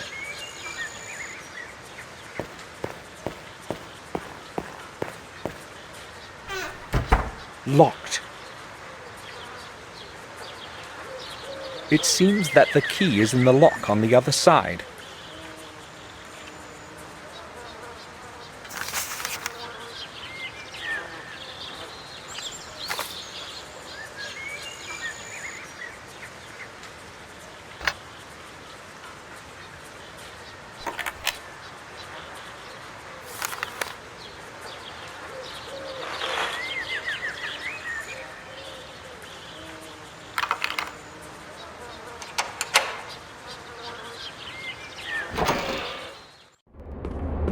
The house seems abandoned.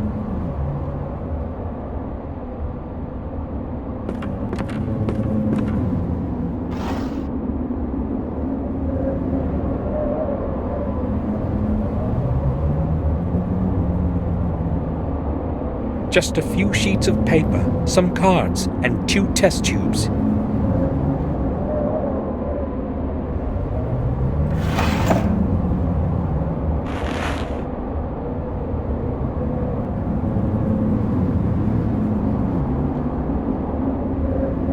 The cartridge is full of blue ink. The bottom is completely blackened, as if someone burnt something in it. These do not look like cigarette or cigar ashes.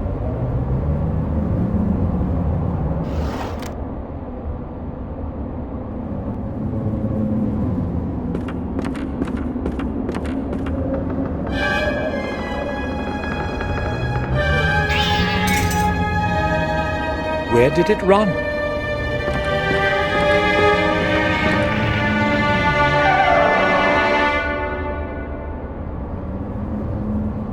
Where is it? It's not in the cabinet. I can't see anything there. The cabinet is too dark.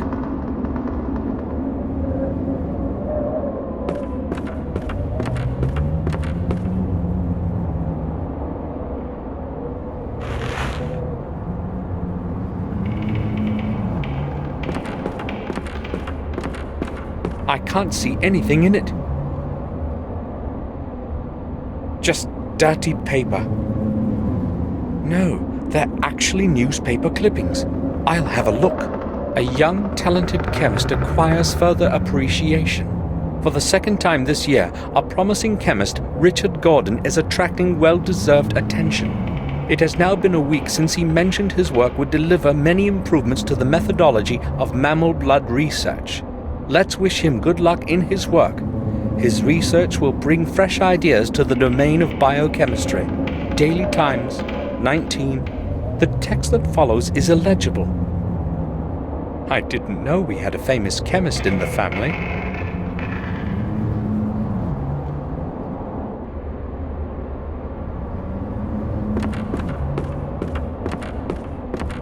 Tools for maintaining the fireplace. It's tightly shut.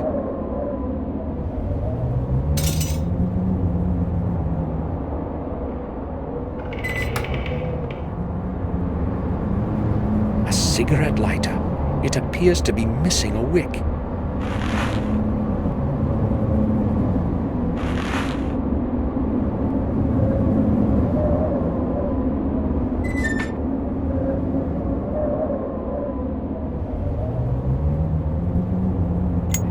It's missing a wick. Other than that, it might work. An old candle with a firm wick.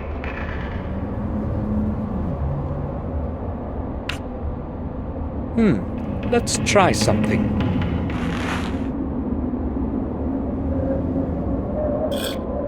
It should be usable now.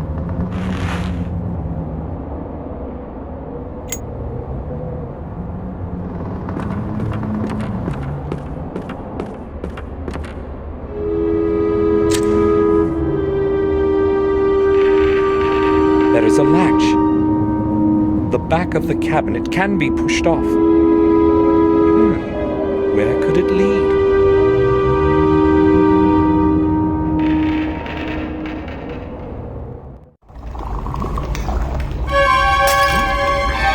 Damn! Who the blazes are you? I am Samuel Gordon. You scared me half to death. What do you want? Oh, I'm sorry. I didn't know somebody would be here. How did you get in? Behind an old cabinet, I discovered a passage to a small staircase leading downward. I descended into the darkness and felt a doorknob on the landing. And when I opened the door... Why did you sneak in so quietly, like a thief? I was about to say something, but you instantly spotted me. I'm glad you aren't lying, at least. The sample in that flask was the last I had of that substance. I'm sorry to have caused you trouble. It was not intentional. Your apology will not help me now. I urgently need that substance for an experiment I'm planning to carry out this evening. How can I help you then? Would you want to? I'll try. Great! The flask contained an EX52 oxidant. It's neither uncommon nor expensive, but it was my last bit, and I'm not getting any until a new package arrives next week. Next week? Well, this place is just too far away from about everything. You cannot even get a stain cleaner in the surrounding villages. So where am I supposed to get a hold of this oxidant? I'd tell you if I knew. You could try Leechdale, but you would have to be back by dusk. You should be able to be here on time if you hurry. There's a drugstore in the square. That's where you want to go. Okay, I'll see what I can do. It's a boron oxidant, EX52. Write it down. Make sure of the color, a vigorously saturated blue. You can't possibly confuse it with anything else. I understand. And now, please excuse me. I have a lot of work to do. Boron oxidant. Oh, great.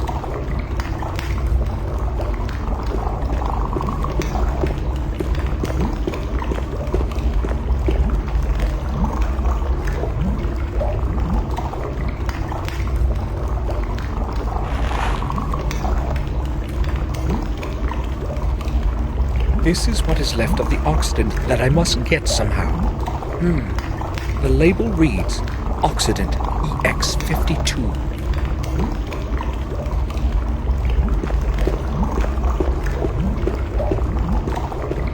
I'll take one.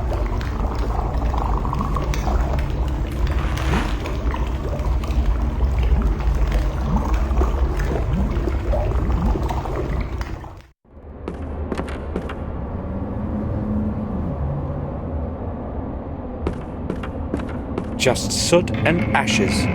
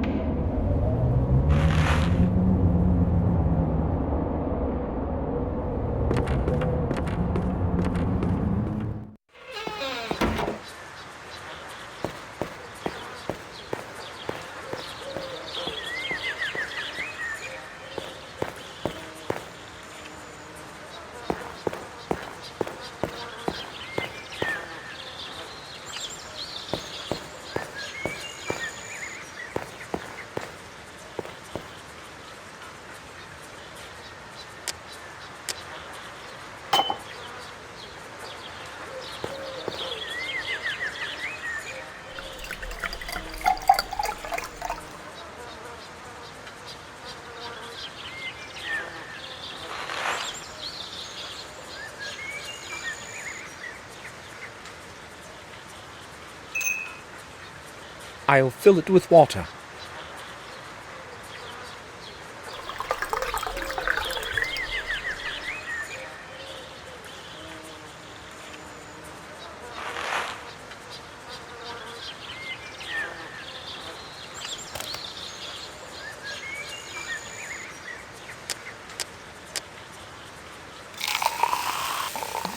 I spilt all the ink from the pen into the glass.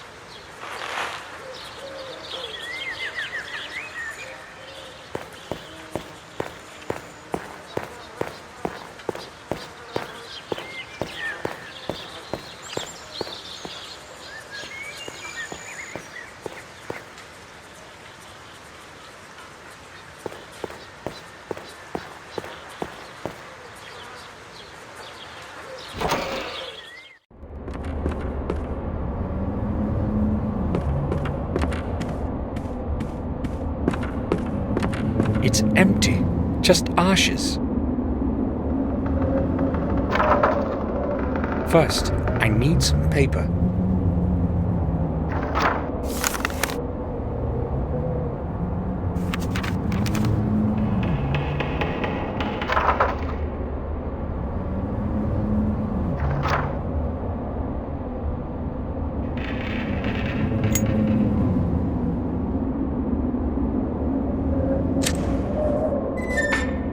It lit up.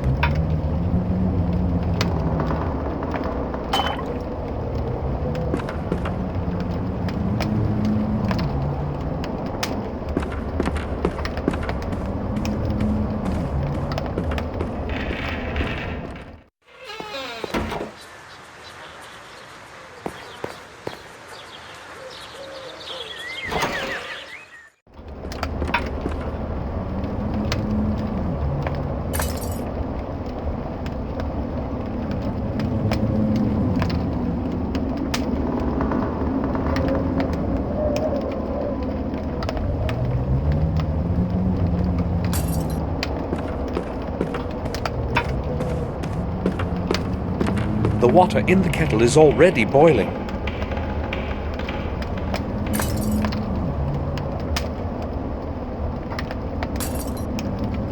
This is what is left of the oxidant that I must get somehow. The label reads Oxidant EX52.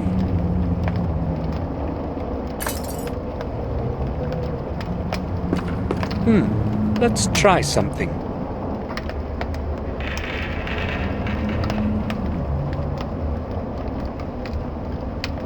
Good. I managed to get the label off the shard.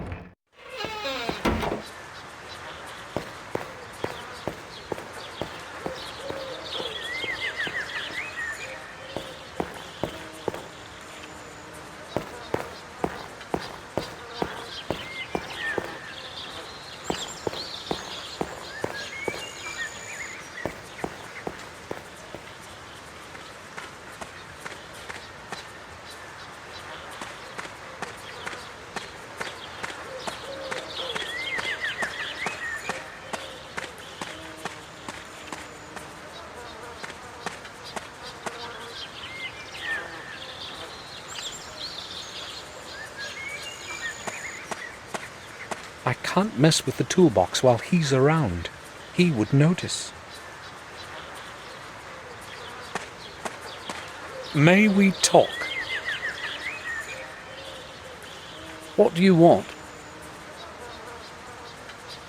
So what is with the doorbell? It's broken. What did you expect? It shouldn't take me long to fix it. I'll just need to find out what the problem is. All right. I think I'll go now.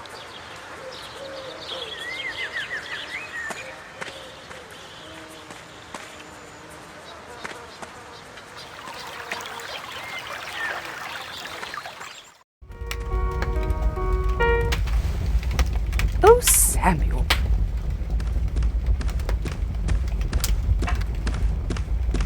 Do you like it here? Did you have a look around the garden? Yes, this place is very beautiful. That reminds me. Is Louis still working in the garden? Yes, he's fixing the doorbell at the main gate. Can you please ask him to leave that for later and mow the lawn? Of course. I'll tell him. You are so kind.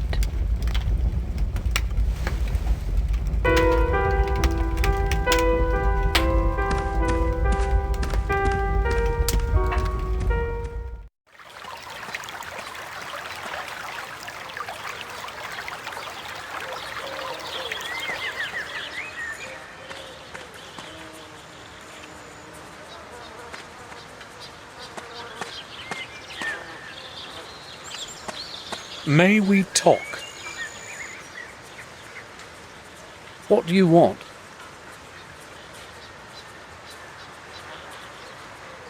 Louis, Eleanor asked that I tell you to mow the lawn. I'll know my duties, sir. I have no time for that at the moment. Okay. I think I'll go now.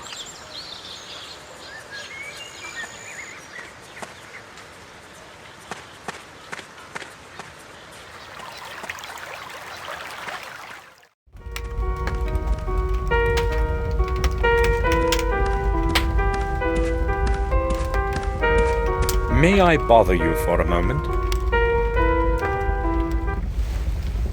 You are not bothering me, Samuel. I like talking to you. May I ask what that composition is that you are playing? It is from a distant memory. I love this song. It has so much melancholy in it. If you are interested, I could play some more for you in the evening. That would be delightful.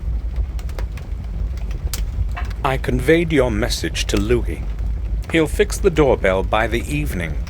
Thank you. I told Louis he should trim the lawn, but he insisted on fixing the doorbell first. Oh, did he? He's hard-working and reliable, but sometimes it is difficult hard to get him to leave work that he has begun. Tell him that I wish him to mow the lawn right away, especially around the house. I don't want to be disturbed by that horrible sound in the evening when I'm playing. Sure. I think I'll go now.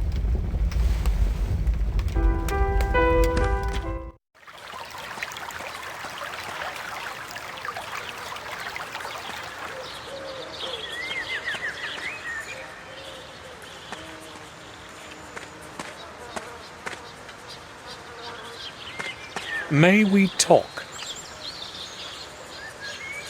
What do you want? Louis, Madam has explicitly ordered that you start to mow the lawn. Really? Oh well, I'll do it by this evening. You must be finished before it gets dark. Madam does not want to be disturbed during the evening. Right. I'll do it as soon as possible. I think I'll go now.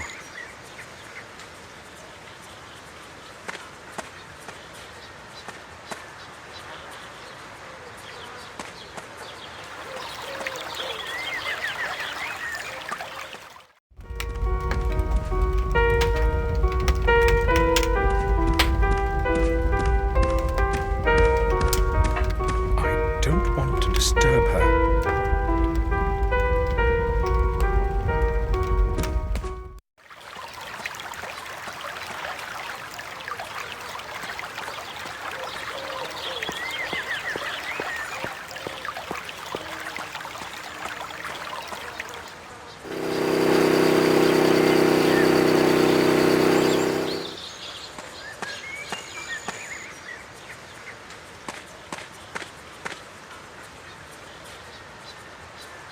A strong glue. I'll take it.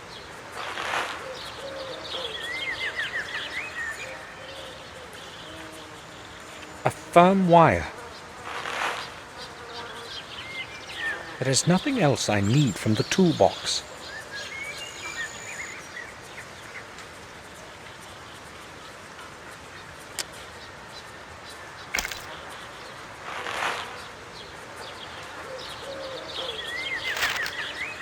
This should be it. The oxidant is ready. I just hope that Richard won't be examining the contents too closely.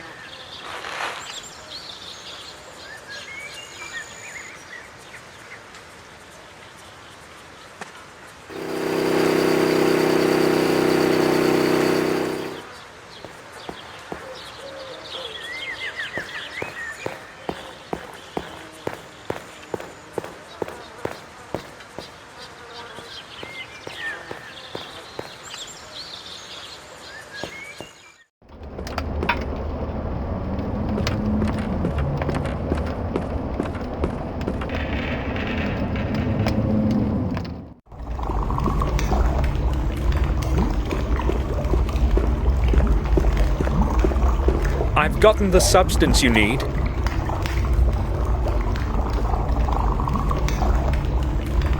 Oh, did you? Excellent, excellent. I'm surprised you're back so soon. You must have hurried. Well, yes. No matter. The important thing is I can go back to the original variant. Thank you, young man. You have helped me a great deal.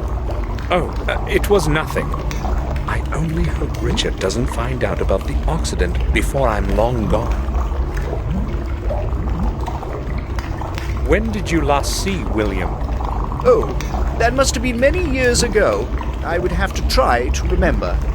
Some 8 years back, I would say. Why are you asking? He was here about 2 years ago. Did you not see him? Was he? No, I have not. I am not interested in these family visits. You see, I have a lot of work. Have you any idea what this could be? I haven't. But it's silver. I don't think I can tell you anymore. I'll leave you to your work then.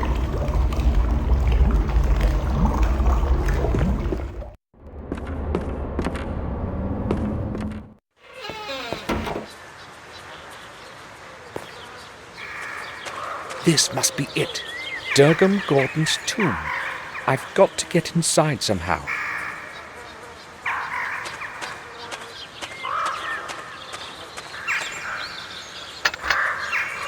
The grate is locked.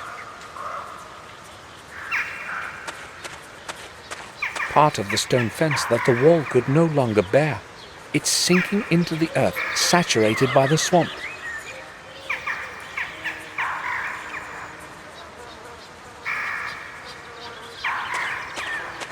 The same species as the other shrubs in the garden. This one doesn't blossom, though. Strange. Perhaps the dampness from the nearby swamp is affecting it. Who knows?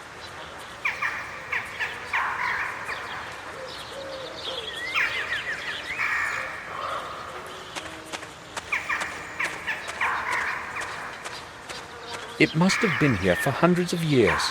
It may be as old as the ruins of the church behind it.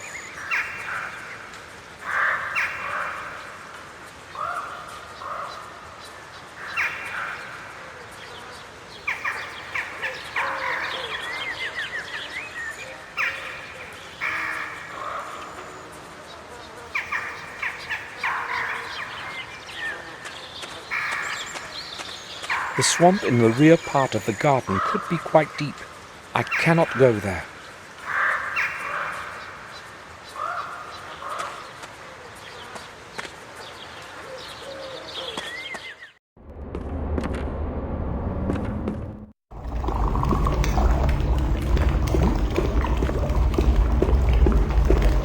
Pardon me, can I ask you something? Yes? Do you know who has the key to the grate of the tomb by the swamp? You want to go inside? Maybe. I can't help you with that. There's only one key as far as I know. And I haven't got it. Who then? Don't know. I'm not interested in the past. Ask my wife. She looks after the place. Or try Louis. He has the key to every lock around here. Thanks. I will. If it's Eleanor who has the key, I have a problem. I have no choice but to try Louis. I'll leave you to your work then.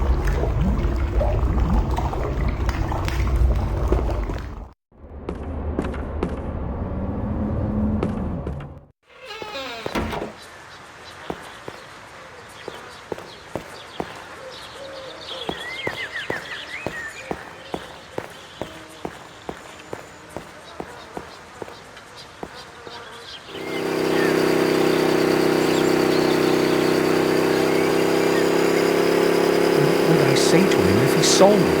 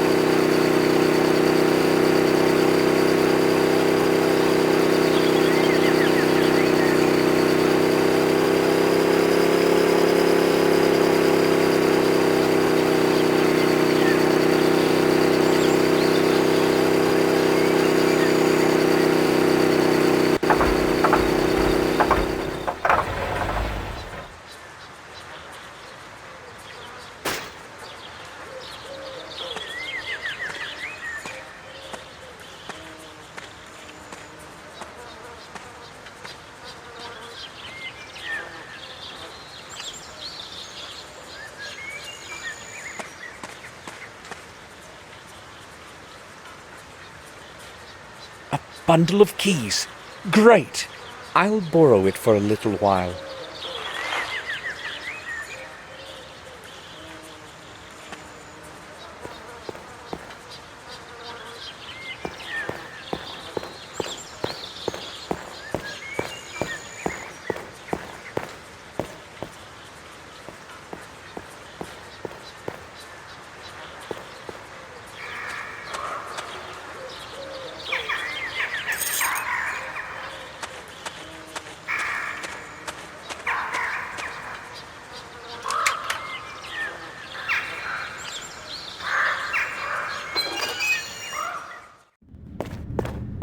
This is where I should be looking. I can feel it. The key can't be too far. Viene. Doesn't sound familiar. Odire? Malite. Maybe it's a name. The bowl is empty. There is nothing in it. The bowl is empty. I can't see any lettering, not even a name. The writing has probably decayed over time. A stone lock. Strange. Maybe it is just a symbol carved in a stone tablet.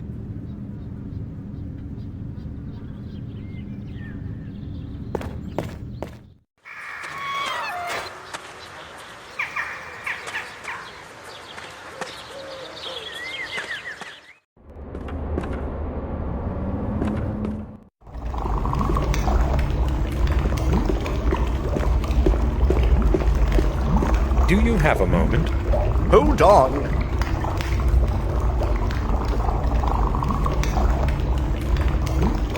Go ahead. Viene, Odire, Malite. Do you know what they mean? They sound like ancient names to me. Do you know what those names mean? Well, it's not something I'm familiar with, but if you give me a bit of time, I may find the answer here somewhere. Thanks. I will ask later. I'll leave you to your work then.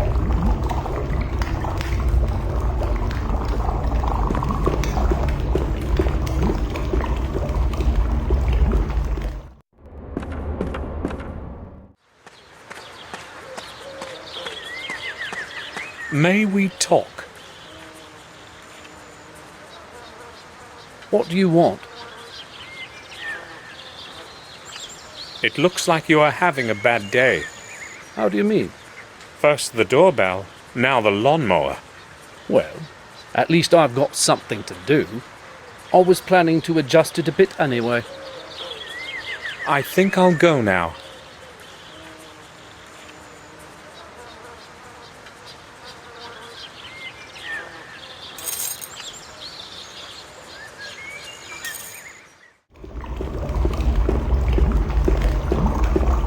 Pardon me, can I ask you something?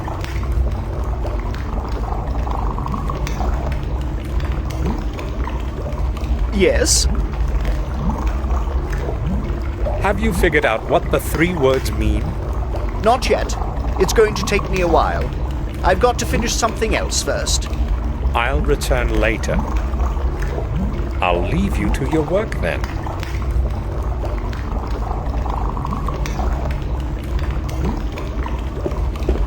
I've never seen anything quite like it before. The whole thing is probably Richard's invention.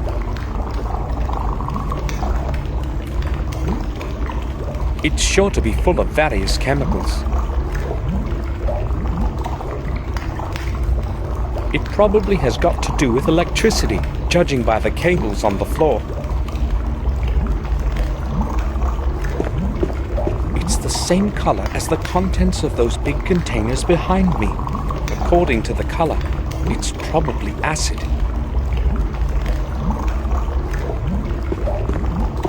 A technical drawing of the machine in the middle of the room, I'd say.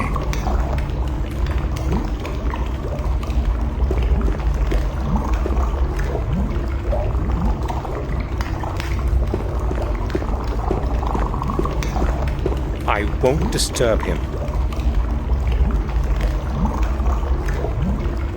The chains reach the ceiling of the tower.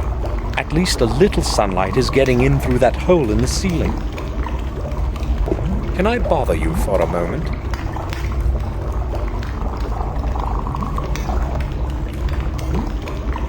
I've got quite a bit of work to do. Hurry up. Have you managed to discover the meanings of those 3 words? Yes, maybe it won't be entirely accurate, but they do make some sense. The first one is apparently the name of an ancient Irish god of strife. The second one was more difficult, but I believe it's the name of the druid goddess of the harvest. The third one was quite simple. It is the old name of the god of the waters of the earth. Interesting. Thanks for your time. You're welcome. It was actually quite entertaining to go through the dictionary again. I know of you from some old newspaper clippings. A write-up of your research on mammal blood. That was a very long time ago. Nowadays, I only do electrochemistry. I need something from you. Would you help me? From me? What would that happen to be? I don't know how to explain this properly, so I'll be direct. I need some blood. An ounce or so. What? Well, that really cannot be exactly easily explicable. You have all sorts of chemicals and substances around here, so it occurred to me that I might have this as well. Well, hold on. I'll probably be able to fish something out for you. There should be some leftovers from my former experiments in the freezer here. An ounce shouldn't be a problem. Oh, so I can have it? It's all yours. Take it for whatever you need. Should you need some more, or maybe human? Well, I just ran out of it. Very funny. I'll leave you to your work then.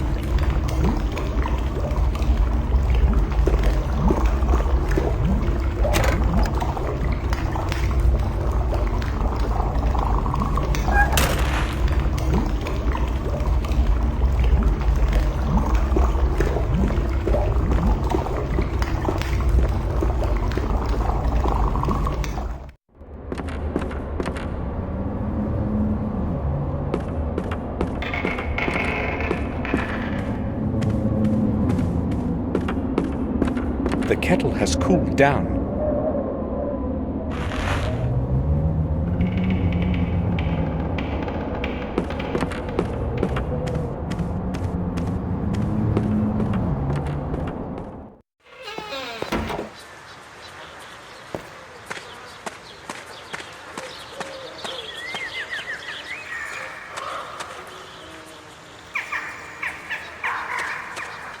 Strange.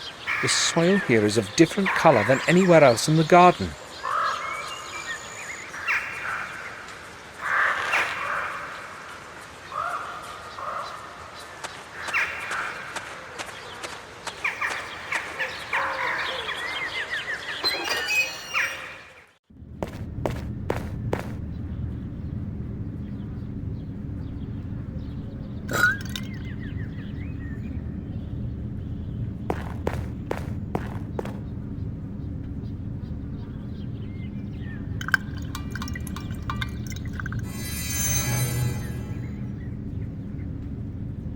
I poured the blood into the bowl.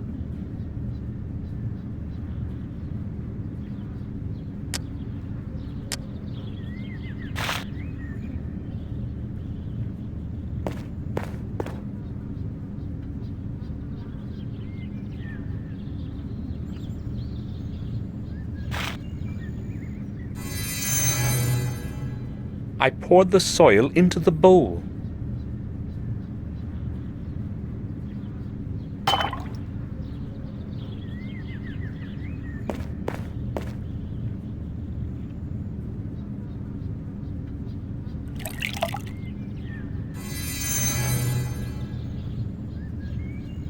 I poured the water into the bowl. I can hear something.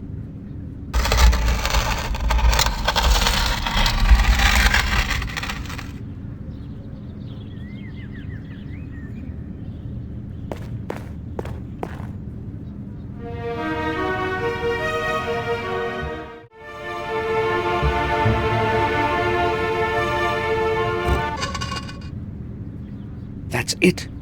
The Zodiac is the right combination.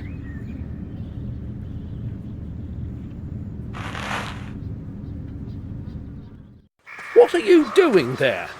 How did you get in? Give me those keys, for God's sake. I just wanted to see the inside of that chapel. Nobody is allowed to enter it. If Madam learned you were inside, it would be my fault.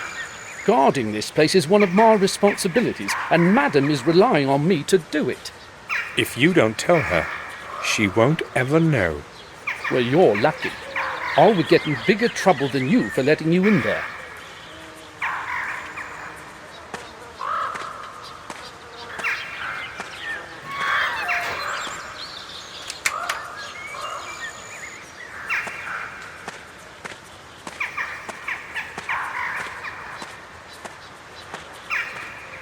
Damn! How could he have found me here? I've got to get inside again, but how? It would probably be best to return at night.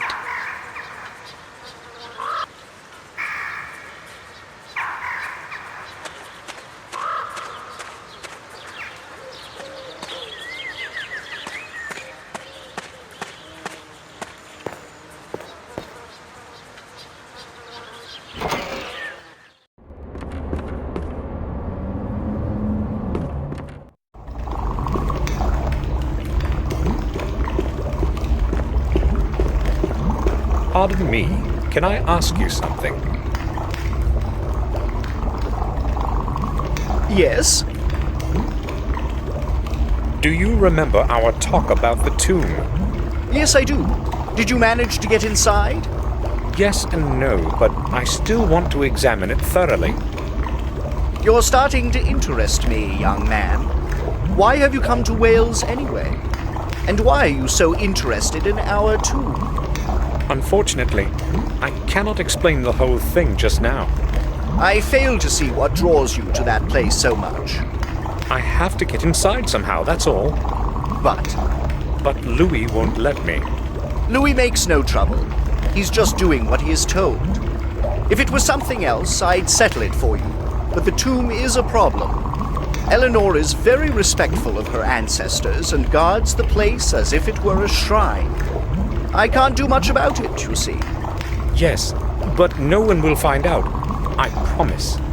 I just need the key for an hour or two. No, that's quite impossible. Eleanor takes the key from Louis in the evening and keeps it in her bedroom for the night. What do you suggest then? Me? Well, maybe. I can't promise anything, but if you help me out, I'll make it easier for you to get inside. I'll do what is needed. So what's the plan? I'll explain everything later, but I have a couple of rules. First, you will come down here when it's dark. Second, you must not tell anyone. Why are you doing this anyway? You mean why am I helping you? I have my reasons, just like you have yours. So, how is it? I will do anything if you get me inside. All right, we have a bargain then. I'll leave you to your work then.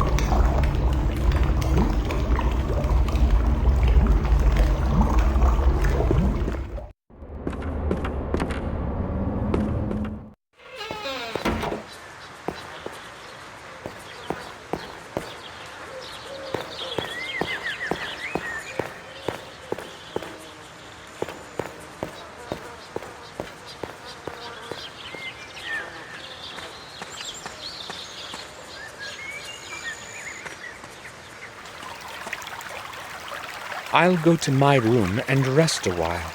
I've got to get into that tomb again in the evening.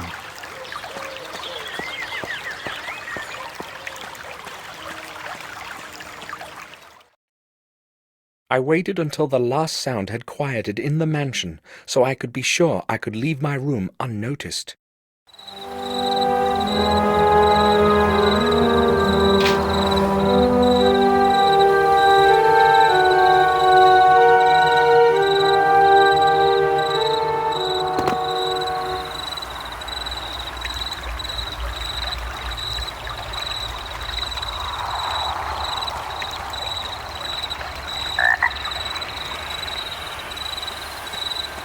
This place looks entirely different at night.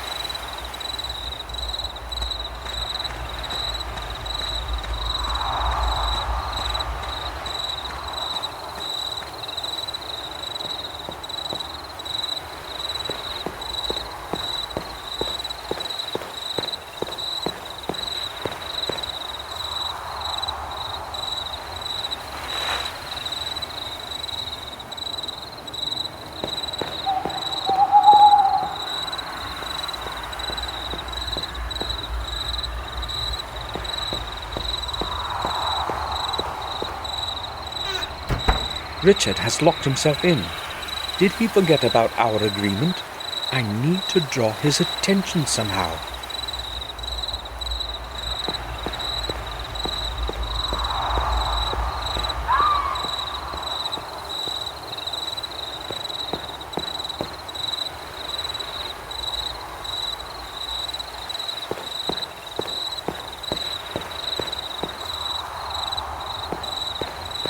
There's no way to see inside from here.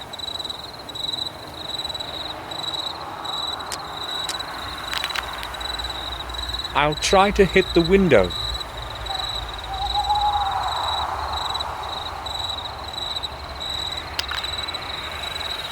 Missed.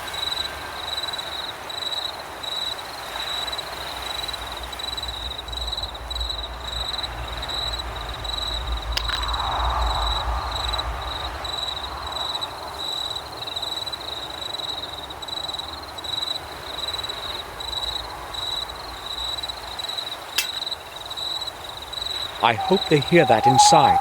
I'd better go to the door quickly.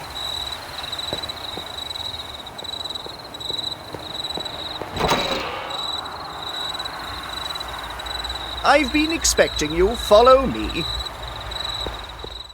So is everything clear? Yes, I believe it is. I'd better describe the whole process once more. No, that won't be necessary. I understood everything. You will have to assist me.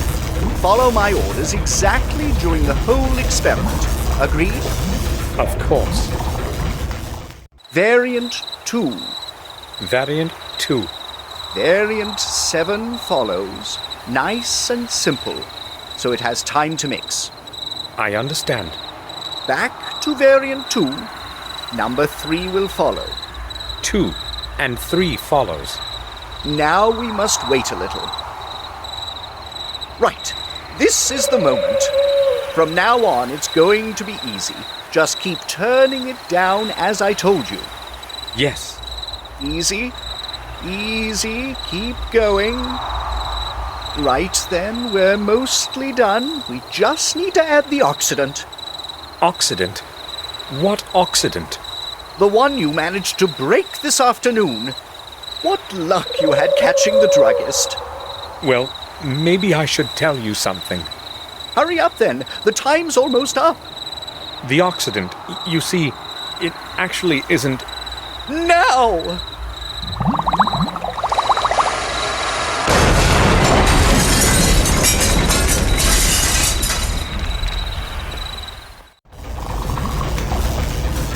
How could this happen? I checked my calculations to the smallest detail.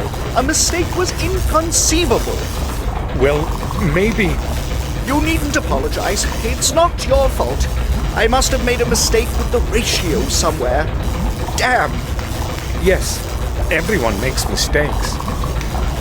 Well, you have fulfilled your part of our agreement. Now it's my turn. It's right there by the door. That green flask.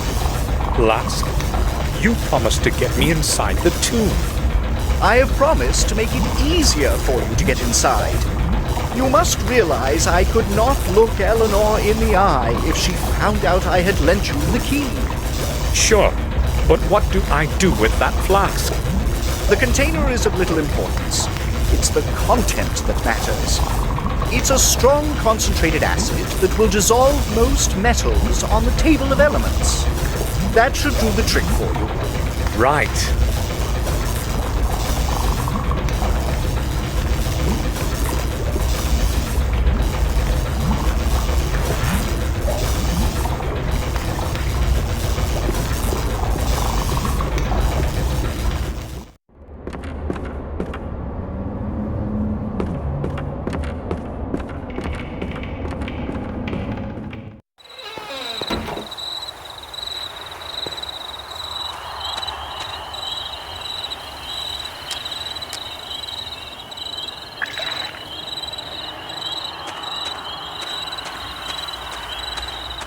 We'll see how strong this acid is. Very well. The lock has fallen off.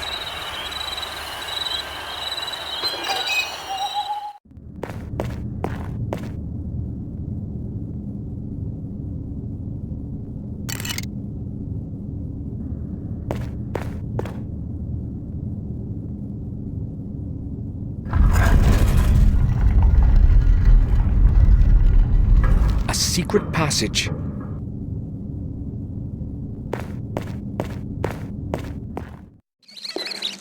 I can't go any further.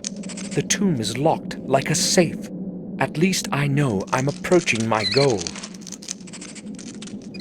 I think I'll need the right key. The lock looks odd and quite complex.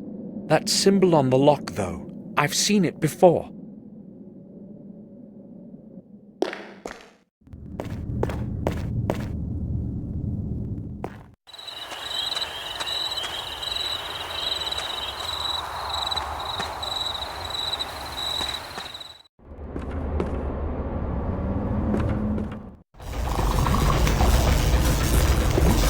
Do you have a moment? Hold on. Go ahead. There is a symbol of a very unique cross-like shape in the chapel. Would you happen to know anything about it?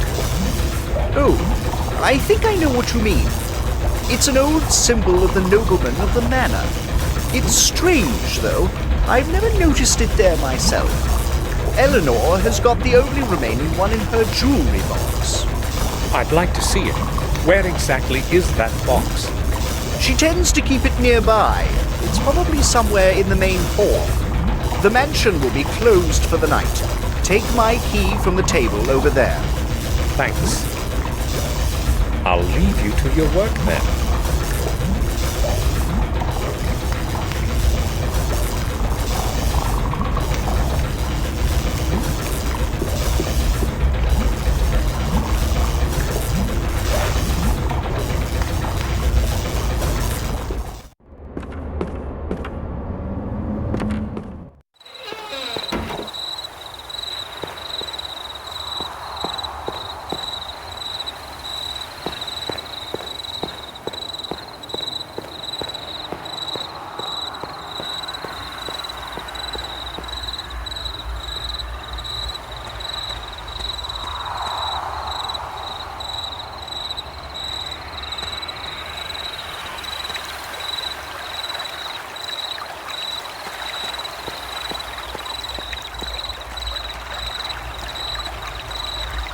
The entrance is locked.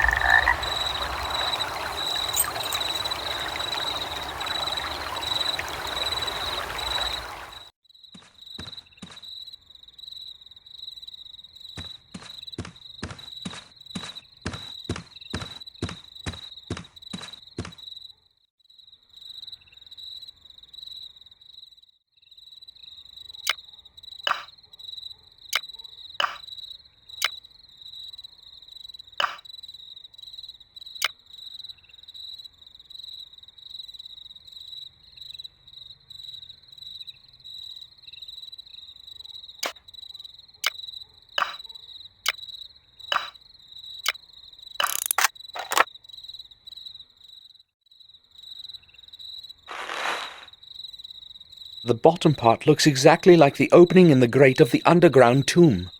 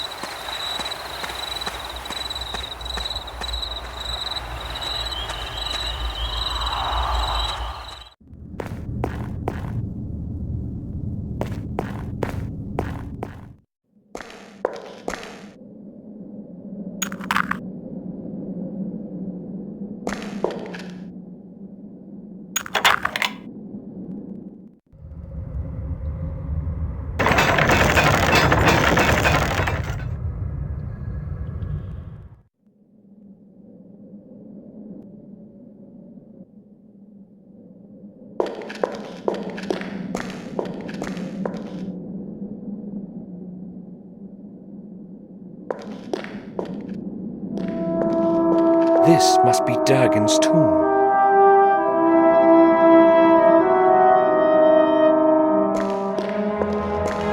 Use a stranger's head, or your own will shed.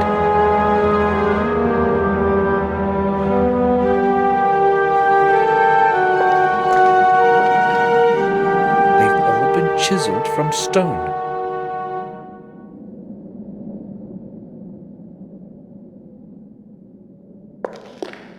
This one has a crack on it.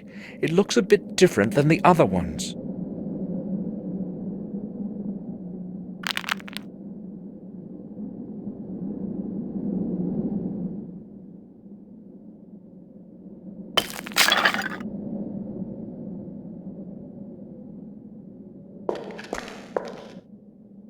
It can't have fallen any worse. I probably ran out of luck in the mines yesterday.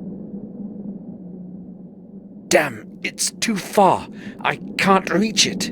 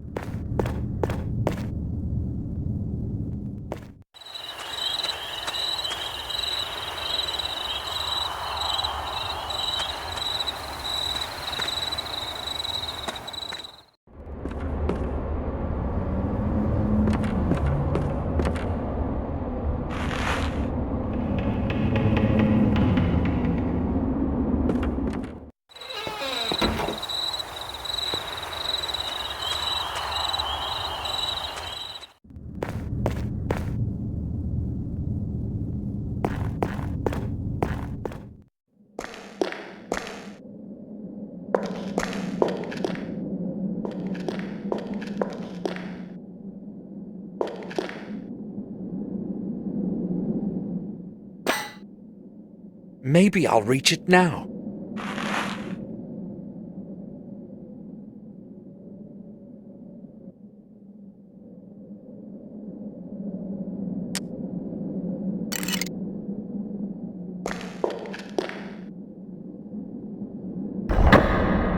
That sound!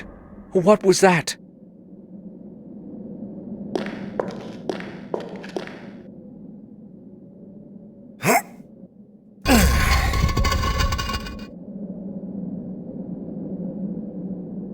Durgan Gordon.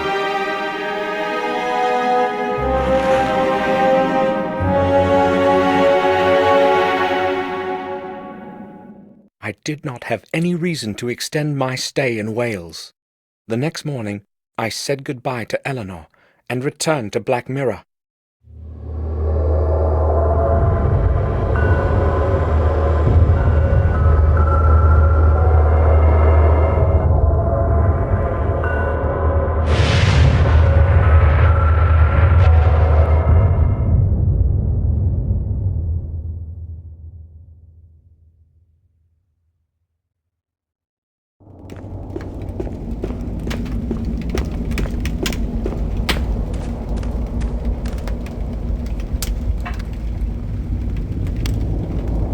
Samuel, you have returned sooner than I expected.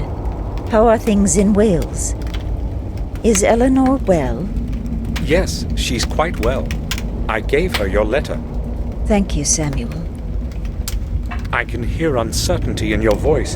Has something gone wrong? I'm afraid it has, my dear. Bates, you tell Samuel. I do not want to speak about it myself. Yes, madam. First, about Sir Robert. He went away the night you left for Wales, sir. Just before he left, he told me he had to go to Ashbury on an urgent matter.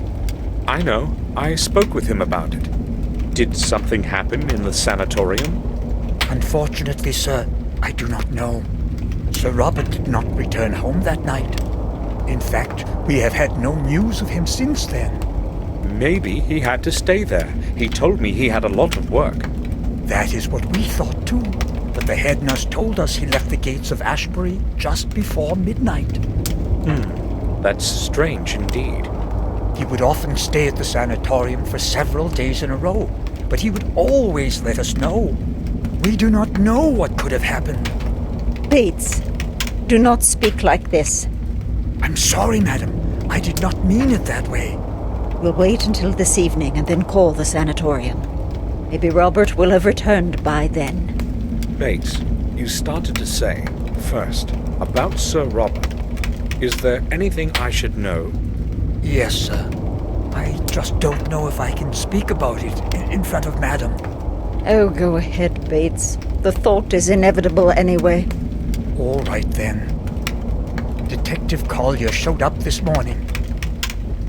I thought he had come because of Henry's drowning, but I was mistaken. Someone from the village found a body of a boy in the woods. Collier came here to inform us only. This time he spared us his questions. A body of a boy? What happened to him? Detective Collier suggested that the boy had been killed by the wolves. Did he mention the place where it happened? No, I did not want to ask him about anything. Oh, I understand.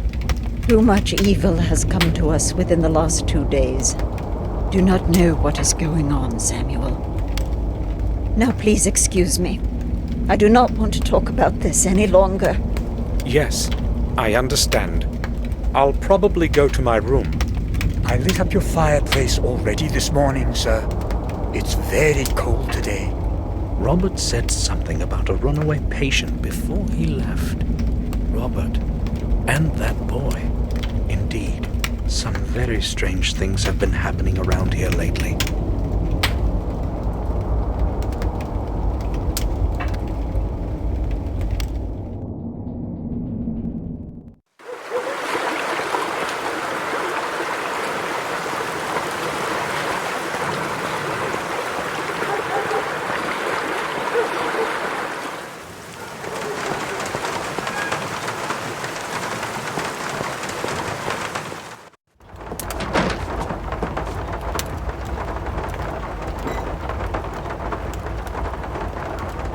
Master Gordon, have you heard what happened?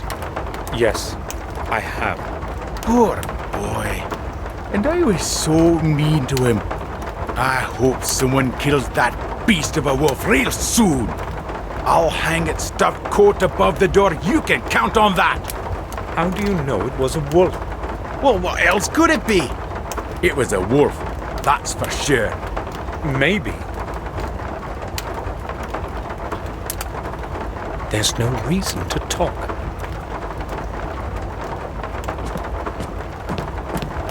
I need to talk to you. Go ahead, but make it quick. Have you heard what happened?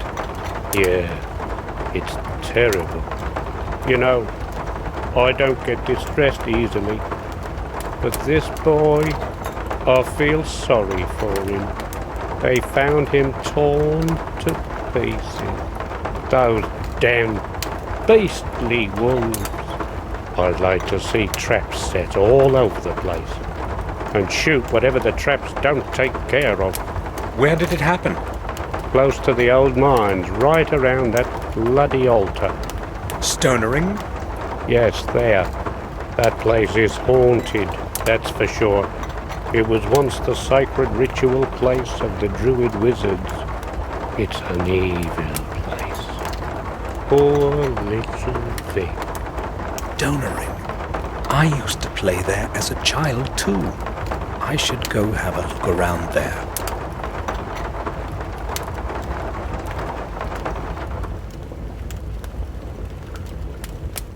From Willow Creek, I set my steps towards the dark woods at the edge of our manor. My thoughts were with the ritual place of the ancient druids, Stonering. Mr. Gordon, may I ask what you are doing here? Why have you come to this place? I heard what happened, and I wanted to see for myself. I don't like what's been happening at all. You don't mind, do you? No, it's all right as long as you do not impede my investigation. Strange that we should meet again at a place where the tragedy has occurred. Don't you think? No, I don't. I'm trying to understand what is going on here. Just like you. This is police work, Mr. Gordon. Things have been getting more and more complicated recently, and I don't need more added confusion. No offense intended. None taken. I quite understand. Can you at least describe to me what happened? Oh, well, since we've come this far, I suppose I should tell you what I know. But first, you tell me what you already know, so I'm not wasting my time. I only know that they found the body of a young boy here, and it appears that he was killed by wolves. Then you know almost all that I do. There's not much more I can add to that. The boy probably wandered too far from the village last night. Very imprudent. When the wolves attacked him, he was trying to escape. Unfortunately, the furious beasts got to the unlucky lad. You know the rest already. Don't you find it odd that the bloodstains are only on that big stone in the middle? I'd say the boy was trying to run to a higher place, but it was no help. That's all I'm willing to tell you. Gordon, I don't want you to speak about this with anyone else, you understand? People know way too much already, and I don't want to be adding to these scary, tall stories. I'll keep it to myself. Good. I need to reflect on a couple of matters. Of course. Would you mind if I had a look around here? What makes you so interested in all this? You wouldn't happen to know anything I don't, would you? Well, I'm not quite sure. You would tell me if that were the case, right? Certainly. Very well then. Do whatever you want here. I have no reason to ask you to leave. Have you found out anything new about Henry's death? Yes, a new fact has come to light that has made things clearer to me. I was just about to close the case, but then I spoke with the pathologist. Dr. Herman? It seems that Mr. Stanton did not die by suffocation, or drowning for that matter. How did he die then? Herman has not been able to determine the exact cause yet. He has not arrived at a conclusive assessment yet, so I gave him some more time. What's certain, though, is that Stanton's lungs were not full of water, as is common with drowning. You see what this could mean if it were confirmed. Not quite, Detective. It would mean that he died somewhere else, and his body was carried and dumped into the fountain. Another murder, then? Doubtless, should Herman confirm his theory. I will not tell you anything else. You know more than necessary already. I would, however, like to ask you something. Just a routine, you see, Gordon? Yes, go ahead. I have only one question. Where were you yesterday at about this time? Well, if you must know, I was visiting my relatives at a remote manor in Wales. And what was the purpose of that visit? Well, just a family visit, nothing special. Why are you interested? Just a routine question, Gordon. But that's all for now. All right.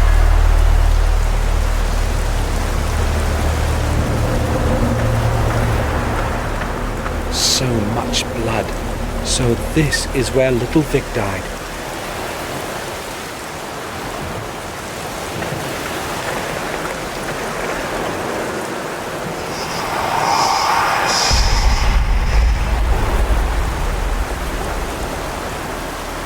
Another symbol. I should make a drawing of it.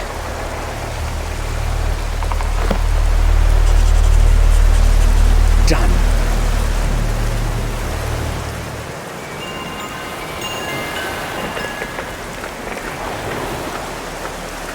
The third stone in the triangle.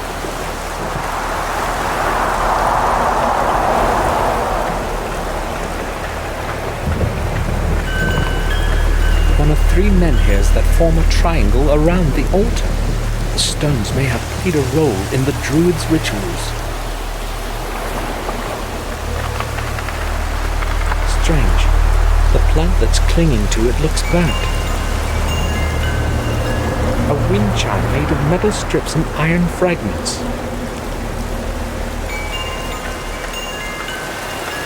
Detective? Yes? have had a look around this place, and I've noticed something. You might be interested in this. Yes, I'm listening. There is a symbol of some sort over there on that big stone to the left. Yes, I've seen it. It could have been here for years, maybe even longer. Oh, I don't think so. Why do you say that? Well, the paint is very bright, and also, I have seen a similar symbol before. Really? Where? Not exactly like this one, but quite similar. In fact, I have seen two different symbols. The first one on the old tower of our castle, and I noticed another one on the fountain where Morris found Henry. That's rather strange indeed. But you can remain calm, Gordon. I know from experience, often even the strangest things sometimes have little meaning. To me, those are just old signs. Who knows? Maybe they were used in the past to mark something that had long been forgotten. There might be dozens of them across the manor. Maybe. I doubt they have any connection with the case. I'm not so sure about that. But that's all for now. All right.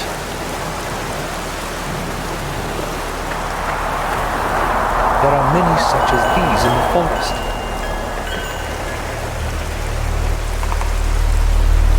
A small piece of cloth is sticking from under the leaves. The detective probably doesn't know about it.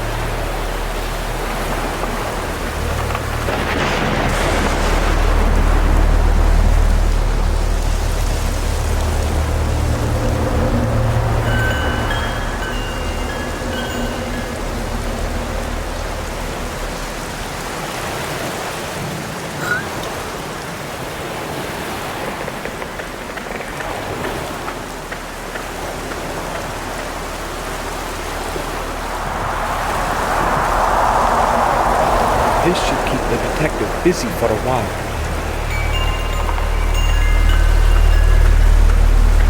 Detective? Yes?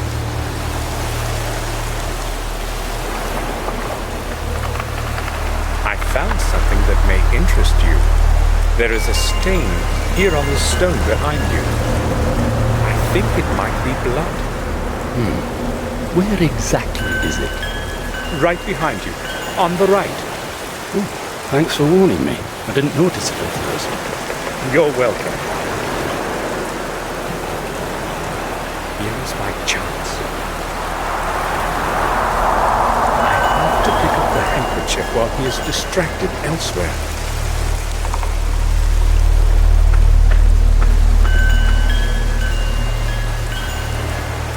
The Gordon symbol is embroidered in the cotton. How could the handkerchief have gotten there?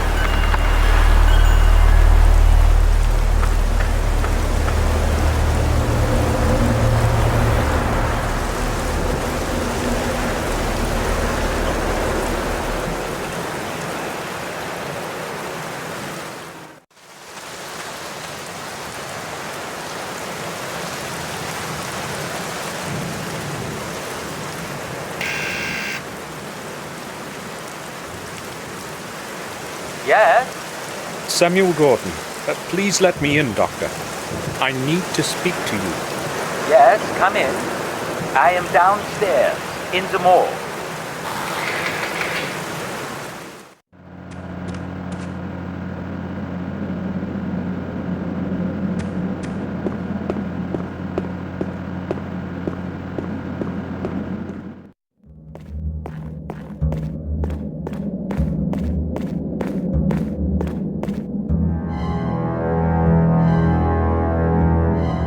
Mr. Gordon, to what do I owe your visit today? Good afternoon, Doctor. I have come to ask you about something. Oh, would you believe that does not actually surprise me? In fact, I sensed that you would show up. You have come because of that poor boy, correct? Yes, mainly. So, what do you want to know? I spoke with Collier about that boy. We were standing at the place where it happened. He didn't tell me much, other than the boy was killed by wolves. Yes, that was the original theory. The wounds were suggestive of an animal's assault. After a closer analysis, however, I can safely reject that possibility. So you have a different opinion? Yes, I have. The cause of death was severe blood loss and critical injuries of numerous organs. No animal living in these lands would be capable of doing this. Not injuries like these. What about an entire pack of wolves? The signs on the body are clear.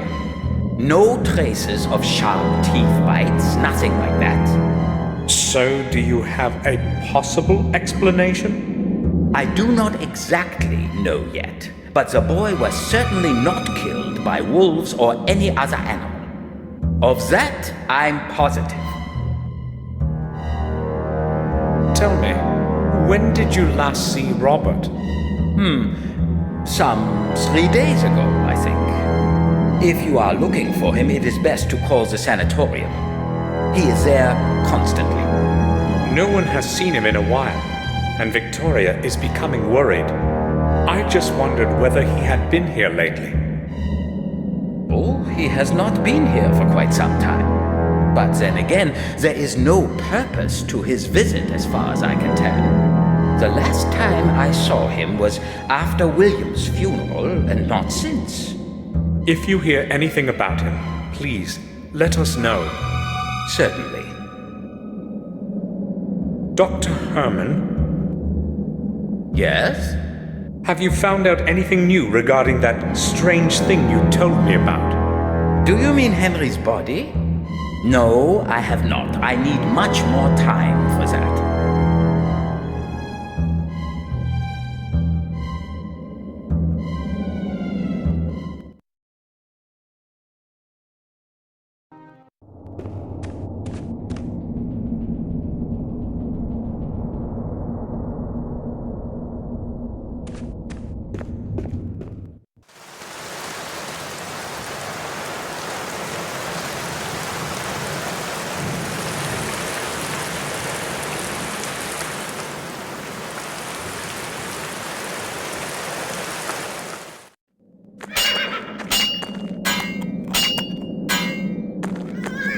Morris, do you have a moment?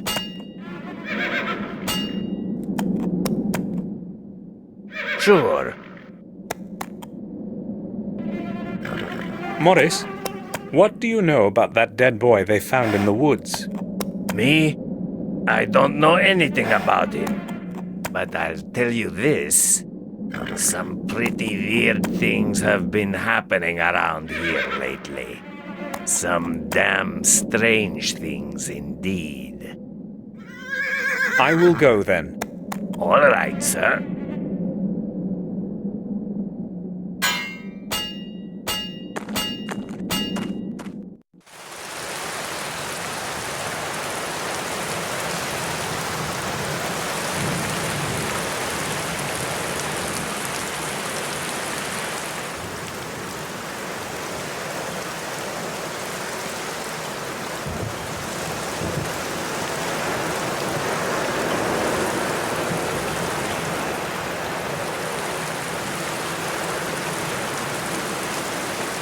There's a letter in it. Maybe Bates forgot to pick it up. I'll take it.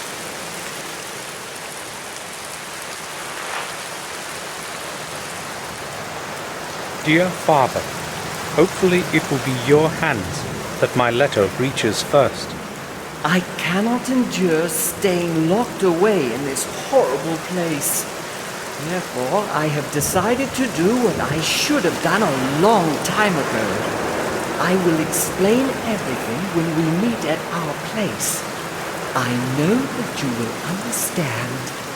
James. Father, so James is William's son.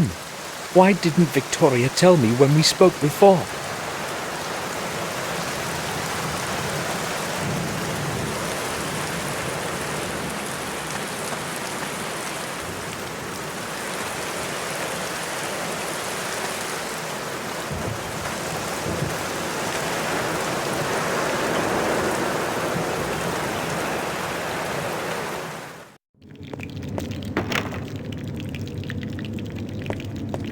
Bates.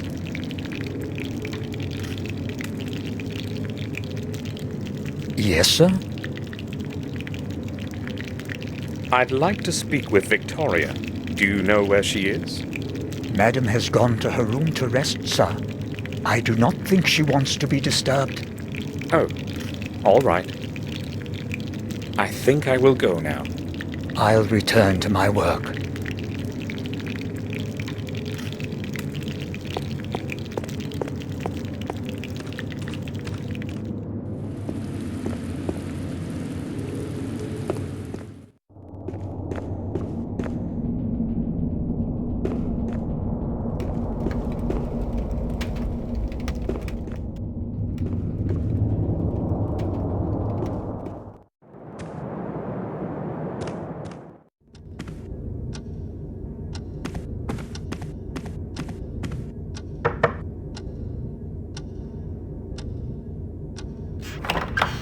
May I speak with you for a while, Victoria? Of course, Samuel. I'm concerned about Robert. I appreciate your concern. I spoke with the sanatorium's head nurse a few minutes ago. She had no news of him whatsoever. I'm worried, Samuel. Something strange is going on. I fear something may have happened to him. I'm sure Robert will manage. Do not underestimate this, Samuel. He is my oldest son, and then I have no one left but you. I'm quite sure nothing has happened to him. Everything will get sorted out soon. I hope you are right. I cannot wait in uncertainty any longer. We must do something. I would like you to go to Ashbury to find out what happened. Here we wait in darkness, and I have no one else that can go. Will you do it for me, Samuel? Of course. I'll set off straight away. No, please do not go in the middle of the night. It will be better to go in the morning. I don't mind traveling at night, and it is best that I go as soon as possible. Are you certain? The sooner I find out something, the better. All right, then. But please take care of yourself, will you, Samuel? You needn't worry. I must go to Ashbury and figure out what happened. Victoria, I found a letter in which James writes to William. He addresses him as Dear Father. So who is James, in fact? Oh well, it does not matter anymore anyway. It is true, Samuel. James is William's illegitimate son. I could not tell you before when you showed me that picture. I didn't want anyone to know. This secret must be buried along with William. I understand. Would you please excuse me now, Samuel?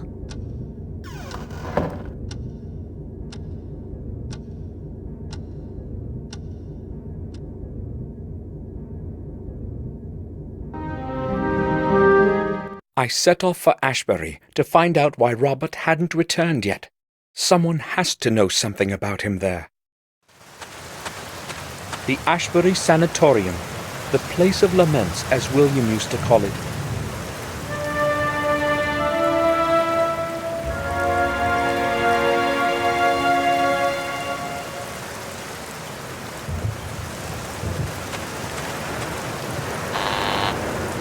Hello? I know this is an awkward hour, but can you let me in?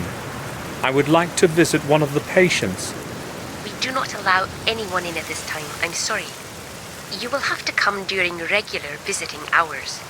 Tomorrow will be too late. Please, let me in and I'll explain everything. Oh, are you a doctor? No, I'm not. Who have you come to visit then, in the middle of the night? I've come because of Robert Gordon. He is the director here. Yes, I happen to know who's director here, Mr. Samuel Gordon. I'm sorry. I forgot to introduce myself. Very well then. I'll make an exception, Mr. Gordon. Push the gate open when you hear the buzzer and go straight to the main entrance. I will be expecting you in the lobby. Thank you.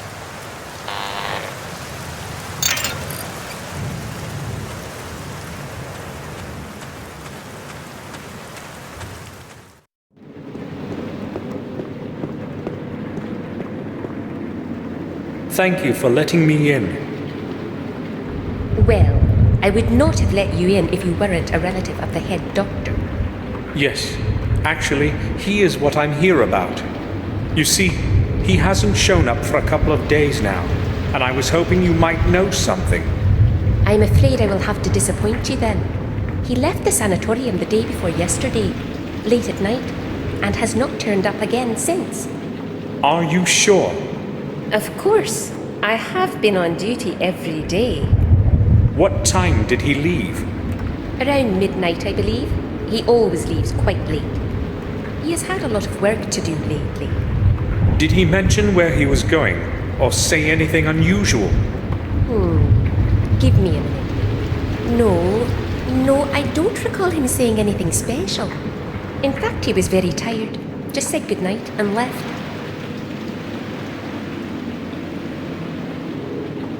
I would like to visit a patient named James. Can you show me to his cell? No, that's not possible, Mr. Gordon. Can't you let me in? Unfortunately, you will not be able to visit him, no matter what I could or could not do. I don't understand. Don't you know? James escaped the night before yesterday. I thought someone had told you. No, I didn't know. How did he escape? He must have gotten into the sewer system under the building. It should have occurred to me that he might do something like this. Why? Did he say something to you? Yes, I spoke to him the day before. He seemed much more anxious than usual. But there was more to it. I don't know if I can tell you. It is a delicate situation. Please speak. It might be important. Maybe it will shed some light on the whole matter with Robert.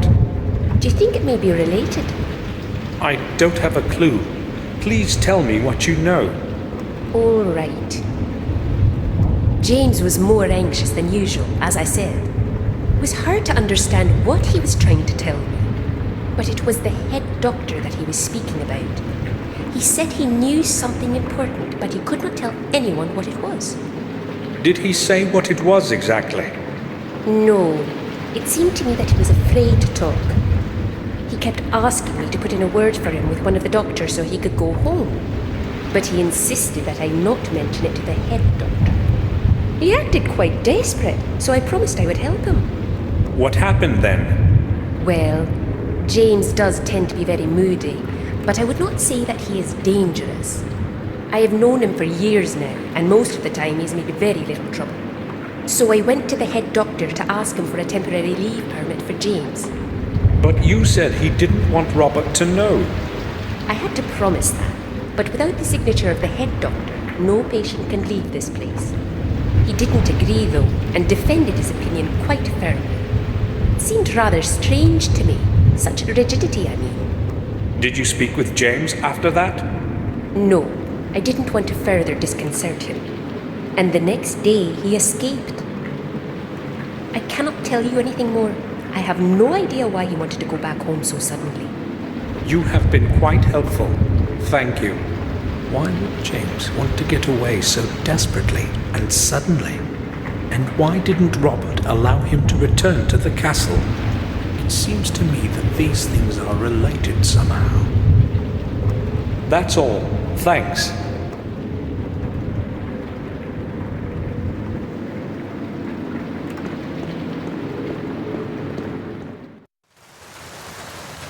Terrible weather.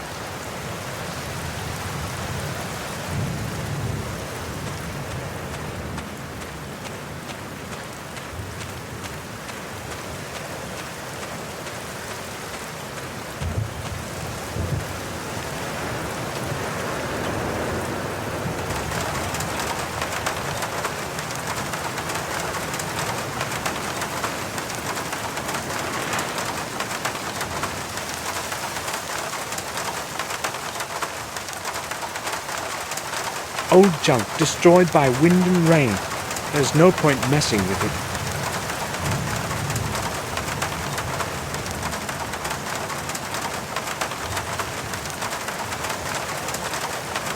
A few bottles of beer. The labels are not very damp. The bottles haven't been out long.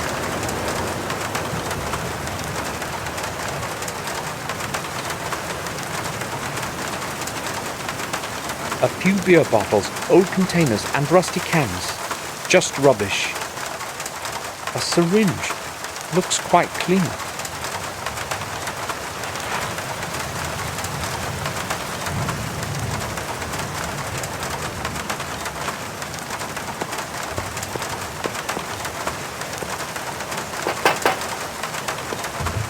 Who the hell is that?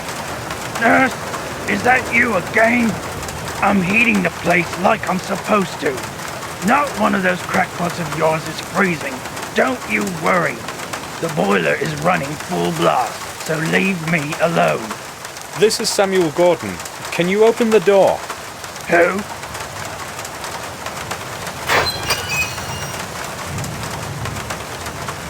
I'd just like to ask you about something. Yeah? What do you want from me? My Uncle Robert runs this institution. Can you let me in? I couldn't care less about who's running this booby-hatch.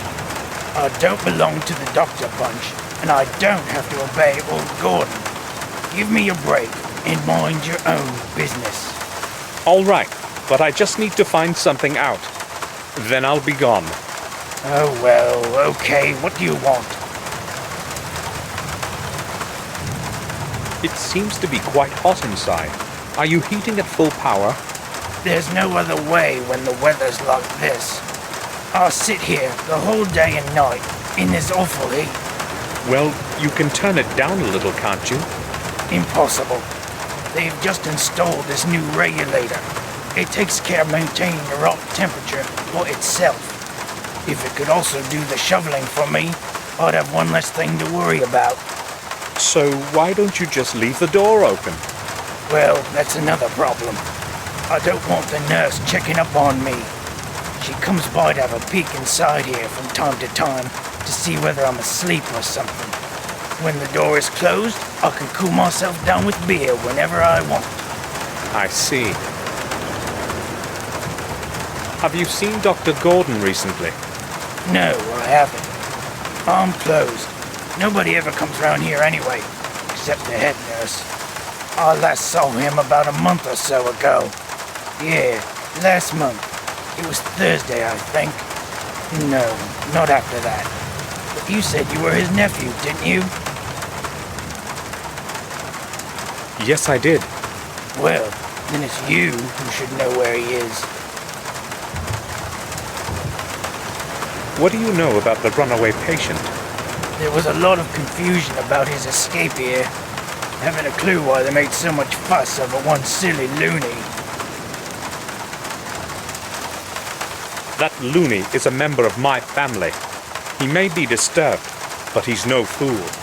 Oh, I'm sorry. How could I know that you were related? Now, why I asked. You know this place well, right? Sure. I've worked here for some years now. If you wanted to get outside, how would you do it? Listen, these are some odd questions, you know. Aren't you an inspector or something like that?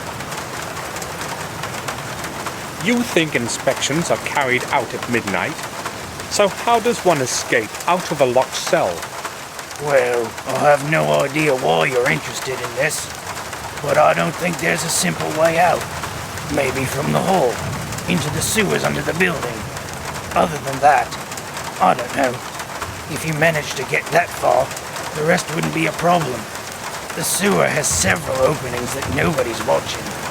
Why are you asking anyway? I'm just considering all the alternatives. Right.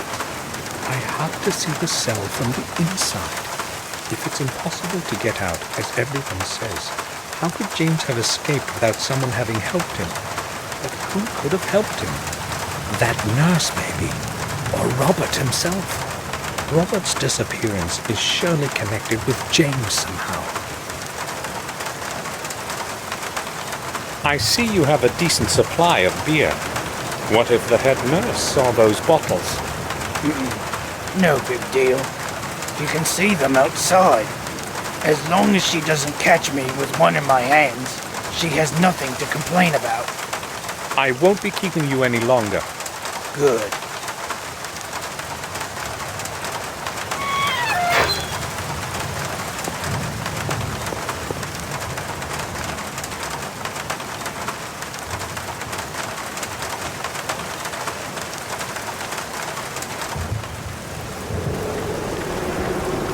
Everyone who died within the walls of the sanatorium rests here. A gloomy place.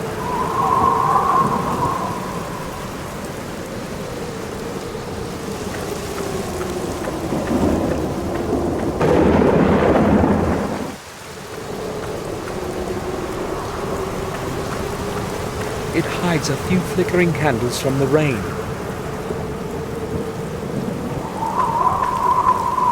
The resting place of someone of a noble family.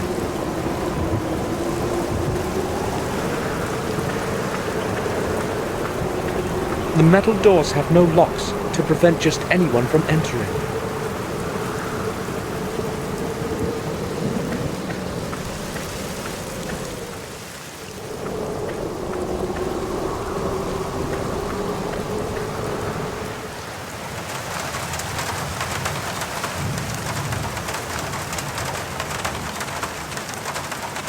Degree lager.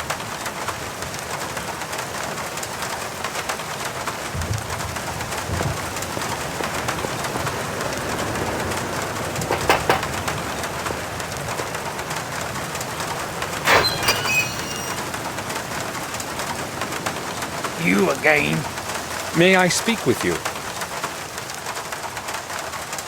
What do you know about the graveyard at the back of the sanatorium? Well, it's a graveyard. Do they bury patients there? Nah, not anymore. But I wouldn't go there if I were you. Especially not now. I'm no coward. But one never knows what can happen. What do you think I should be afraid of? No graveyard is suitable for a midnight walk. Especially not this one. You have any idea who all's lying there? Lunatics, maniacs, madmen, you name their twist, they're there. But why am I telling you this anyway? Go where you like. I won't be keeping you any longer. Good.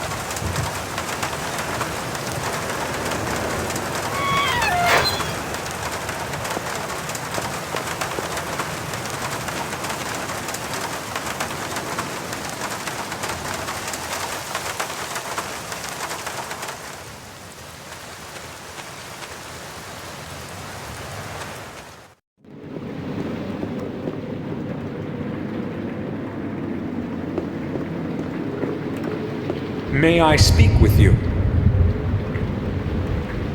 Sure.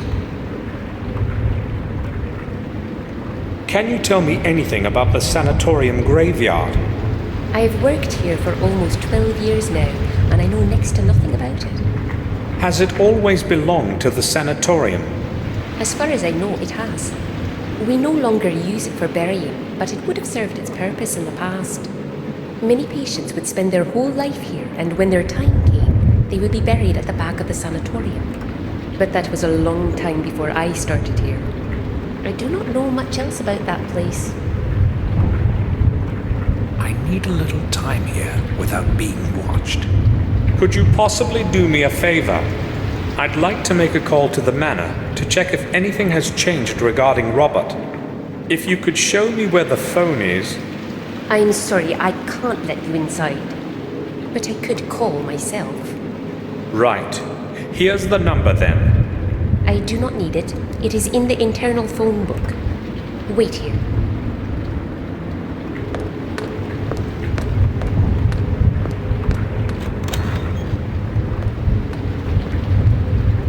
All right. I need to do this quickly before she returns.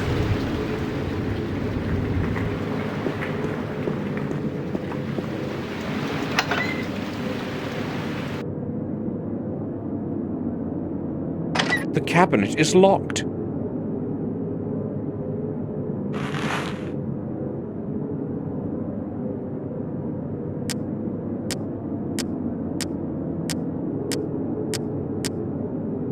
It has a slot of some kind at the bottom.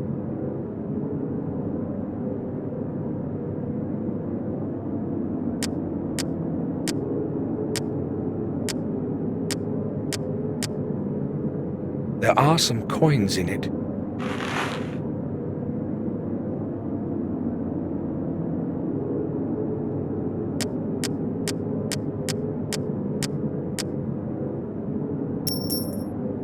coin fits in the groove at the bottom. A little key was hidden there.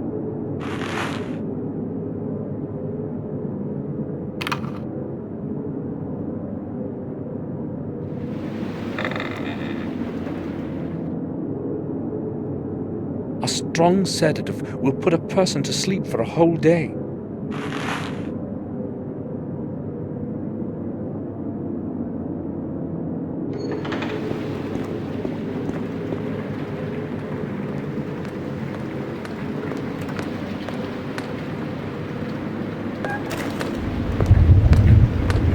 It took a while. No one was answering the phone this late. No problem. Did you learn anything about Robert? Unfortunately, Mr. Gordon has not returned yet. I see. Thank you for your time. You are quite welcome. It was nothing. That's all. Thanks.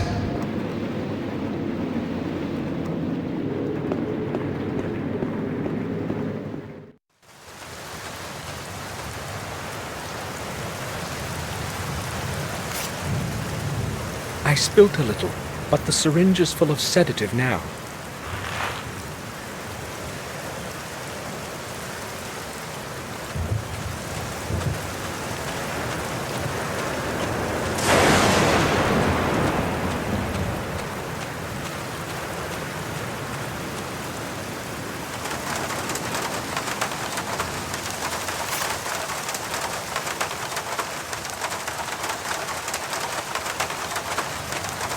I'll go with full dose so it kicks in fast. Now, get him to drink it. I'll have a look.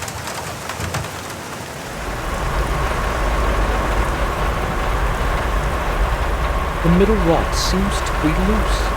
Maybe I could pull it out somehow. It's holding firmly to the masonry.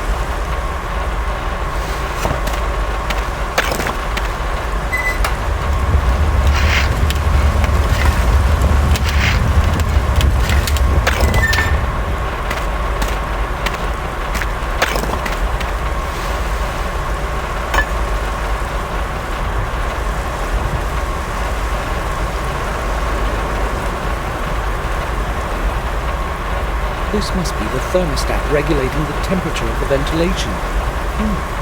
I can't see any controls on it.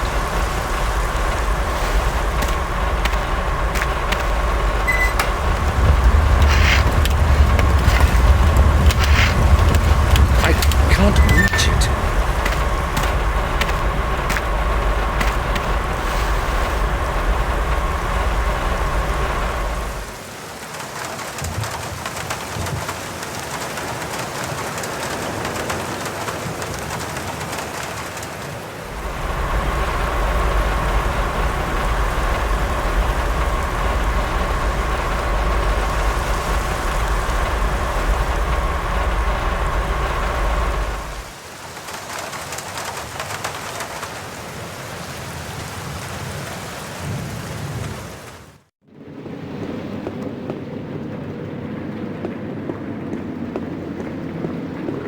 It's full of clean water.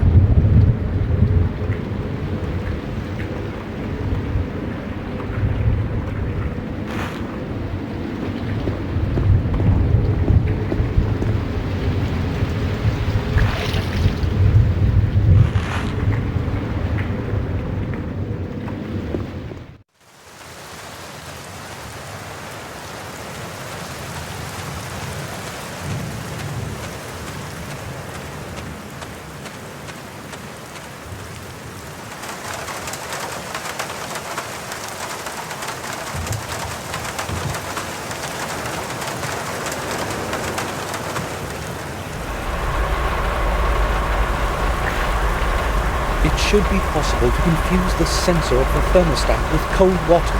The temperature inside will rise noticeably for a while.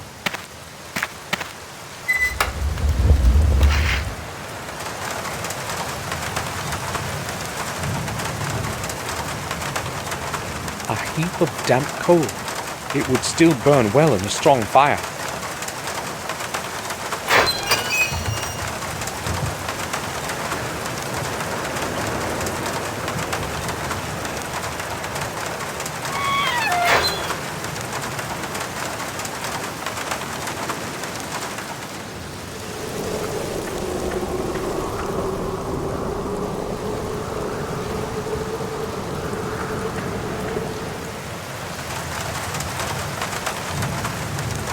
I've got to wait a little until the sedative kicks in.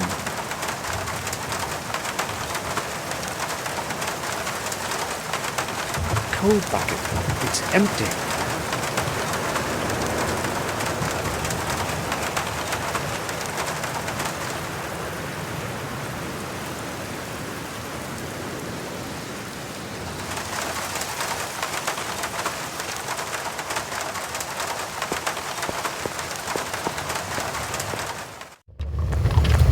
I mustn't make much noise. I could wake him up.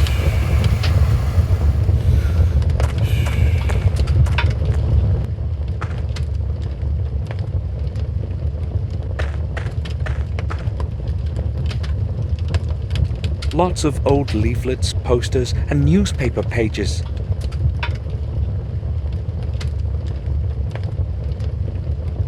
Messenger of the Gods. Sounds familiar. I wonder what door it opens. I'll take it. It's certainly going to be useful.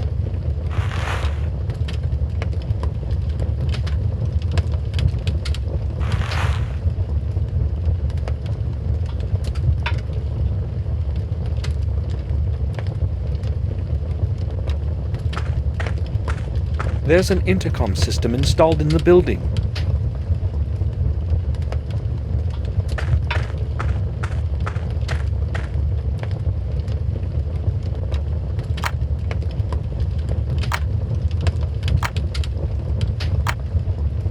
Nothing. It's not connected.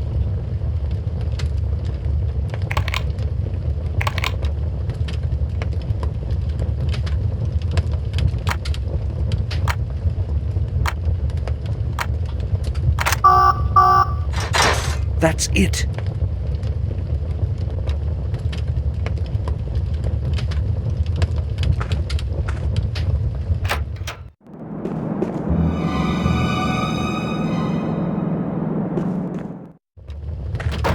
That was close. He almost noticed me. I have to lure him out of that hole somehow. There is no other way to reach James's cell.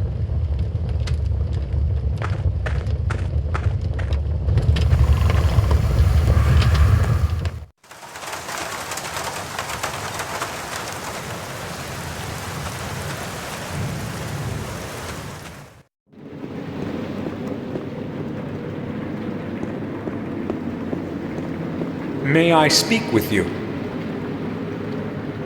Sure. Something just occurred to me. Can you possibly lend me the main duty schedule of all the employees? Do not think anyone will mind if you have a look at it. Although I have no idea how it's going to help you. Who knows? Maybe something will reveal itself.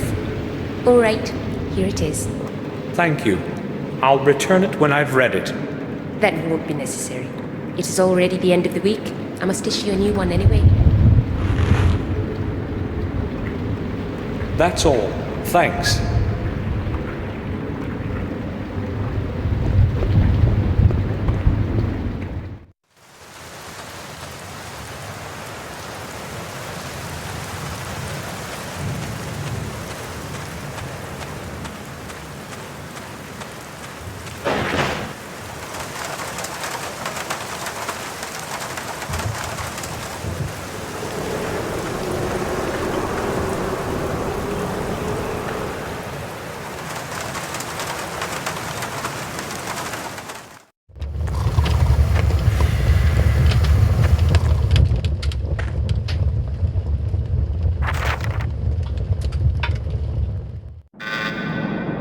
Dr. Smith, please come to the lobby. What could they possibly want from me this late? Damn, I guess I must go.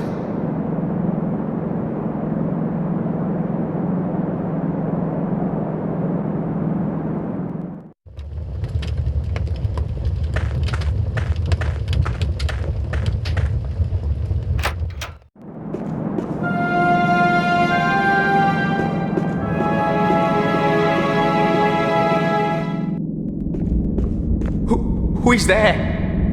Who is there? I have to say something before he gives me away.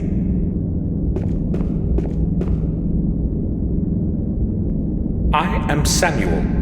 I am Ralph. We can't speak for too long, okay, Ralph? I do know one Samuel, but not quite, though. Why can't we talk, Samuel? Well, we can, but we have to speak quietly, or better yet, whisper. All right. Speak quietly, Samuel. I need to know something. Will you help me? The nurse says I'm good, but now I'm very sad. I will help you when I'm not sad, okay? And why are you sad? Well, because of Bubby. Who is Bubby? Did he do something to you? No! Mr. Bubby is very kind. He is my friend. But now he's gone, and I don't know where. Perhaps I made him angry somehow. And what does he look like, this Mr. Bubby? Maybe I can help you find him. He's no animal. He's very clever and talks to me often. And what does he look like? He's not tall like us. He's short, but very handsome. Oh, okay. If I find him for you, will you help me? Yes. I hope you didn't get lost. You'll be searching hard, won't you, Samuel? Don't be afraid. I'll find him. It's probably a toy. Where could he have lost it?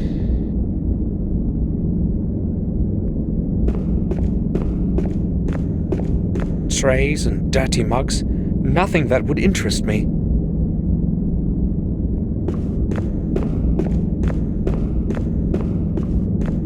Let's see. There's something in it.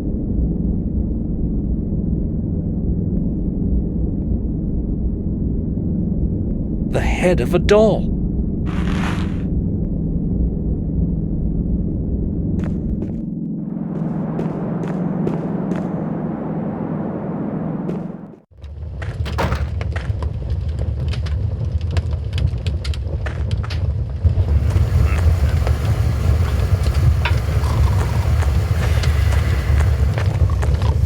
There's something buried between the coal fragments.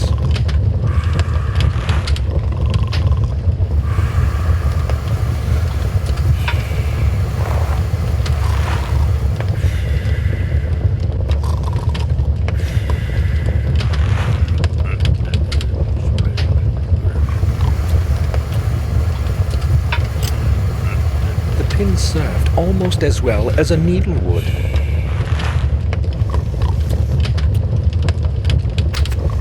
Ralph's Bubby is complete now.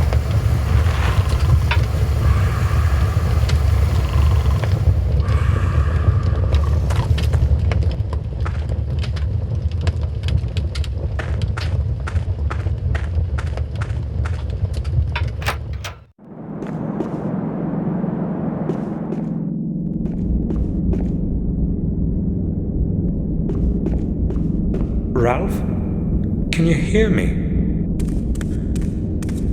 Yes, Samuel, I can hear you, but I am still very sad. Poor Mr. Bubby. It's no use. He won't talk to me. Ralph, Mr. Bubby is fine again. Here he is. Oh, that's very good. I'm glad he's here with me again.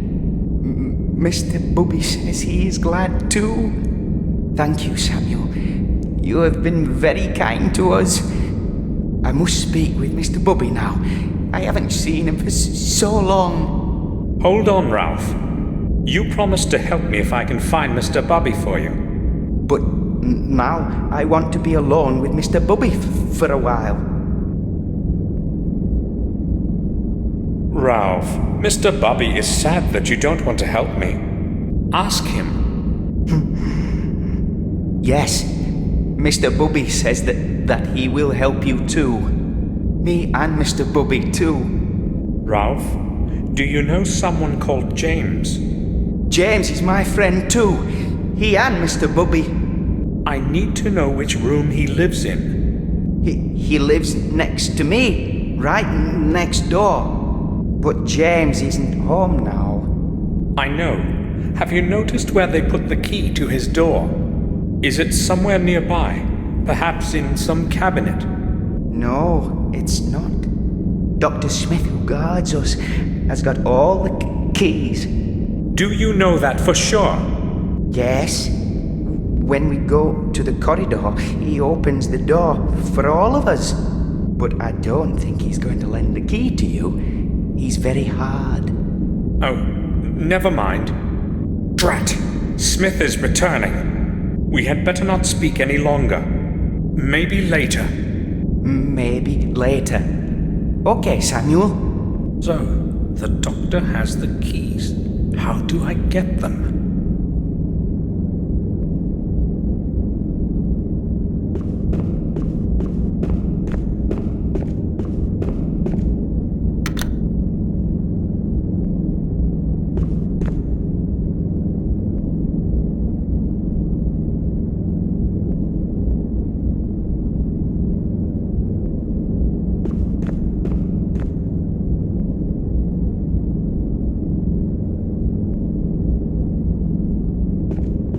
I've got an idea. I just need to flip the switch. No one will notice. I've got to attract attention somehow.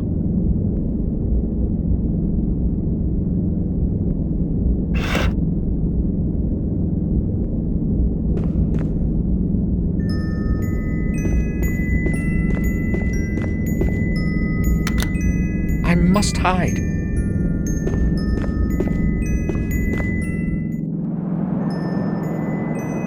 Hey, what is going on over there?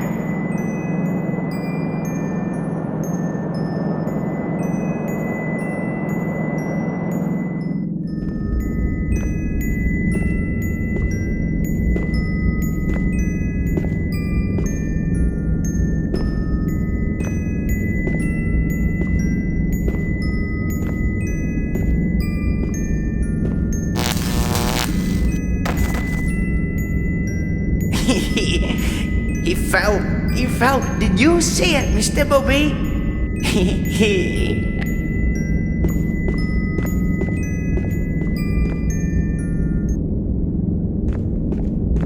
I hope I haven't hurt him.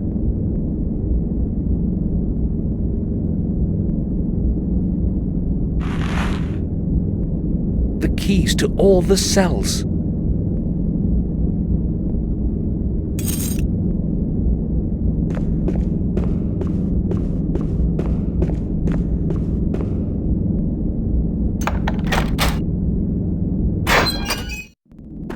An awful place. A normal person would not survive a single month in here. I should examine the cell before someone catches me.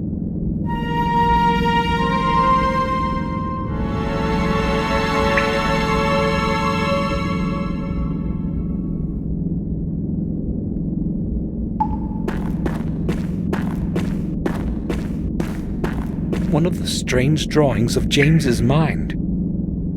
This drawing is crumpled, as if someone threw it away and then put it back on the wall. I'll try to remove it.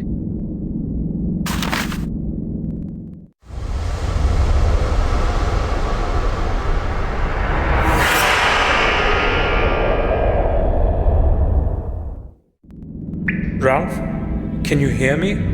Yes, Samuel, I can hear you. Good. Can we talk now? You found Mr. Bubby for me, so you're my friend now. I like friends a lot. Do you know that? Yes. So, what was it that you wanted to talk to us about, Samuel? Tell me about James. Do you know why he ran away? I think he no longer liked it here. And also, he was scared a lot. What was he afraid of? I can tell you. You won't tell anybody, will you? I won't, Ralph. he was afraid of the head doctor. I too am afraid of Mr. Head Doctor, but James was really scared. Why was he afraid of him? He came once to James in the middle of the night, and they were talking for a long time. I was listening through this hall. Mr. Head Doctor was shouting at James a lot. Did you hear what they were talking about? Maybe. I don't know. You must have heard something. Only a couple words, really. Just a couple. Something about William somebody and a castle. I can't remember anymore. I was scared. Okay, Ralph. Robert was probably quarreling with James about his possible return to the castle. But why didn't Robert want to let him go home? You said you are scared of the head doctor. Yes. Very. He's not a good man, Samuel. Why are you afraid of him? He often shouts at us, and he's very strict. But I'm mostly afraid of him at night. He sometimes goes around to our rooms, and then something happens to somebody. Tell me more. Once at night, he also came to me, gave me some medicine, and after that, I was very sick. He said he would give me more if I told anyone. You will not tell him that I told you, will you, Samuel?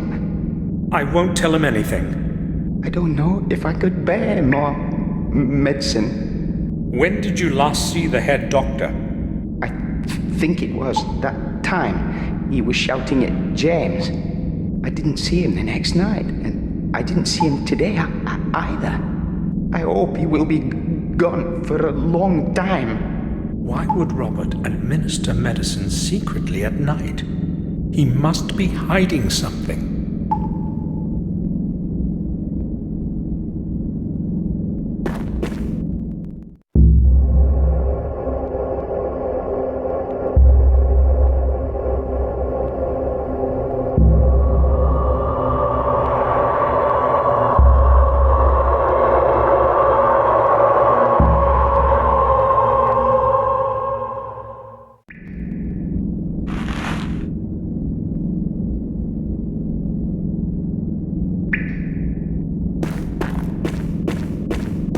There's a hole in the mattress. Everything is in decay around here. A piece of paper is sticking out. I'll try to pull it out.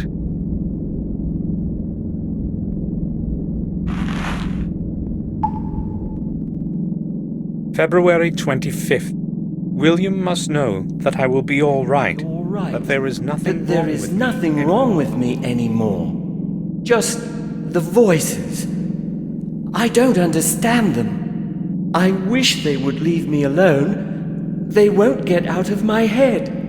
Not even when I beg them. I paint a lot in the evening. It helps to drown out their whispering. The strokes of my paintbrush connect into a coherent image in the end without my thinking about it at all. It's as if someone leads my hand.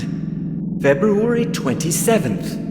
I must see William somehow before I get absorbed into this place completely. When we meet, I will tell him everything. William must learn of the evil things Robert is doing to us here.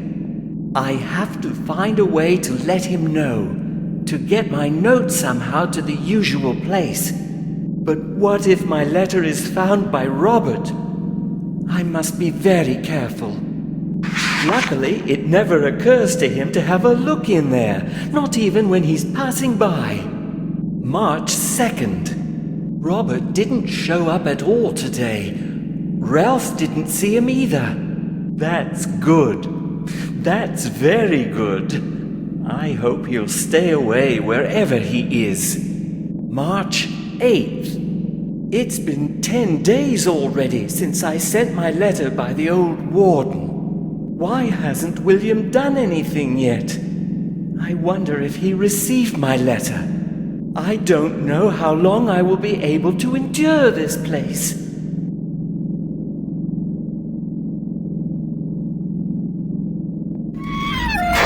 All right!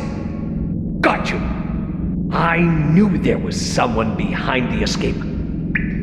Do you hear me? I'll be back in a minute, and then you will have things to explain. The doctor has likely come too. I've got to get out of here before he brings someone. I don't really feel like explaining why I stunned him.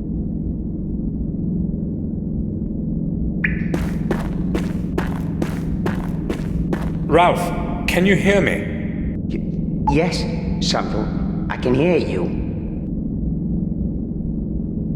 Ralph, when James was planning to escape, did he speak to you about it? Yes, Samuel. Did he mention how he would do it? Yes, he did. Will you tell me? But I can't. That I can't do. I promised James. I wouldn't tell that to anyone. Ralph, James is my good friend too. Do you understand me? I know he would tell me himself, if he were here. All right. I think I can tell you. Mr. Bobby says it's okay too. James has got a hole under his bed. Yes, a hole. Under his bed, you say? Yes. Yes, surely. Will you promise that you won't tell anyone? Don't be afraid, Ralph. Mr. Bobby trusts you, Samuel, and so do I. I go speak with Mr. Bobby now. Seems so sad to me.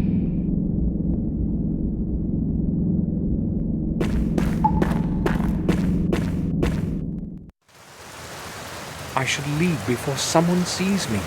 I'll return later when things have settled down. I'd better leave now.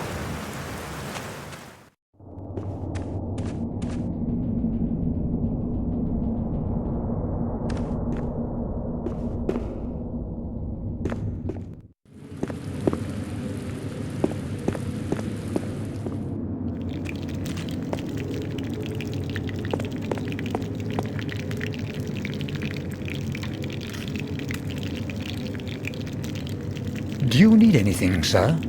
I would like to ask you about something. Certainly, sir. Can you tell me where the old lighthouse is on our lands? I do not recall having heard about it. But certainly you do, sir. The decaying ruins are along the Sharp Edge Cliffs. It is the only building in that wasteland. You cannot possibly miss it. May I ask why you are interested in it? Well, I really just wanted to know where I would find it. I think I will go now. I'll return to my work.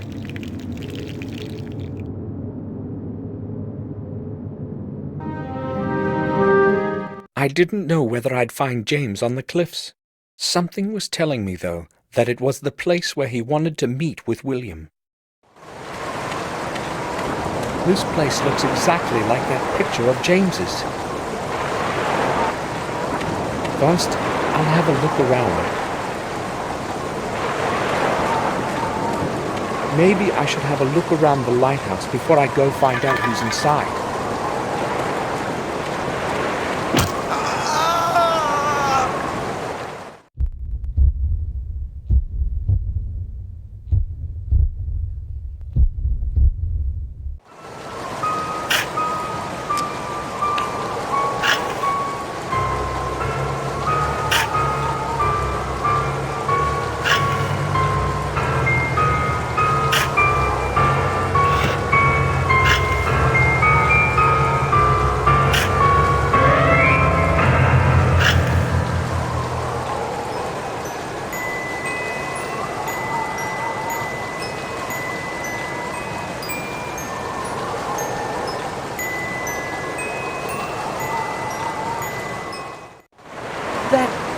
Melody. I know it. Yes, you know it. Try to remember, James. I heard it so many times when I was a little boy. Trust me, I'm telling you the truth. I am Samuel. William was my friend, just as he was yours. Samuel. I don't remember the name. It's all so distant now. William raised you as a son. I just wanted to go back home. I sent a letter to William, but he neither replied nor came to see me. He could not come, James. It was I who found your note, and that is why I have come. Why couldn't he come? Is he ill? William is dead. No, I don't believe you. You're lying. He will come for me and take me home. You have to trust me, James. William died a few days ago. They found his body under the old tower. Everyone believes it was an accident, but I don't believe it. I've come to you because you can help me find the truth. Me? There's no way I could be of help. I don't believe in truth anymore. But you know something that can help me find it. You must help me. I don't even know who you are. What if you're lying to me? What if you have come to take me back? I'm your only friend now, James. If you tell me what you know, I will help you return home. Why should I trust you? Well, you don't have much of a choice. Maybe you really are my only friend. And if you're lying, it doesn't really matter anyway. I will never return there. I'd sooner kill myself than be with those people again. You won't have to if you help me. All right. I'll tell you everything you want.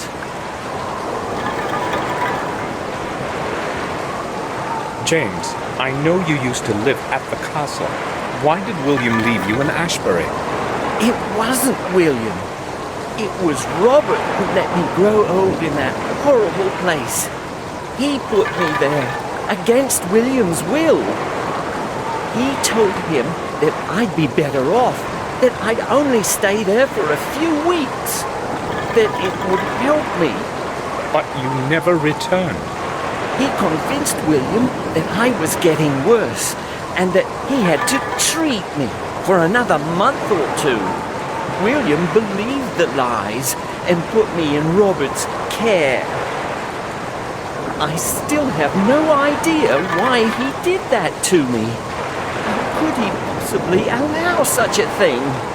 So, Robert was lying to him all that time. If it hadn't been for him, I could have returned any time. Now, everything's changed. I am here, and nobody, not even Robert, is going to get me back. I hate that bastard.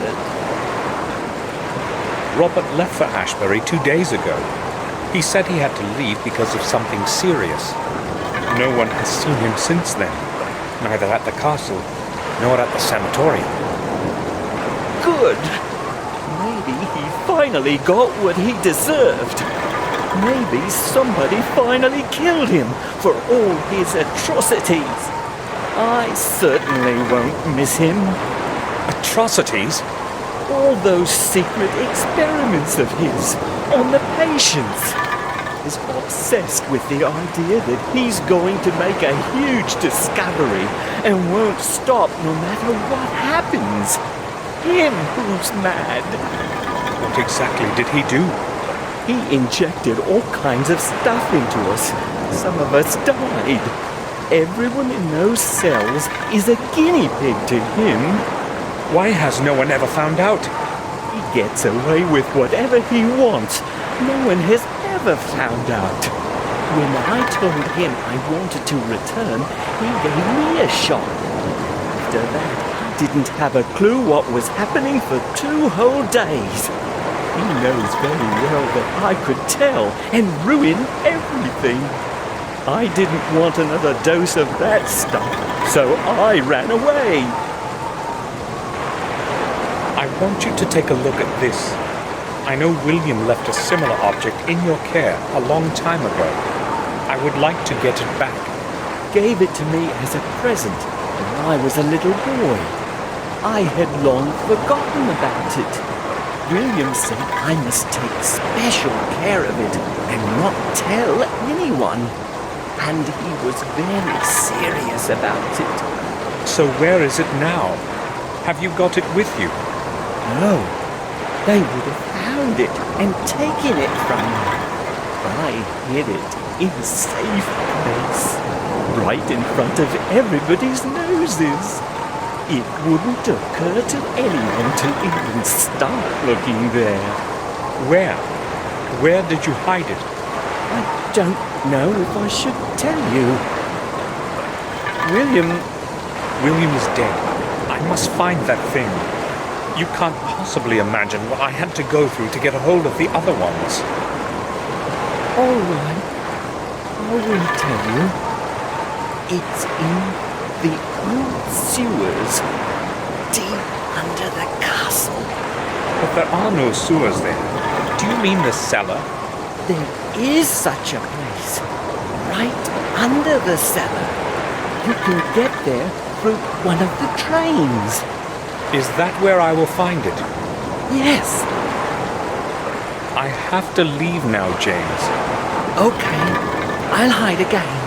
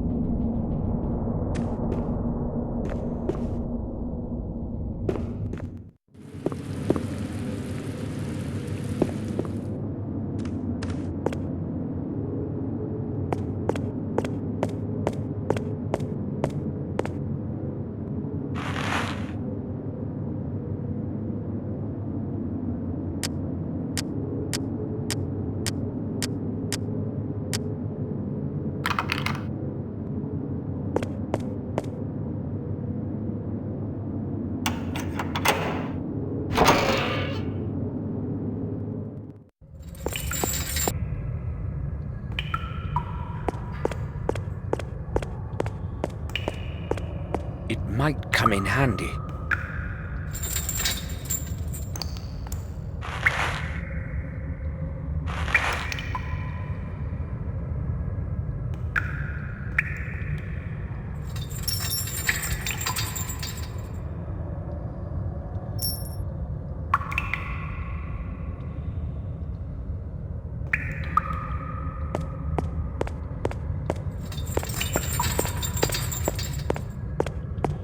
I can't see anything there.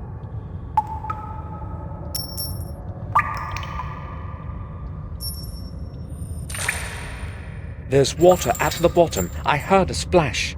I won't be able to enter the underground through here.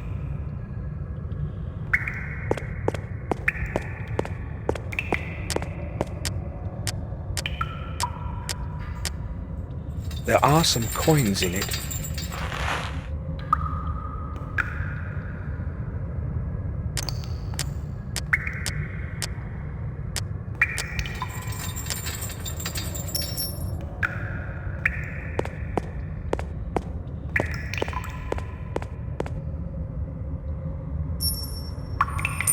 Nothing.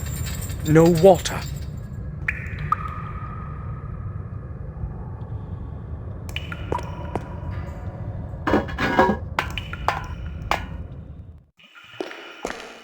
James did not lie.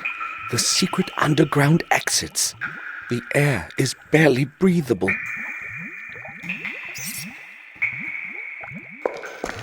What good would a fountain be in a cellar? Perhaps it would bring up the water from the well when the castle was besieged. The water here couldn't be drank as it is, though. It's like a swamp here.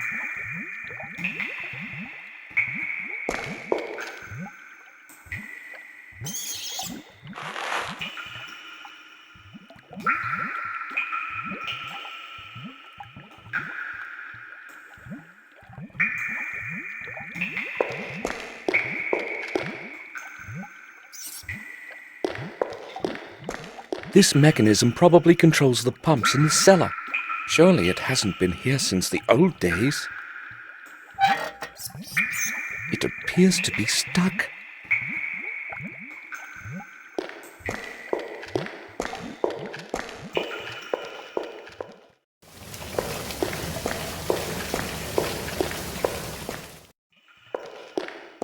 The air smells awful, like a swamp.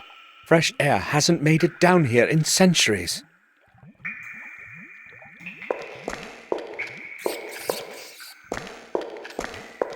The steps can't be used. They're entirely buried in water. The water must have been standing here like this for years. It's full of floating algae and dirt.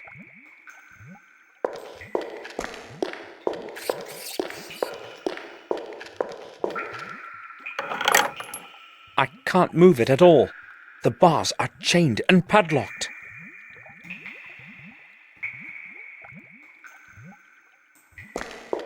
I think that this is where the water comes in. The hatch is closed, though. A part of some mechanism. There is so much algae in the water, the cogwheel hasn't even sunk. How can I get it out?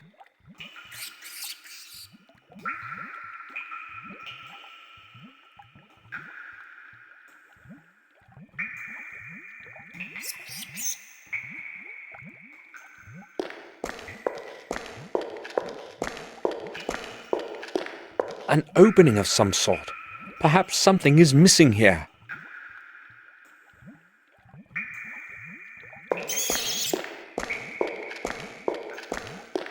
It's rusty from the dampness. One of the rods is loose.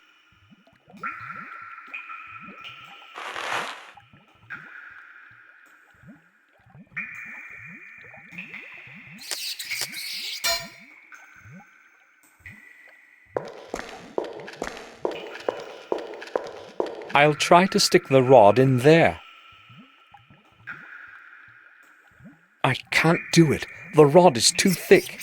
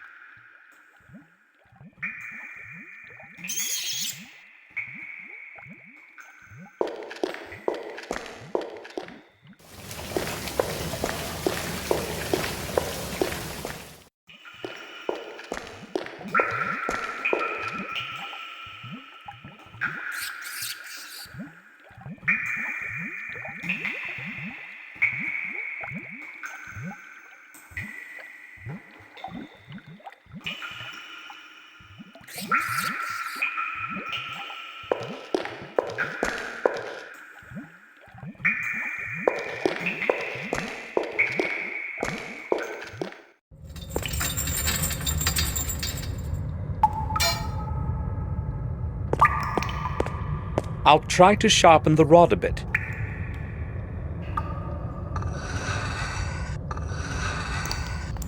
That should be enough.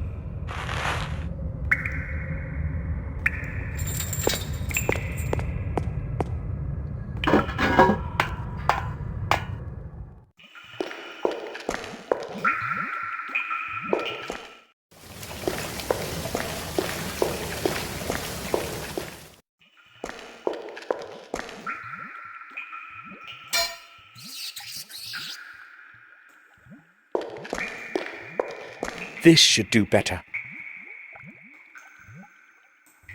Okay, I've put the rod in the opening.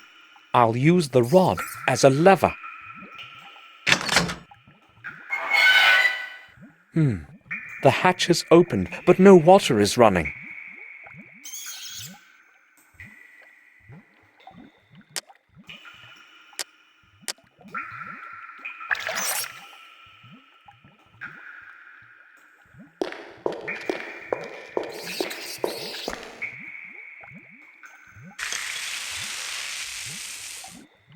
Richard's acid has dissolved the padlock as if it were made of paper.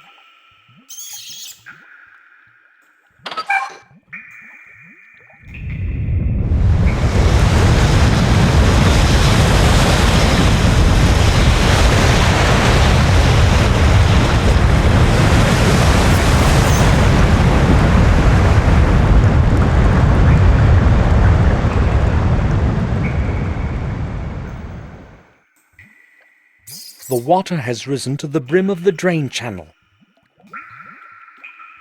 It's still too far. I cannot reach it. I'll tie the hook to the rope.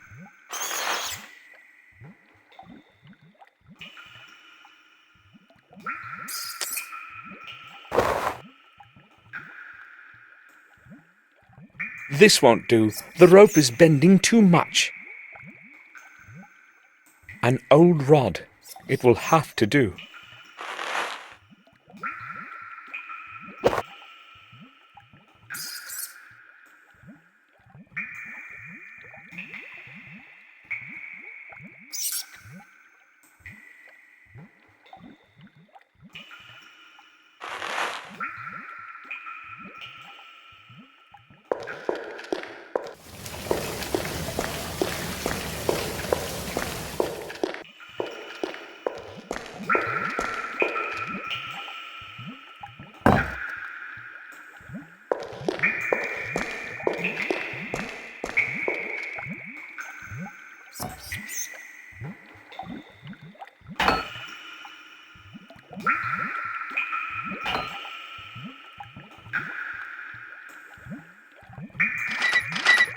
It works.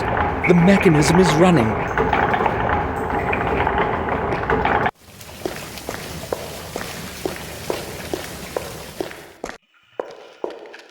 The water has drained into the underground system of channels.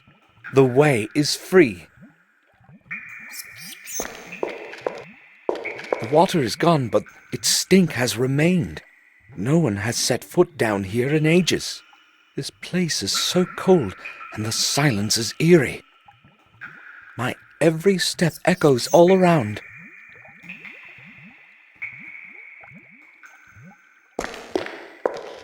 This must be James's chest. I have found it at last. He had probably hidden it somewhere before the room was filled with water.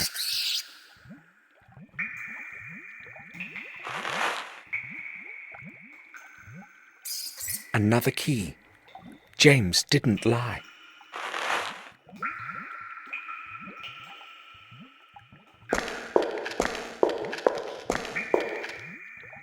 Some strange symbols in a circle. The underground certainly had a different purpose in the past than just to keep the water away.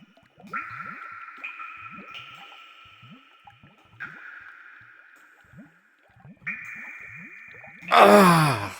My head. I'd better take my medication.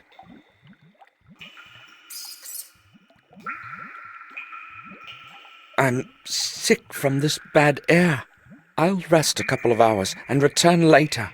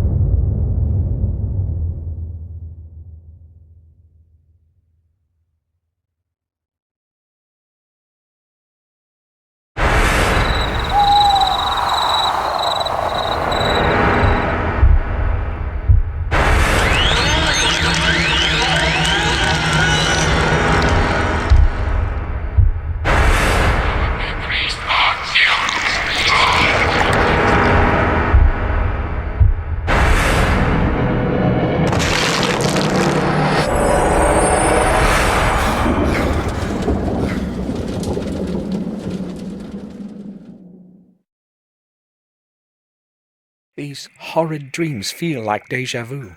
Why am I dreaming such awful things? Just 2 days ago, my gloomy morning thoughts were interrupted by Bates' knock at the door.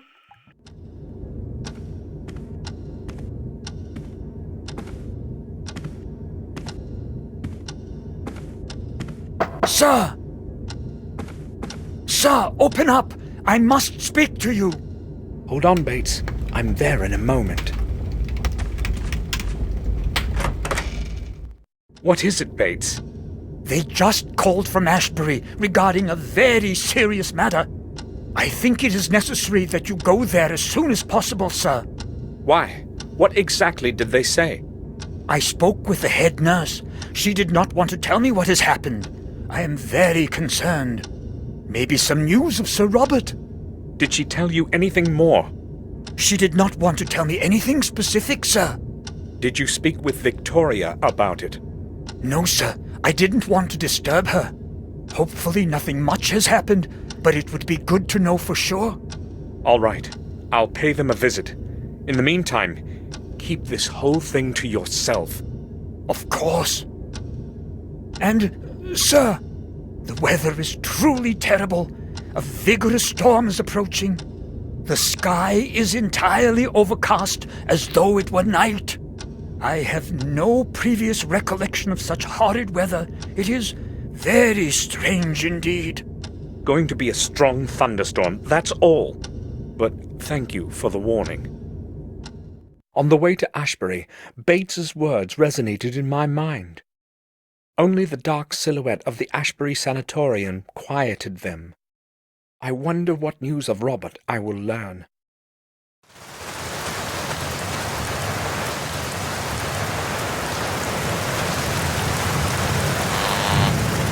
It's Samuel Gordon. Can you let me in? Just one moment, Mr. Gordon.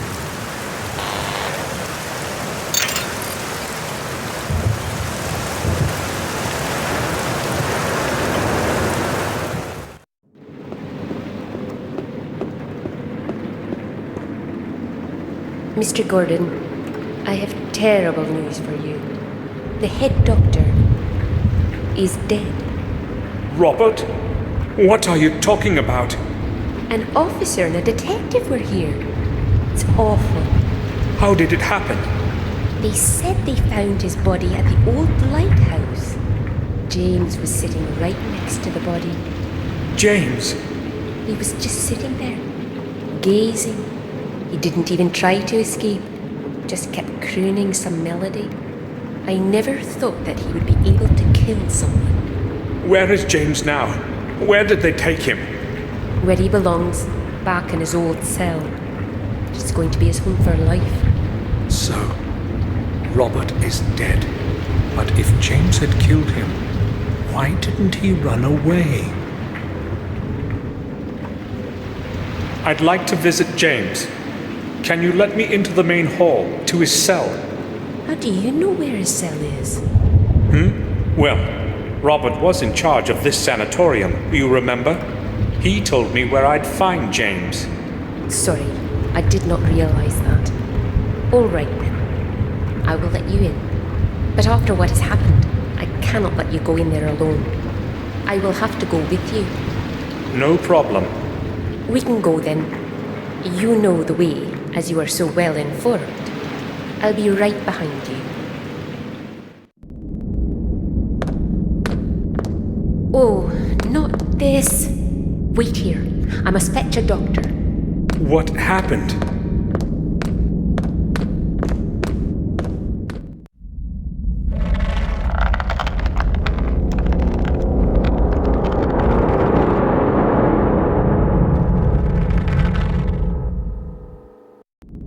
James, what he feared most has happened. He couldn't return to this place.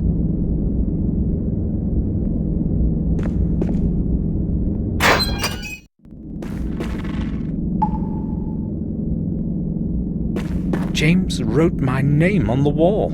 Why did he do it? At least he died quickly.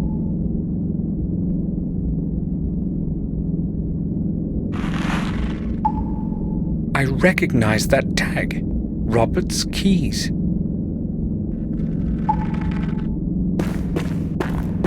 Someone has plastered over it. I'll try to get the plaster off. Damn, the blade cracked. Ralph, can you hear me? Yes, I can, Samuel. Have you come to visit me? Or have you come to visit James? James? James is no longer here, Ralph. Why are you saying that? James is here with me. He's always here with me. I can hear his voice. He wouldn't leave me alone here. I need to ask you about something that concerns James. Yes, me and Mr. Bubby will help you. Ralph, when did you last speak with James? Do you remember? Yes, Samuel. What did he say? Did he talk about why he escaped? Maybe, but he was so terrified and was saying such a lot. Was very confused by it all. He kept saying that he hadn't killed him. That's what he was saying. Robert? Yes, him. What else did he say? He said he knew who'd killed him. That he knew. The name? Can you remember the name of the person he was talking about? No. I was confused. He also told me he's saying goodbye and that we would not see each other again. He didn't want to be put in his room again. Ralph, please, try to remember who James was speaking about. I don't know. I really don't. He wouldn't speak then, and there was a long silence. I don't like such silence. All right, Ralph. I have to leave now. Okay, Samuel. Mr. Bubby says okay. Ralph was the last one to speak to James, but I probably won't be able to get much more out of him.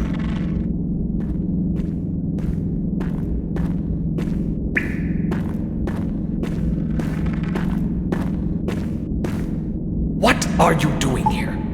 Get out immediately! You have no business being in here. I set off for the old lighthouse on the sharp-edged cliffs, the only possible place where I can find out something about Robert's death. So here's where they found Robert's body.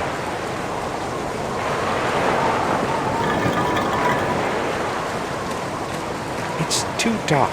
I can't see anything in there.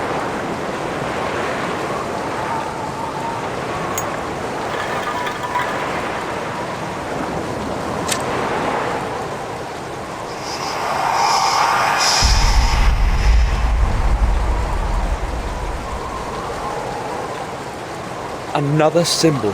I should make a picture of this one too.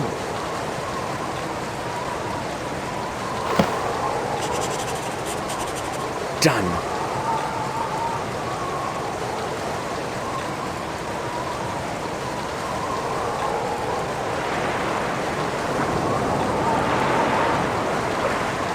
There's nothing more to be found out here. I'll go to the moor. Herman may know something new.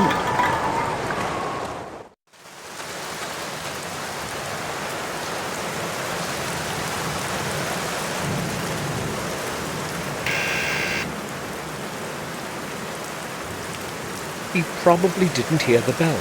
I'll try again. He isn't answering. Strange. I thought he'd be at home. It's open. I'll have a look around.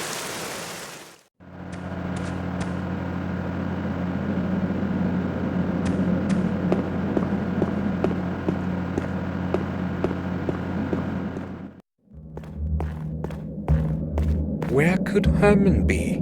He left the door open and the morgue too. Strange indeed.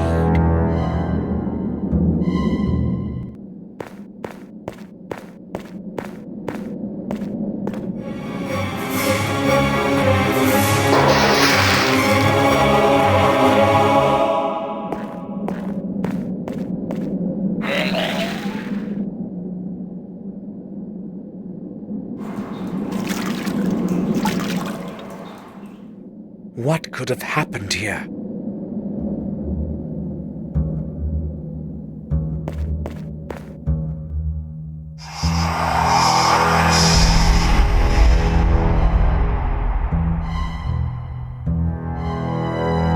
The fifth symbol.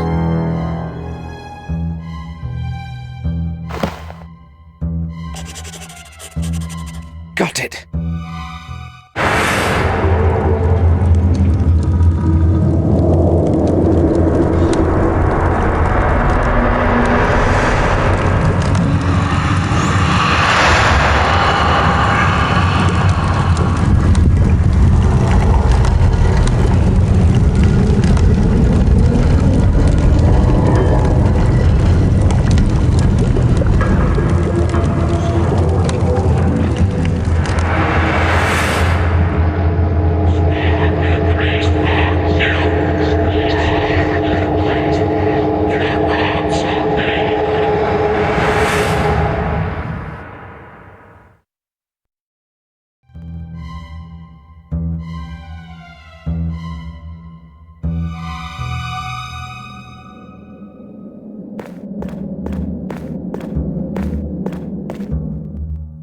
Who could have killed him? And why? He's clasping something in his hand. The fingers have stiffened and cannot be opened in their post-mortem spasm.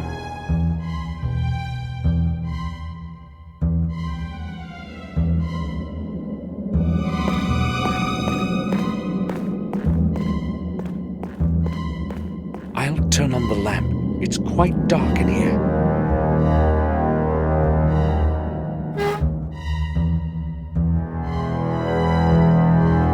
There are a few plastic bags under the book. I'll take them. There is nothing in them.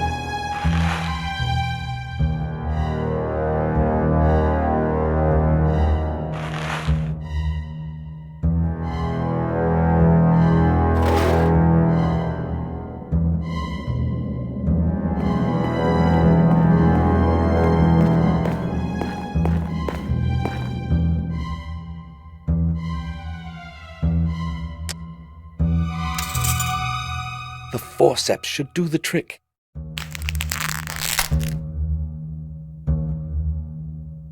That must be the hair of the murderer. I have to put it into something.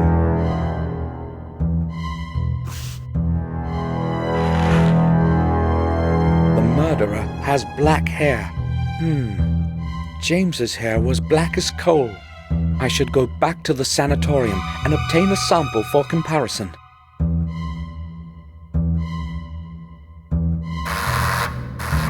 Someone's ringing the doorbell. I'd better leave quickly.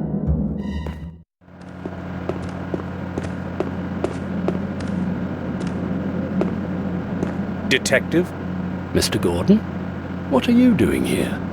I've come to see Dr. Herman, and, I know what it probably looks like, but I'll explain everything. What are you talking about, Gordon? I don't know how to say this. I found Herman downstairs. He's dead. What? I went downstairs and found his body on the table. That is a serious matter. Are you sure? I know what I have seen, Detective. His body is lying on the autopsy table, with the head off. With the head off? I must go there right away. Listen, Gordon, when you found him, were you alone? Was no one else with you? No one. Strange how coincidence tends to lead you to a corpse. He was already dead when I came around. I believe you. I know who is behind all of this. Really? Who? That lunatic who escaped from Ashbury a few days ago. Who else? Who else could possibly have committed such things? You remember that boy? And now, Herman. Disfigured.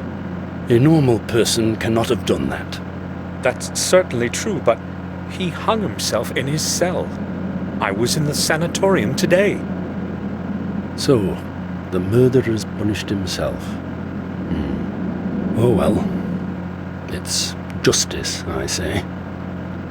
But you haven't got any evidence. Gordon, there are several disfigured corpses and a madman was on the loose. You want more evidence? No thanks. Good that you told me about him, Gordon. Now please leave. I've got to go downstairs and deal with this. Goodbye. Goodbye, Detective.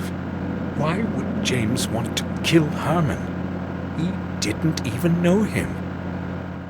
I've got to get a hold of a sample of James's hair somehow and compare it with the chunk that Herman was clasping in his hand in his post-mortem spasm.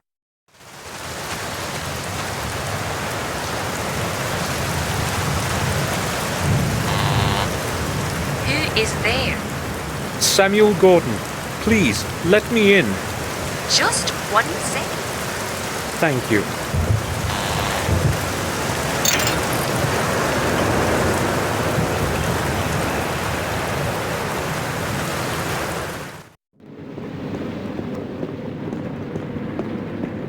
May I speak with you? Sure.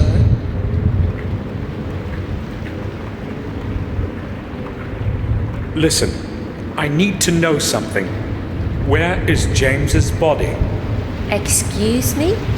Don't ask. Just tell me where it is. Well, all right, if you must know, we cannot get hold of Dr. Herman. I don't know what is going on. So we placed the body in the old chapel in the graveyard until he arrives. It cannot stay much longer, though. It has to go to the morgue. That's all. Thanks.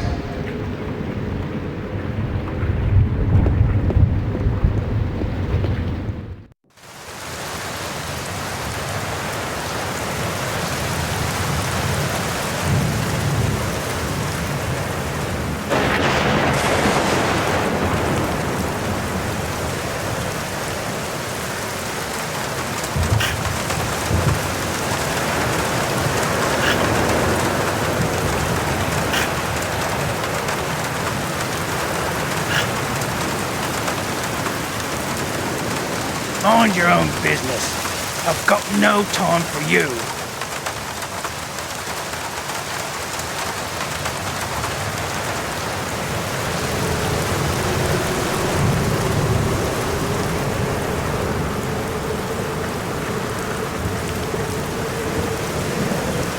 The chapel is locked.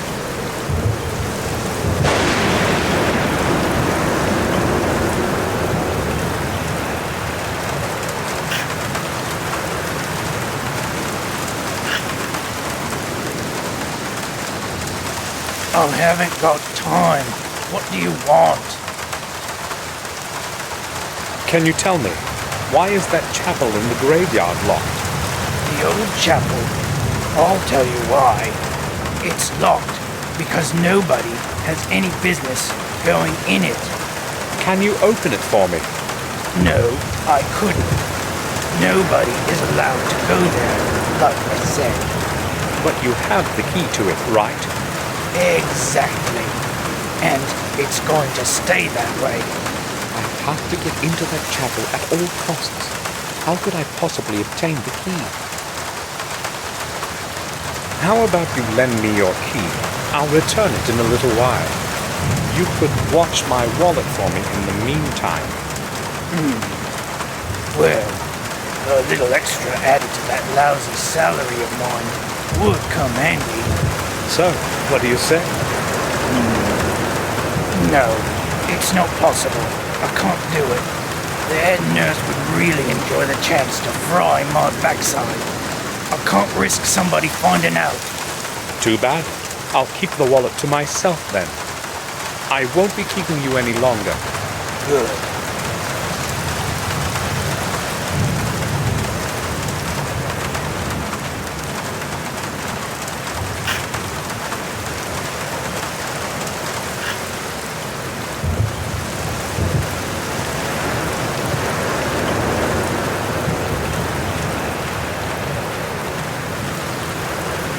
This is the only way to get inside the sanatorium.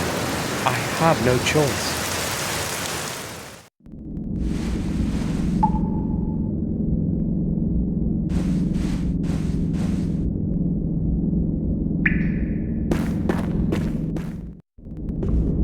I must be quiet so I won't get caught. This time, I wouldn't have any explanation.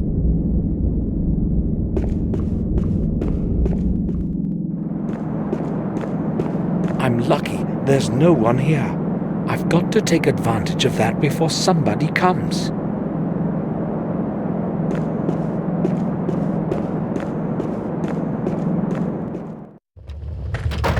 How do I obtain the keys to that chapel?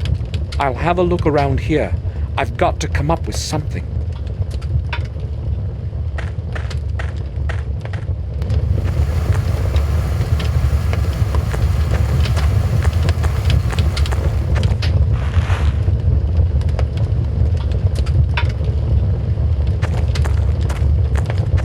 The door of the boiler is very hot. I will get burnt.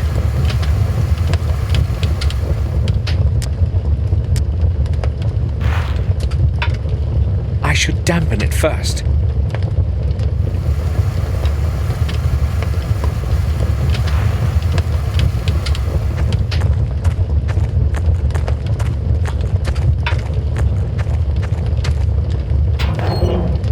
Too bad. No spare keys. Just an old pair of rubber boots. personal stuff. I'll leave it as it is.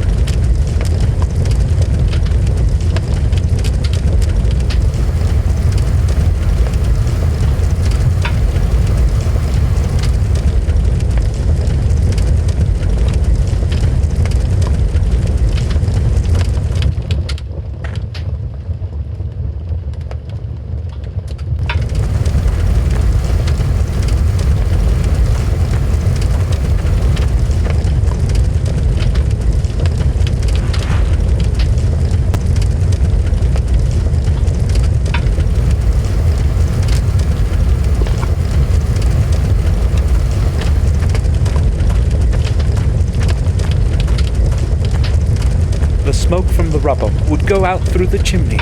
That wouldn't help.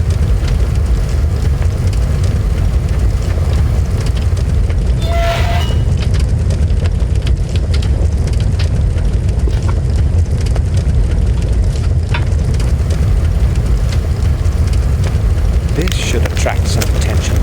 Now, I've got to get going.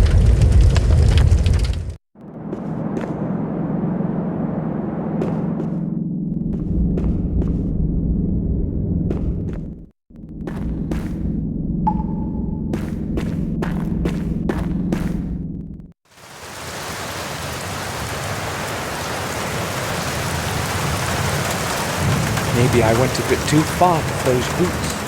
Hopefully none of the smoke has gotten into the building.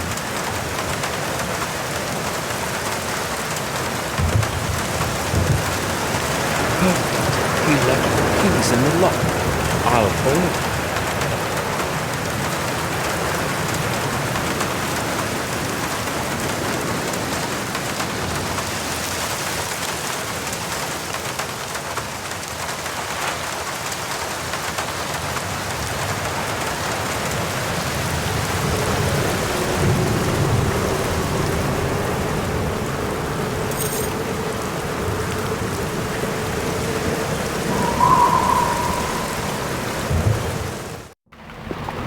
James's body.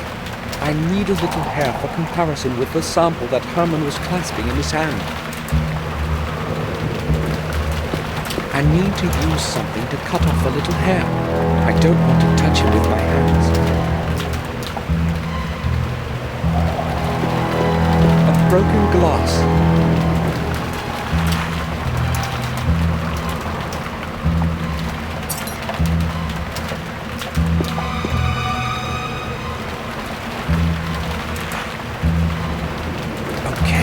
This should do. Where could I have a close look at it? Well, maybe just. I'll go back to the moor and use Herman's microscope.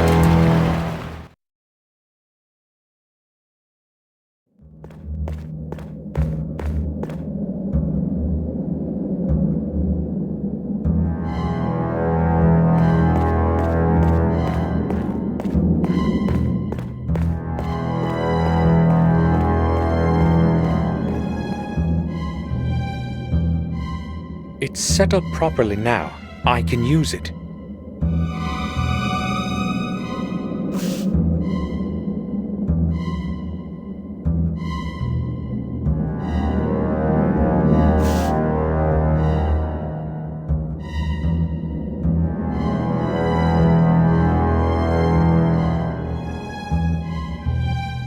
The samples differ. Even I can see that. It wasn't James who killed Herman. But who was it then? Who's got a black Morris?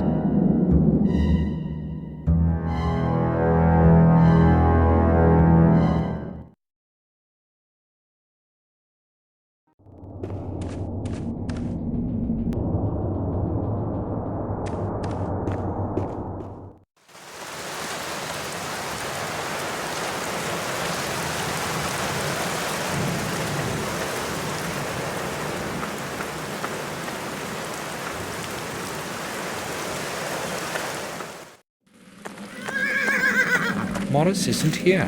Where could he have gone? A letter. Strange things have been happening around here. It all began a few days after the funeral of old Mr. Gordon, when his heir Samuel returned to the manor. His heir Samuel returned to the manor. I haven't got a clue as to what's going on. But when somebody finds this note, I'll be far away already.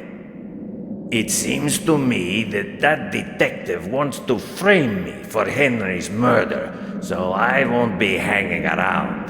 I'm going to go while there's still time. Feel free to keep my last month's wage, and don't bother looking for me. I won't be returning. Morris. Morris has run away. I knew he couldn't be trusted. What if it was he who committed the murders?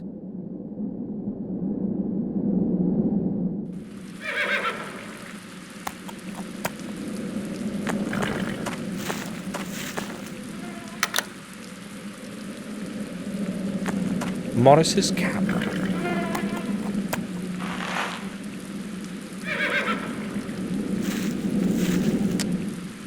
I found a little hair. I should examine it closely. Maybe this sample will match the one Herman was clasping in his hand.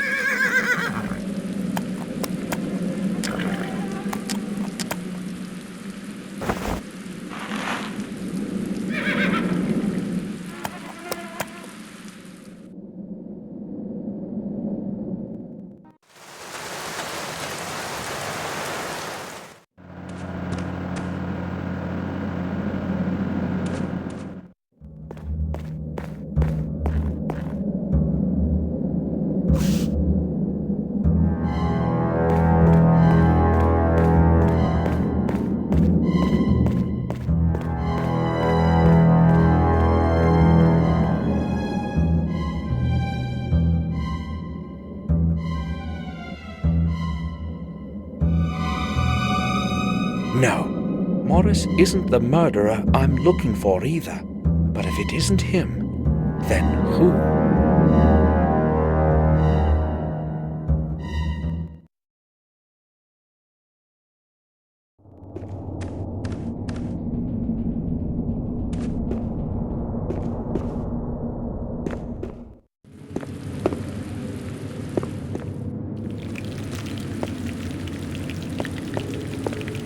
Bates.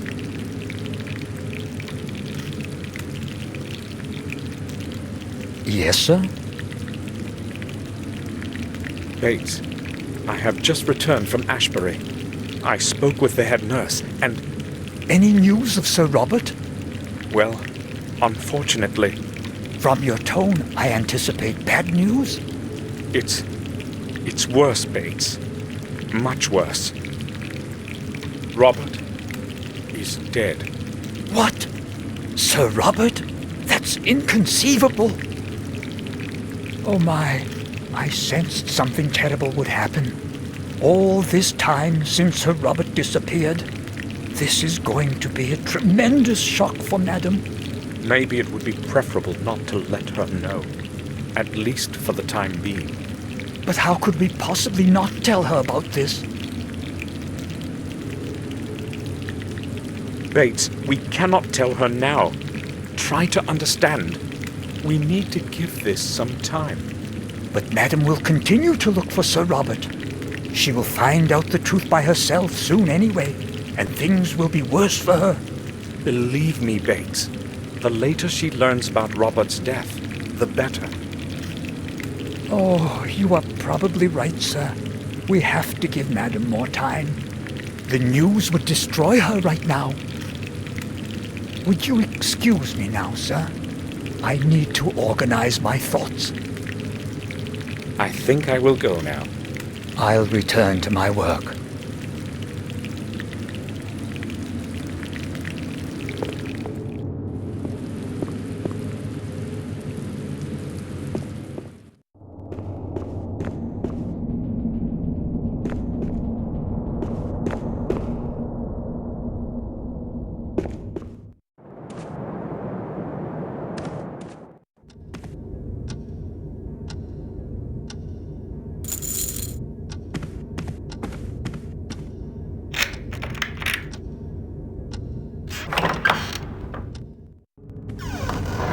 Robert's study.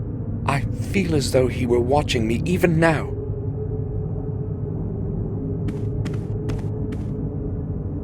Another key.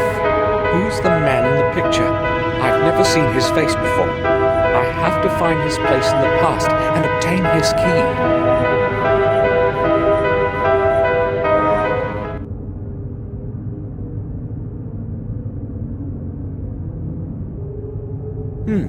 Anatomy.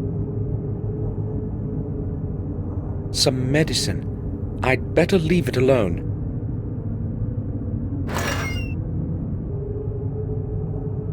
A little key was hidden there.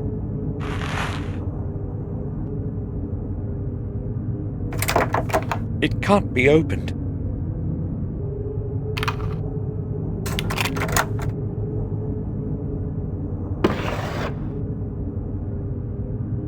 It looks like a security code. There's nothing else there, just papers and a book.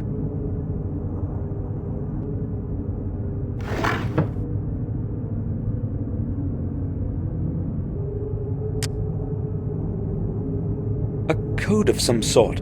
Strange, there's no writing on it.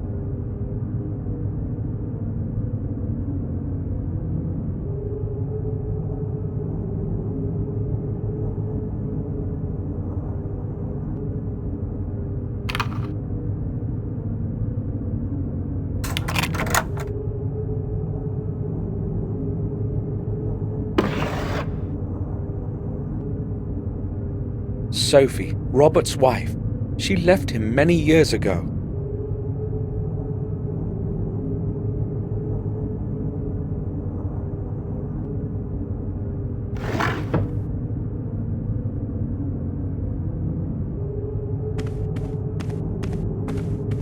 It sheds a strange greenish light.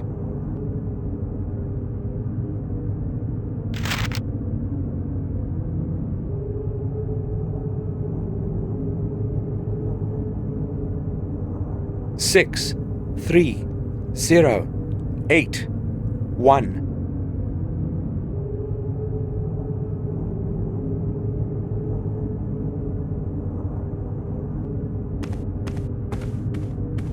That is a year prior to building the foundation of the castle.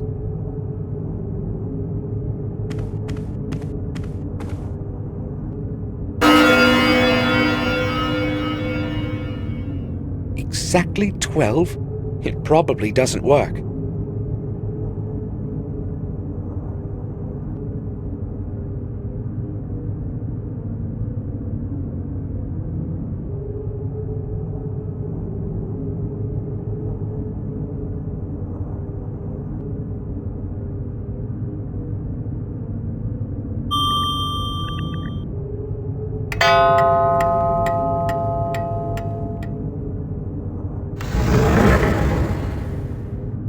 Secret bookcase. Robert had more secrets than anyone would have suspected.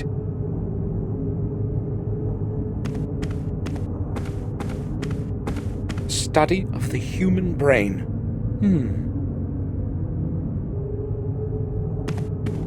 Robert has left this one opened.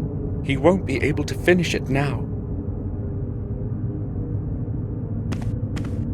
Medical volumes. There's no point in skimming through these. Most of them are in Latin.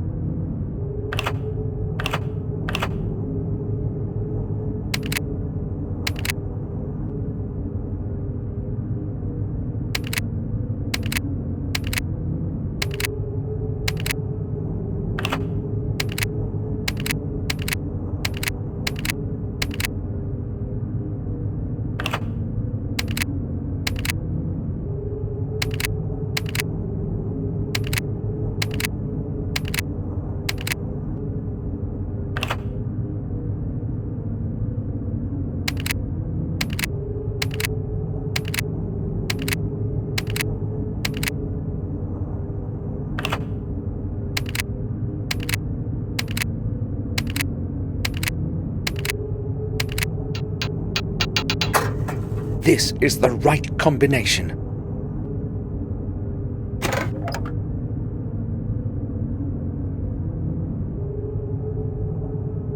It must be very old.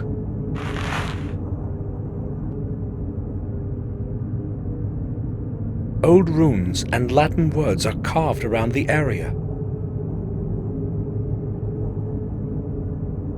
More tubes with that smelly solution. Robert's diary. May 2nd. Tomorrow I will visit Dr. Herman in the morgue. If he understands what I wrote to him in my letters, it shouldn't be too hard to convince him. I think he's my man. May 3. The visit to Herman fulfilled my expectations. Our secret agreement will make further progress in my research much easier. It did not take much effort to convince him to cooperate, just as I expected. Herman understands that science and research of novel concepts sometimes demands sacrifices. He agreed to take care of the first delivery tomorrow already, which suits my plans perfectly. If it were not for him, I do not know how it would be possible for me to keep on disposing of those damn bodies. A few corpses disappear without a trace certainly will not be a problem for him as a pathologist. Last, I can resume work on the tests. May 8th. Previous tests were no use, and several months of work turned out completely futile. God's sake, where could I have made a mistake? Where? Calculated all the components almost 1,000 times, and just haven't a clue as to what could be wrong. It's starting to make me tired. It's taking much too long, and with every new day, I'm afraid that someone will find out. It is with great luck that I convinced Herman to cooperate at the right moment. Either I improve the composition of the substance, or raise doses as they are. Otherwise, I cannot proceed further. Yes, that's it. The composition is correct. I merely require to raise the dosage. Yes! Should have started sooner with them. Oh, I will raise the concentration by 100%. May 9. Administered the higher concentrate to 2 subjects. I have to wait several days before I can make accurate measurements. At least I can now take a rest from all the figures and calculations. May 12. I thought I would not have to take any notes for the next few days, but I had a word with James today. He was acting differently than usual, and spoke about things that must never come to light. He knows too much about the methods of my research and can expose me. And worse, they would believe him. Do not know what to do now. Locked in that cell of his, he's trying to corner me. How ironic. Never before have I considered direct violence. But he is a threat to all my efforts and everything that I have achieved. May 13. Things are apparently worse than I thought. The head nurse spoke to James, and she herself suggested to me that we should release him for some time. It was quite an effort to convince her that James must stay where he is because of his condition. I have no clue what he told her to make her believe him, but I'm afraid he may tell her everything next time. Must not happen. He is not the fool I thought he was. I have to get rid of him somehow. May 15. Everything I once held firm in my hands is beginning to crumble and fall like a house of cards. Higher doses have had no effect. I verified all the measurements twice. Do not know how to continue. The whole affair with James refuses resolution. He must never be allowed to return to Black Mirror. Do what has to be done. There is only one possibility left. Only one solution. I will dispense with the calculations and raise the ratio of the effective substance by another 100%. I know whose veins I will inject the serum into this time. Herman helped Robert hide the results of his experiments. The bodies of the patients would end up in his morgue, and no one was to find out.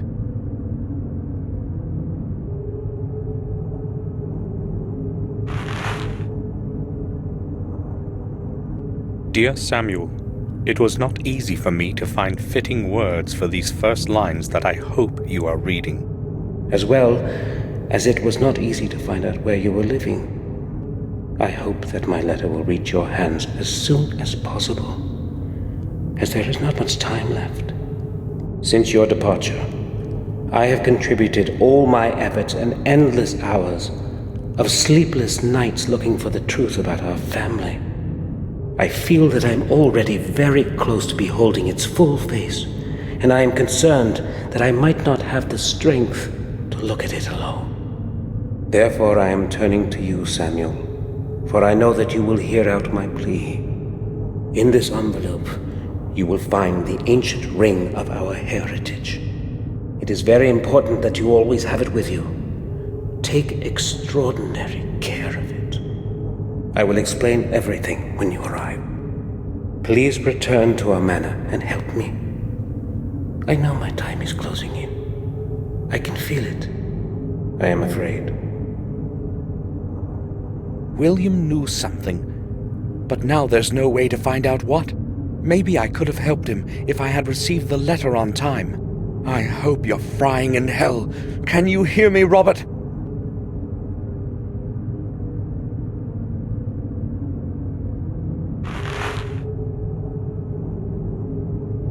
I, William Gordon, have decided to bequeath my possessions as follows. To my dear Victoria, I give and will all my personal possessions, the family jewels and valuables, as they righteously belong to her heirs and assigns forever. To my grandson, Samuel Gordon, I hereby transfer the ownership of the Black Mirror Castle, with all the neighboring lands. To him I also devise the administration of our family residence. Let him take care of it properly, as I no longer can, to his heir and assigns forever. To my beloved son James, I give the full right to live in his native residence for however long he should desire, until the end of his days. By this I hope to at least partially atone for your having to live in complete loneliness, my dear James. And lastly, to my firstborn son Robert. After long pondering, I have decided to deny the right to the property of our family. However, I do retain his right to his property and things that he has been making use of in our family residence. I know that you are well aware of the reason of my decision, Robert. In my eyes, you are no longer worthy of the name Gordon. These decisions I make of my own free will, and in the best of conscience. William Gordon. William's last will was apparently meant to stay hidden from everyone. Robert, I see now I didn't know you at all, you bloody beast.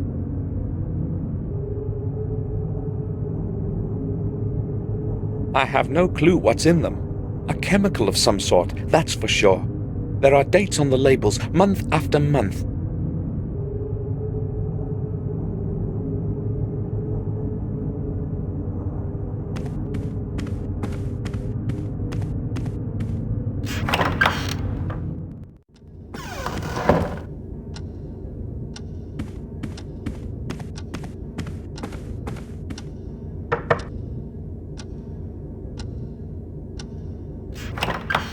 May I speak with you for a while, Victoria?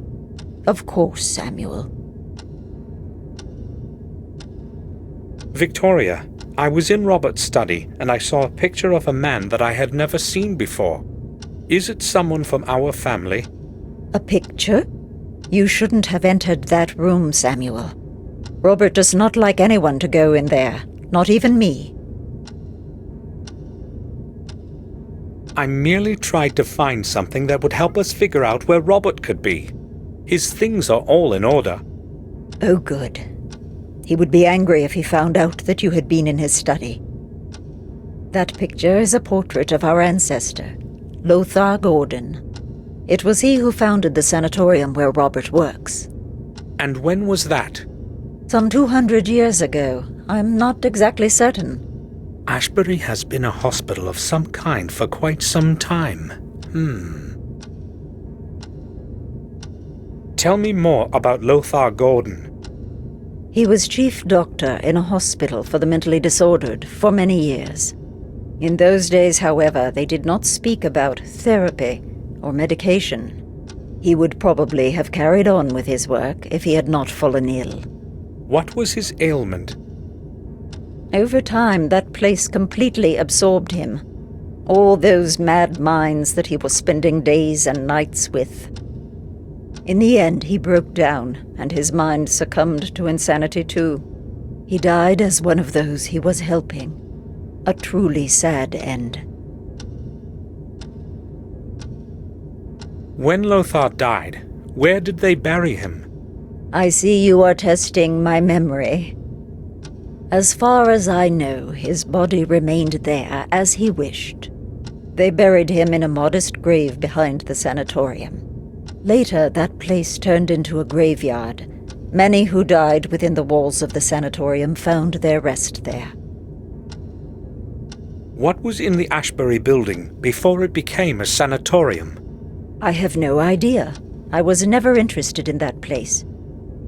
Why are you asking about such a thing, Samuel? I just wanted to know. It's not important.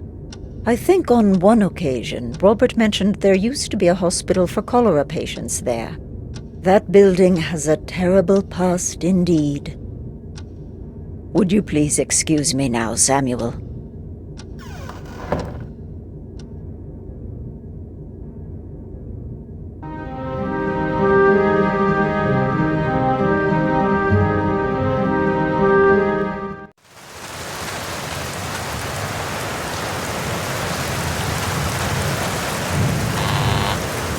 It's Samuel Gordon. Please, open the gate.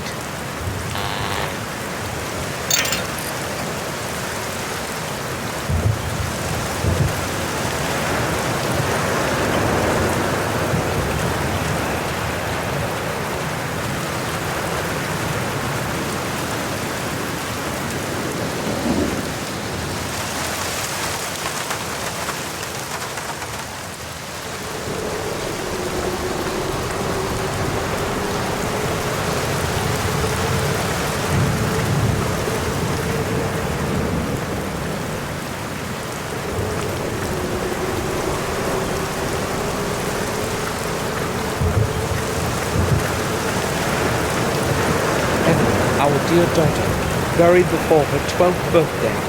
Let her soul find the resting place it couldn't have in this world.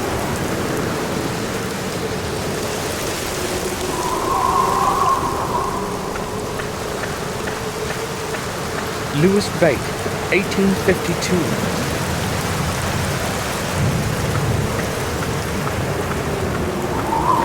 An unmarked grave. The Gordon coat of arms. That's likely the grave I'm looking for. I need to remove the shrub first.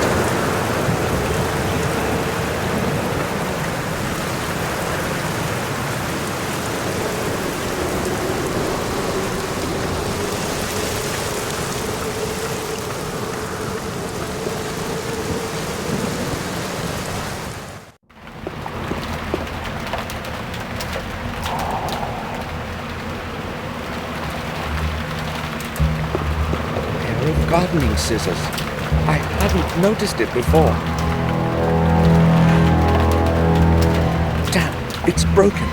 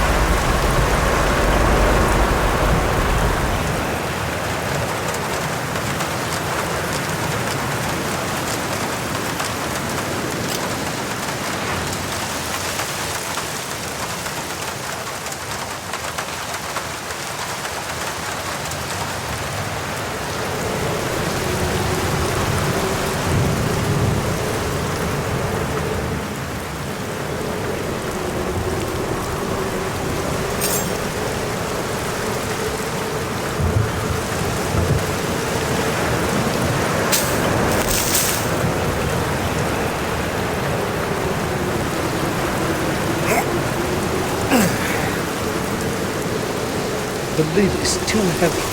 I cannot move it.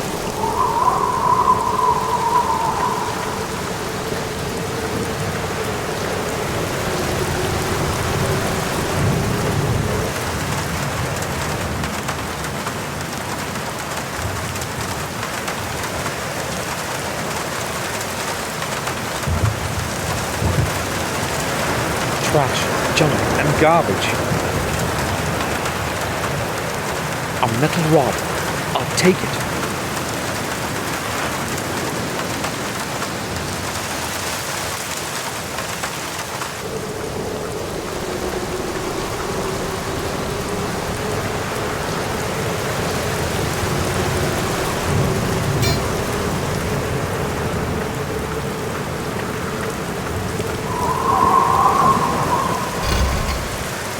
Oh no, the grave is empty.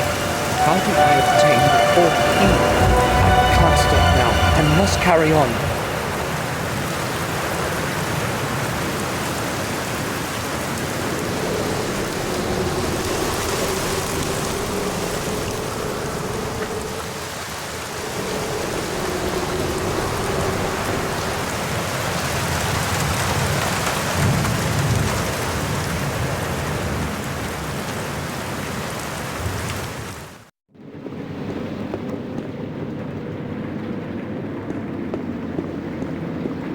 May I speak with you? Sure. Tell me, the old graveyard at the back of the sanatorium, has it always been administered by Ashbury? Yes, as far as I know, it has belonged to Ashbury for at least the past 100 years. And before that? Prior to that, it was part of the Wormhill Parish, I believe. But as I said, that was a very long time ago. Thank you. That's enough. So, the old graveyard was administered by the Wormhill Parish. That's all. Thanks.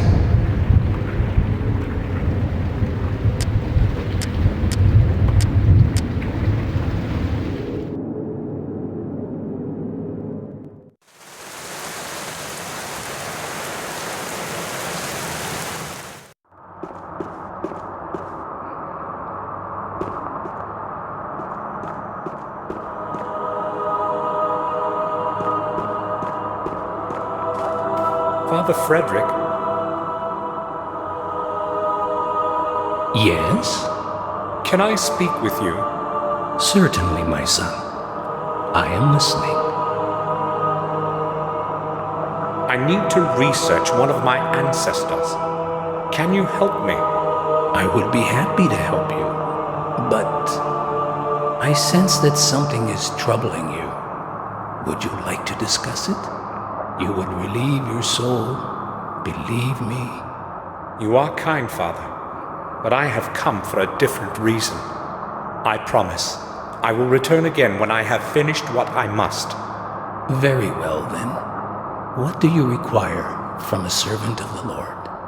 I need to figure out where the remains of Lothar Gordon are preserved. I suspect there might be a record of it in the chronicle of the parish. Our chronicles reach far into the past. I believe I should be able to find the information you need.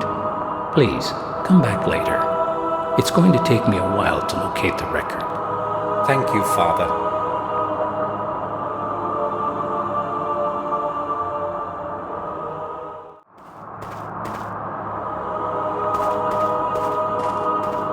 Father, I need to talk to you.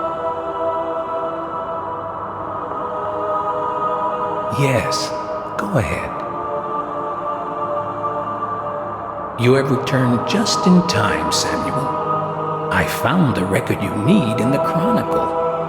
Lothar Gordon was the father of Thomas Gordon, who was the father of William. His remains were buried near Ashbury, as per his last wishes.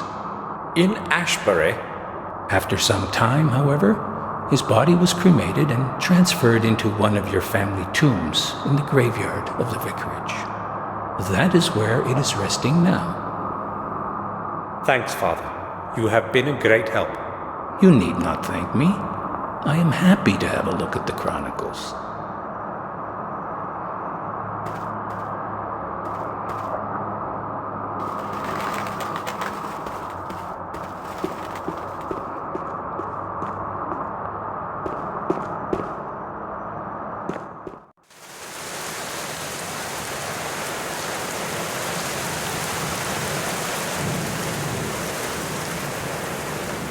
Who opened the crypt?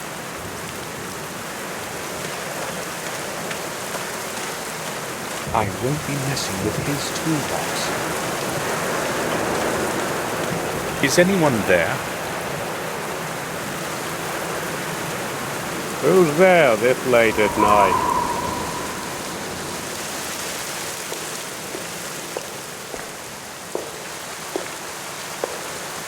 Is it you? What are you doing here? I know this is not exactly the right hour to take a walk around the graves, but I have my reasons. Yeah, you've probably got some real good reasons. I'm looking for Lothar Gordon's remains, and this is the last possible place. I would like to have a look inside. It won't take long. No, I won't let you in at this time. I've got my work to finish. Come by tomorrow and you can spend however long you want inside. I have to finish my work, so I'll be going back to it.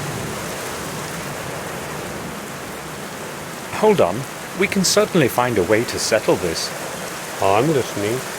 You can go down and see if you can find the urn for me. It's very important, and you won't lose out on it. Let me get this straight. You come to a cemetery after midnight to dig up an urn in the tomb of some ancestor of yours, and you will pay me to help you find it? Exactly. It's got to be very important indeed, as far as I can tell. To hell with it. I'll go and find it for free. So, whose urn is it that you want?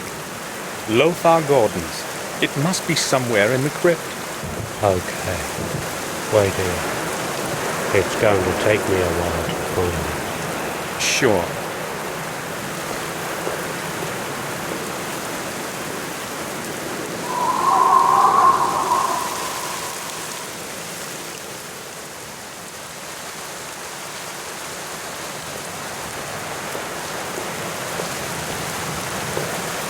You were right. I found it. Here you are. Now I've got to get back to work. You've cost me a lot of time already. I would still like to go to bed today. I'll leave you to your work. Good. The sooner I get to my bed, the better.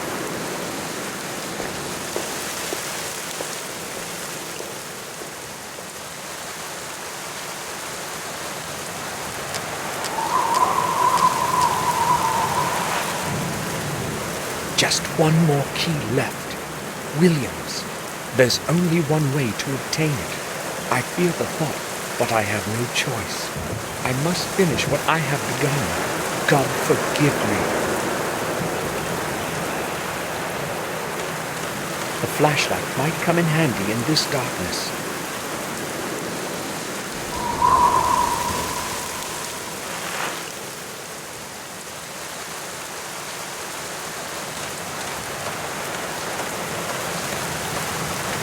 The ground hasn't hardened yet. What is it I am saying?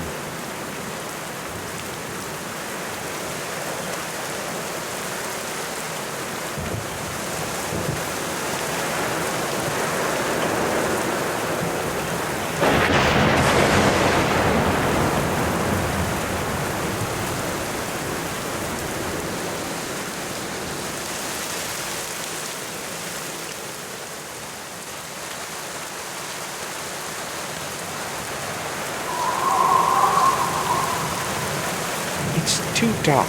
I can't see anything in there.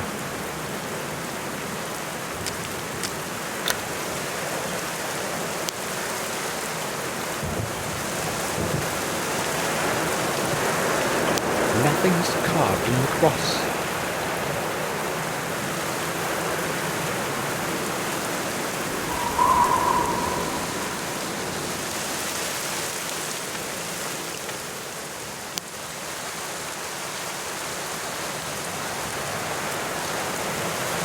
The shovel is lying on the heap.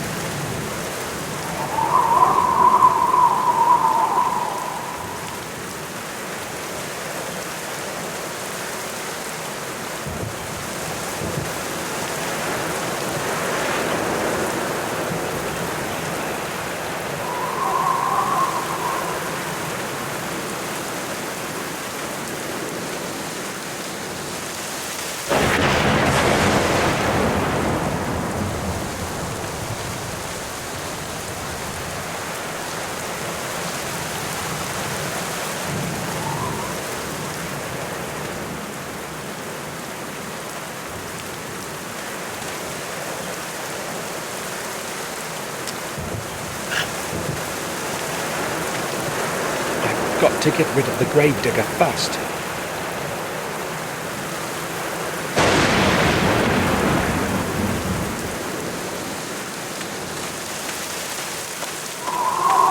Peg is holding the door open.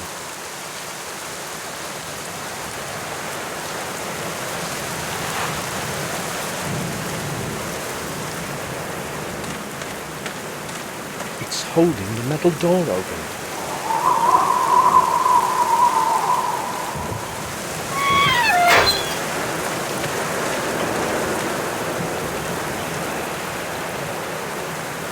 He won't be getting out easily.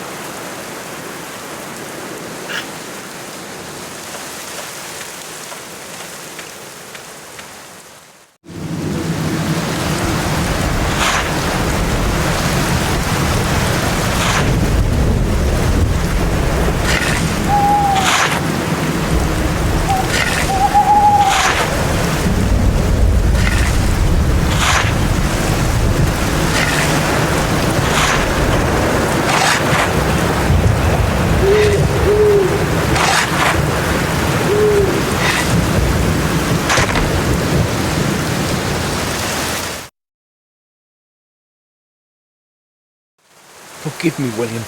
I had to do it. Fifth key, the last one.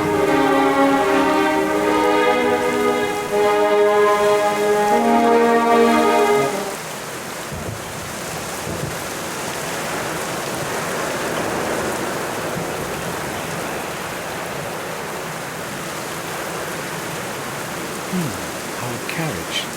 Somebody must have come to the vicarage. Victoria? I'll have a look in the church. That was Bates. What is he doing here? Why did he go to the confessional in such a hurry? I must find out somehow. Someone is coming. Most likely Father Frederick. I heard footsteps a minute ago. Did someone come in before you? I didn't see anyone. You must have heard me. Perhaps you were right. Is there some way I can help you? No, Father. Thank you. In that case, I will depart.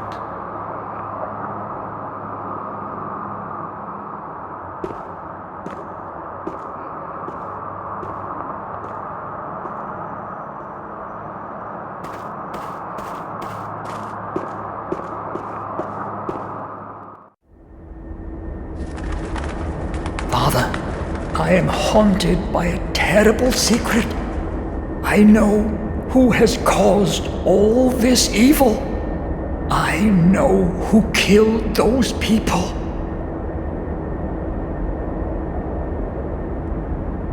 I can no longer bear keeping this secret to myself, so I must confess. I saw him sneaking through the night, covered by the darkness. His palms, they were stained with blood, a terrible sight. I hid quickly so that he would not see me. When I briefly looked into his face, I was stunned with awe. I still have his expression before my eyes. All this time, I remained silent. I could not tell anyone. They would not believe me anyway. Even I would not believe it if I had not seen his face with my own eyes.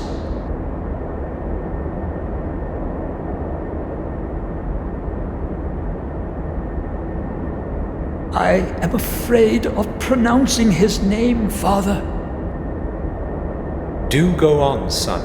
I know the devil has many faces. That night I saw one of them. The face was that of the Lord of Castle Black Mirror, the youngest of the family, Samuel Gordon. That must be the hair of the murderer. The murderer has black hair.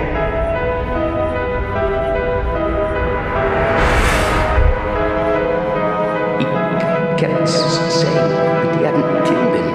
That's what he was saying. He said he knew who killed him. That he knew.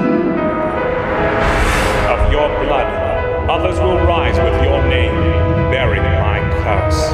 One of your heirs will convert 5 souls of 5 mortals. This will be the catalyst to bring my anger back to life. And I will return. When your days have ended, there will be no one to stop me.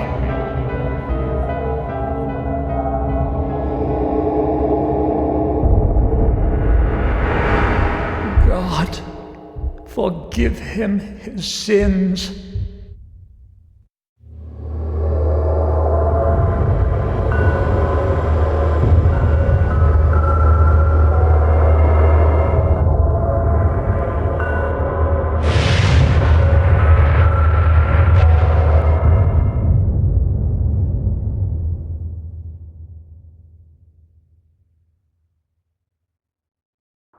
Forgive me, my lord, for my sins, and give me strength to carry on. Give me strength to stand up to evil and destroy the curse that has harassed my family for so long. Give me strength, my lord. Amen. There's only one way from the quiet areas of the church. I must descend into the depths of the catacombs and destroy the source of evil that has taken over my soul.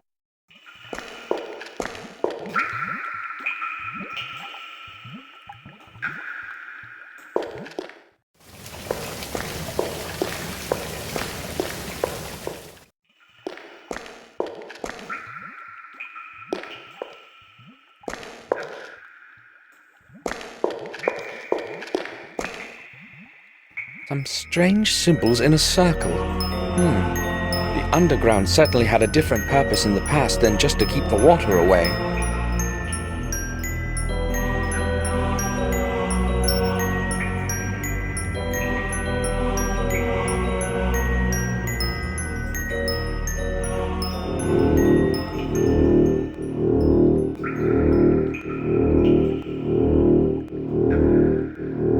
Those symbols. They led me as far as here.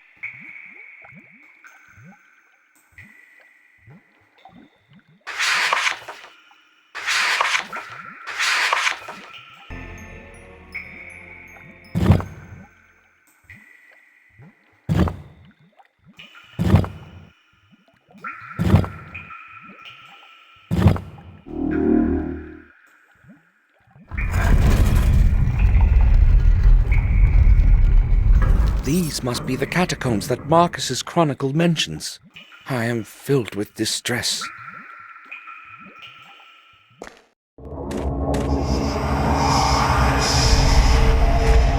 I don't know what the writing means. Maybe it warns against entering.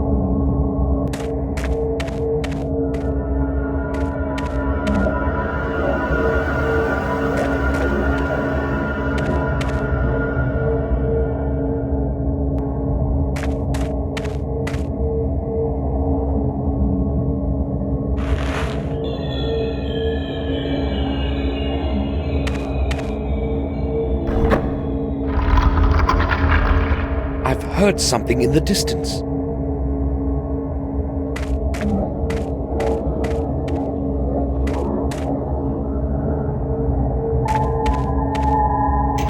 It can't be opened. There's no lock on it.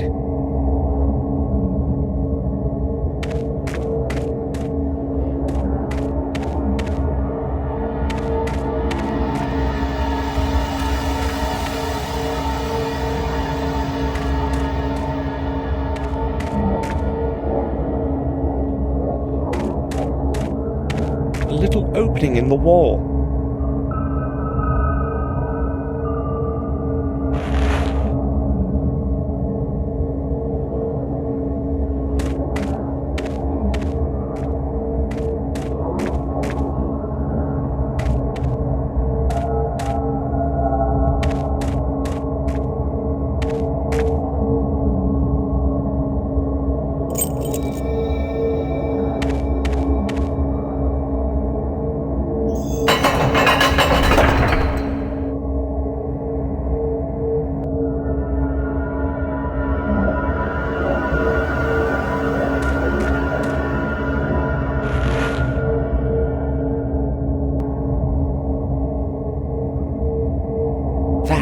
see the map of the labyrinth.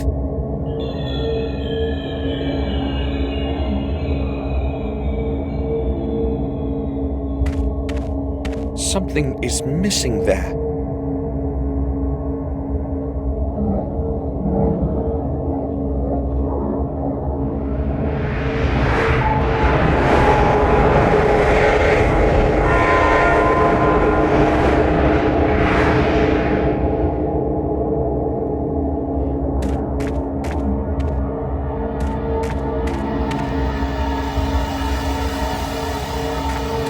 Beast carved in stone.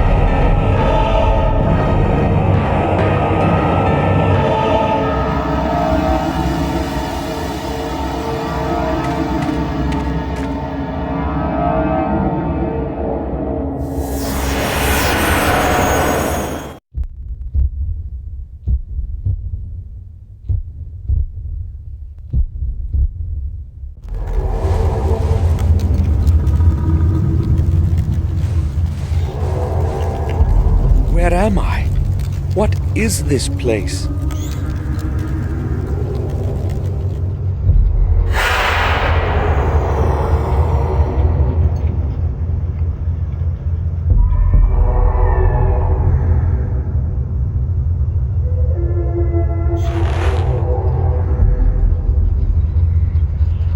Vorpal, an ancient ritual dagger. The blade is covered with dried blood.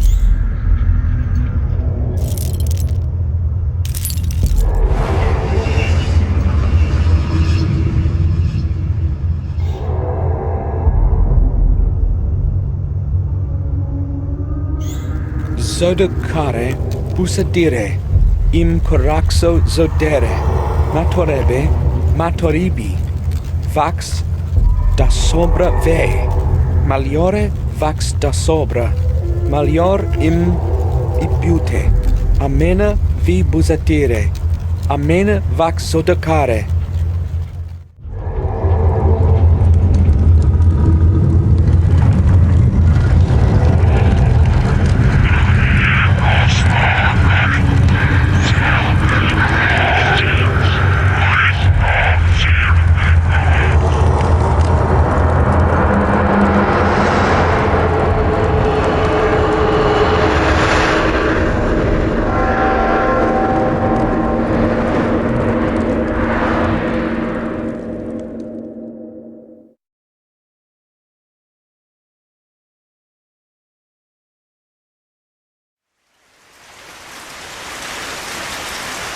Such is the end of my story. I always feared that my past would resurface and cast its shadow over me. My soul has blackened from sins that cannot be undone. Evil has many faces, many forms. I know that the past has been a diverted mirror of my soul. Here, there is no judge to pass judgment. There is only me.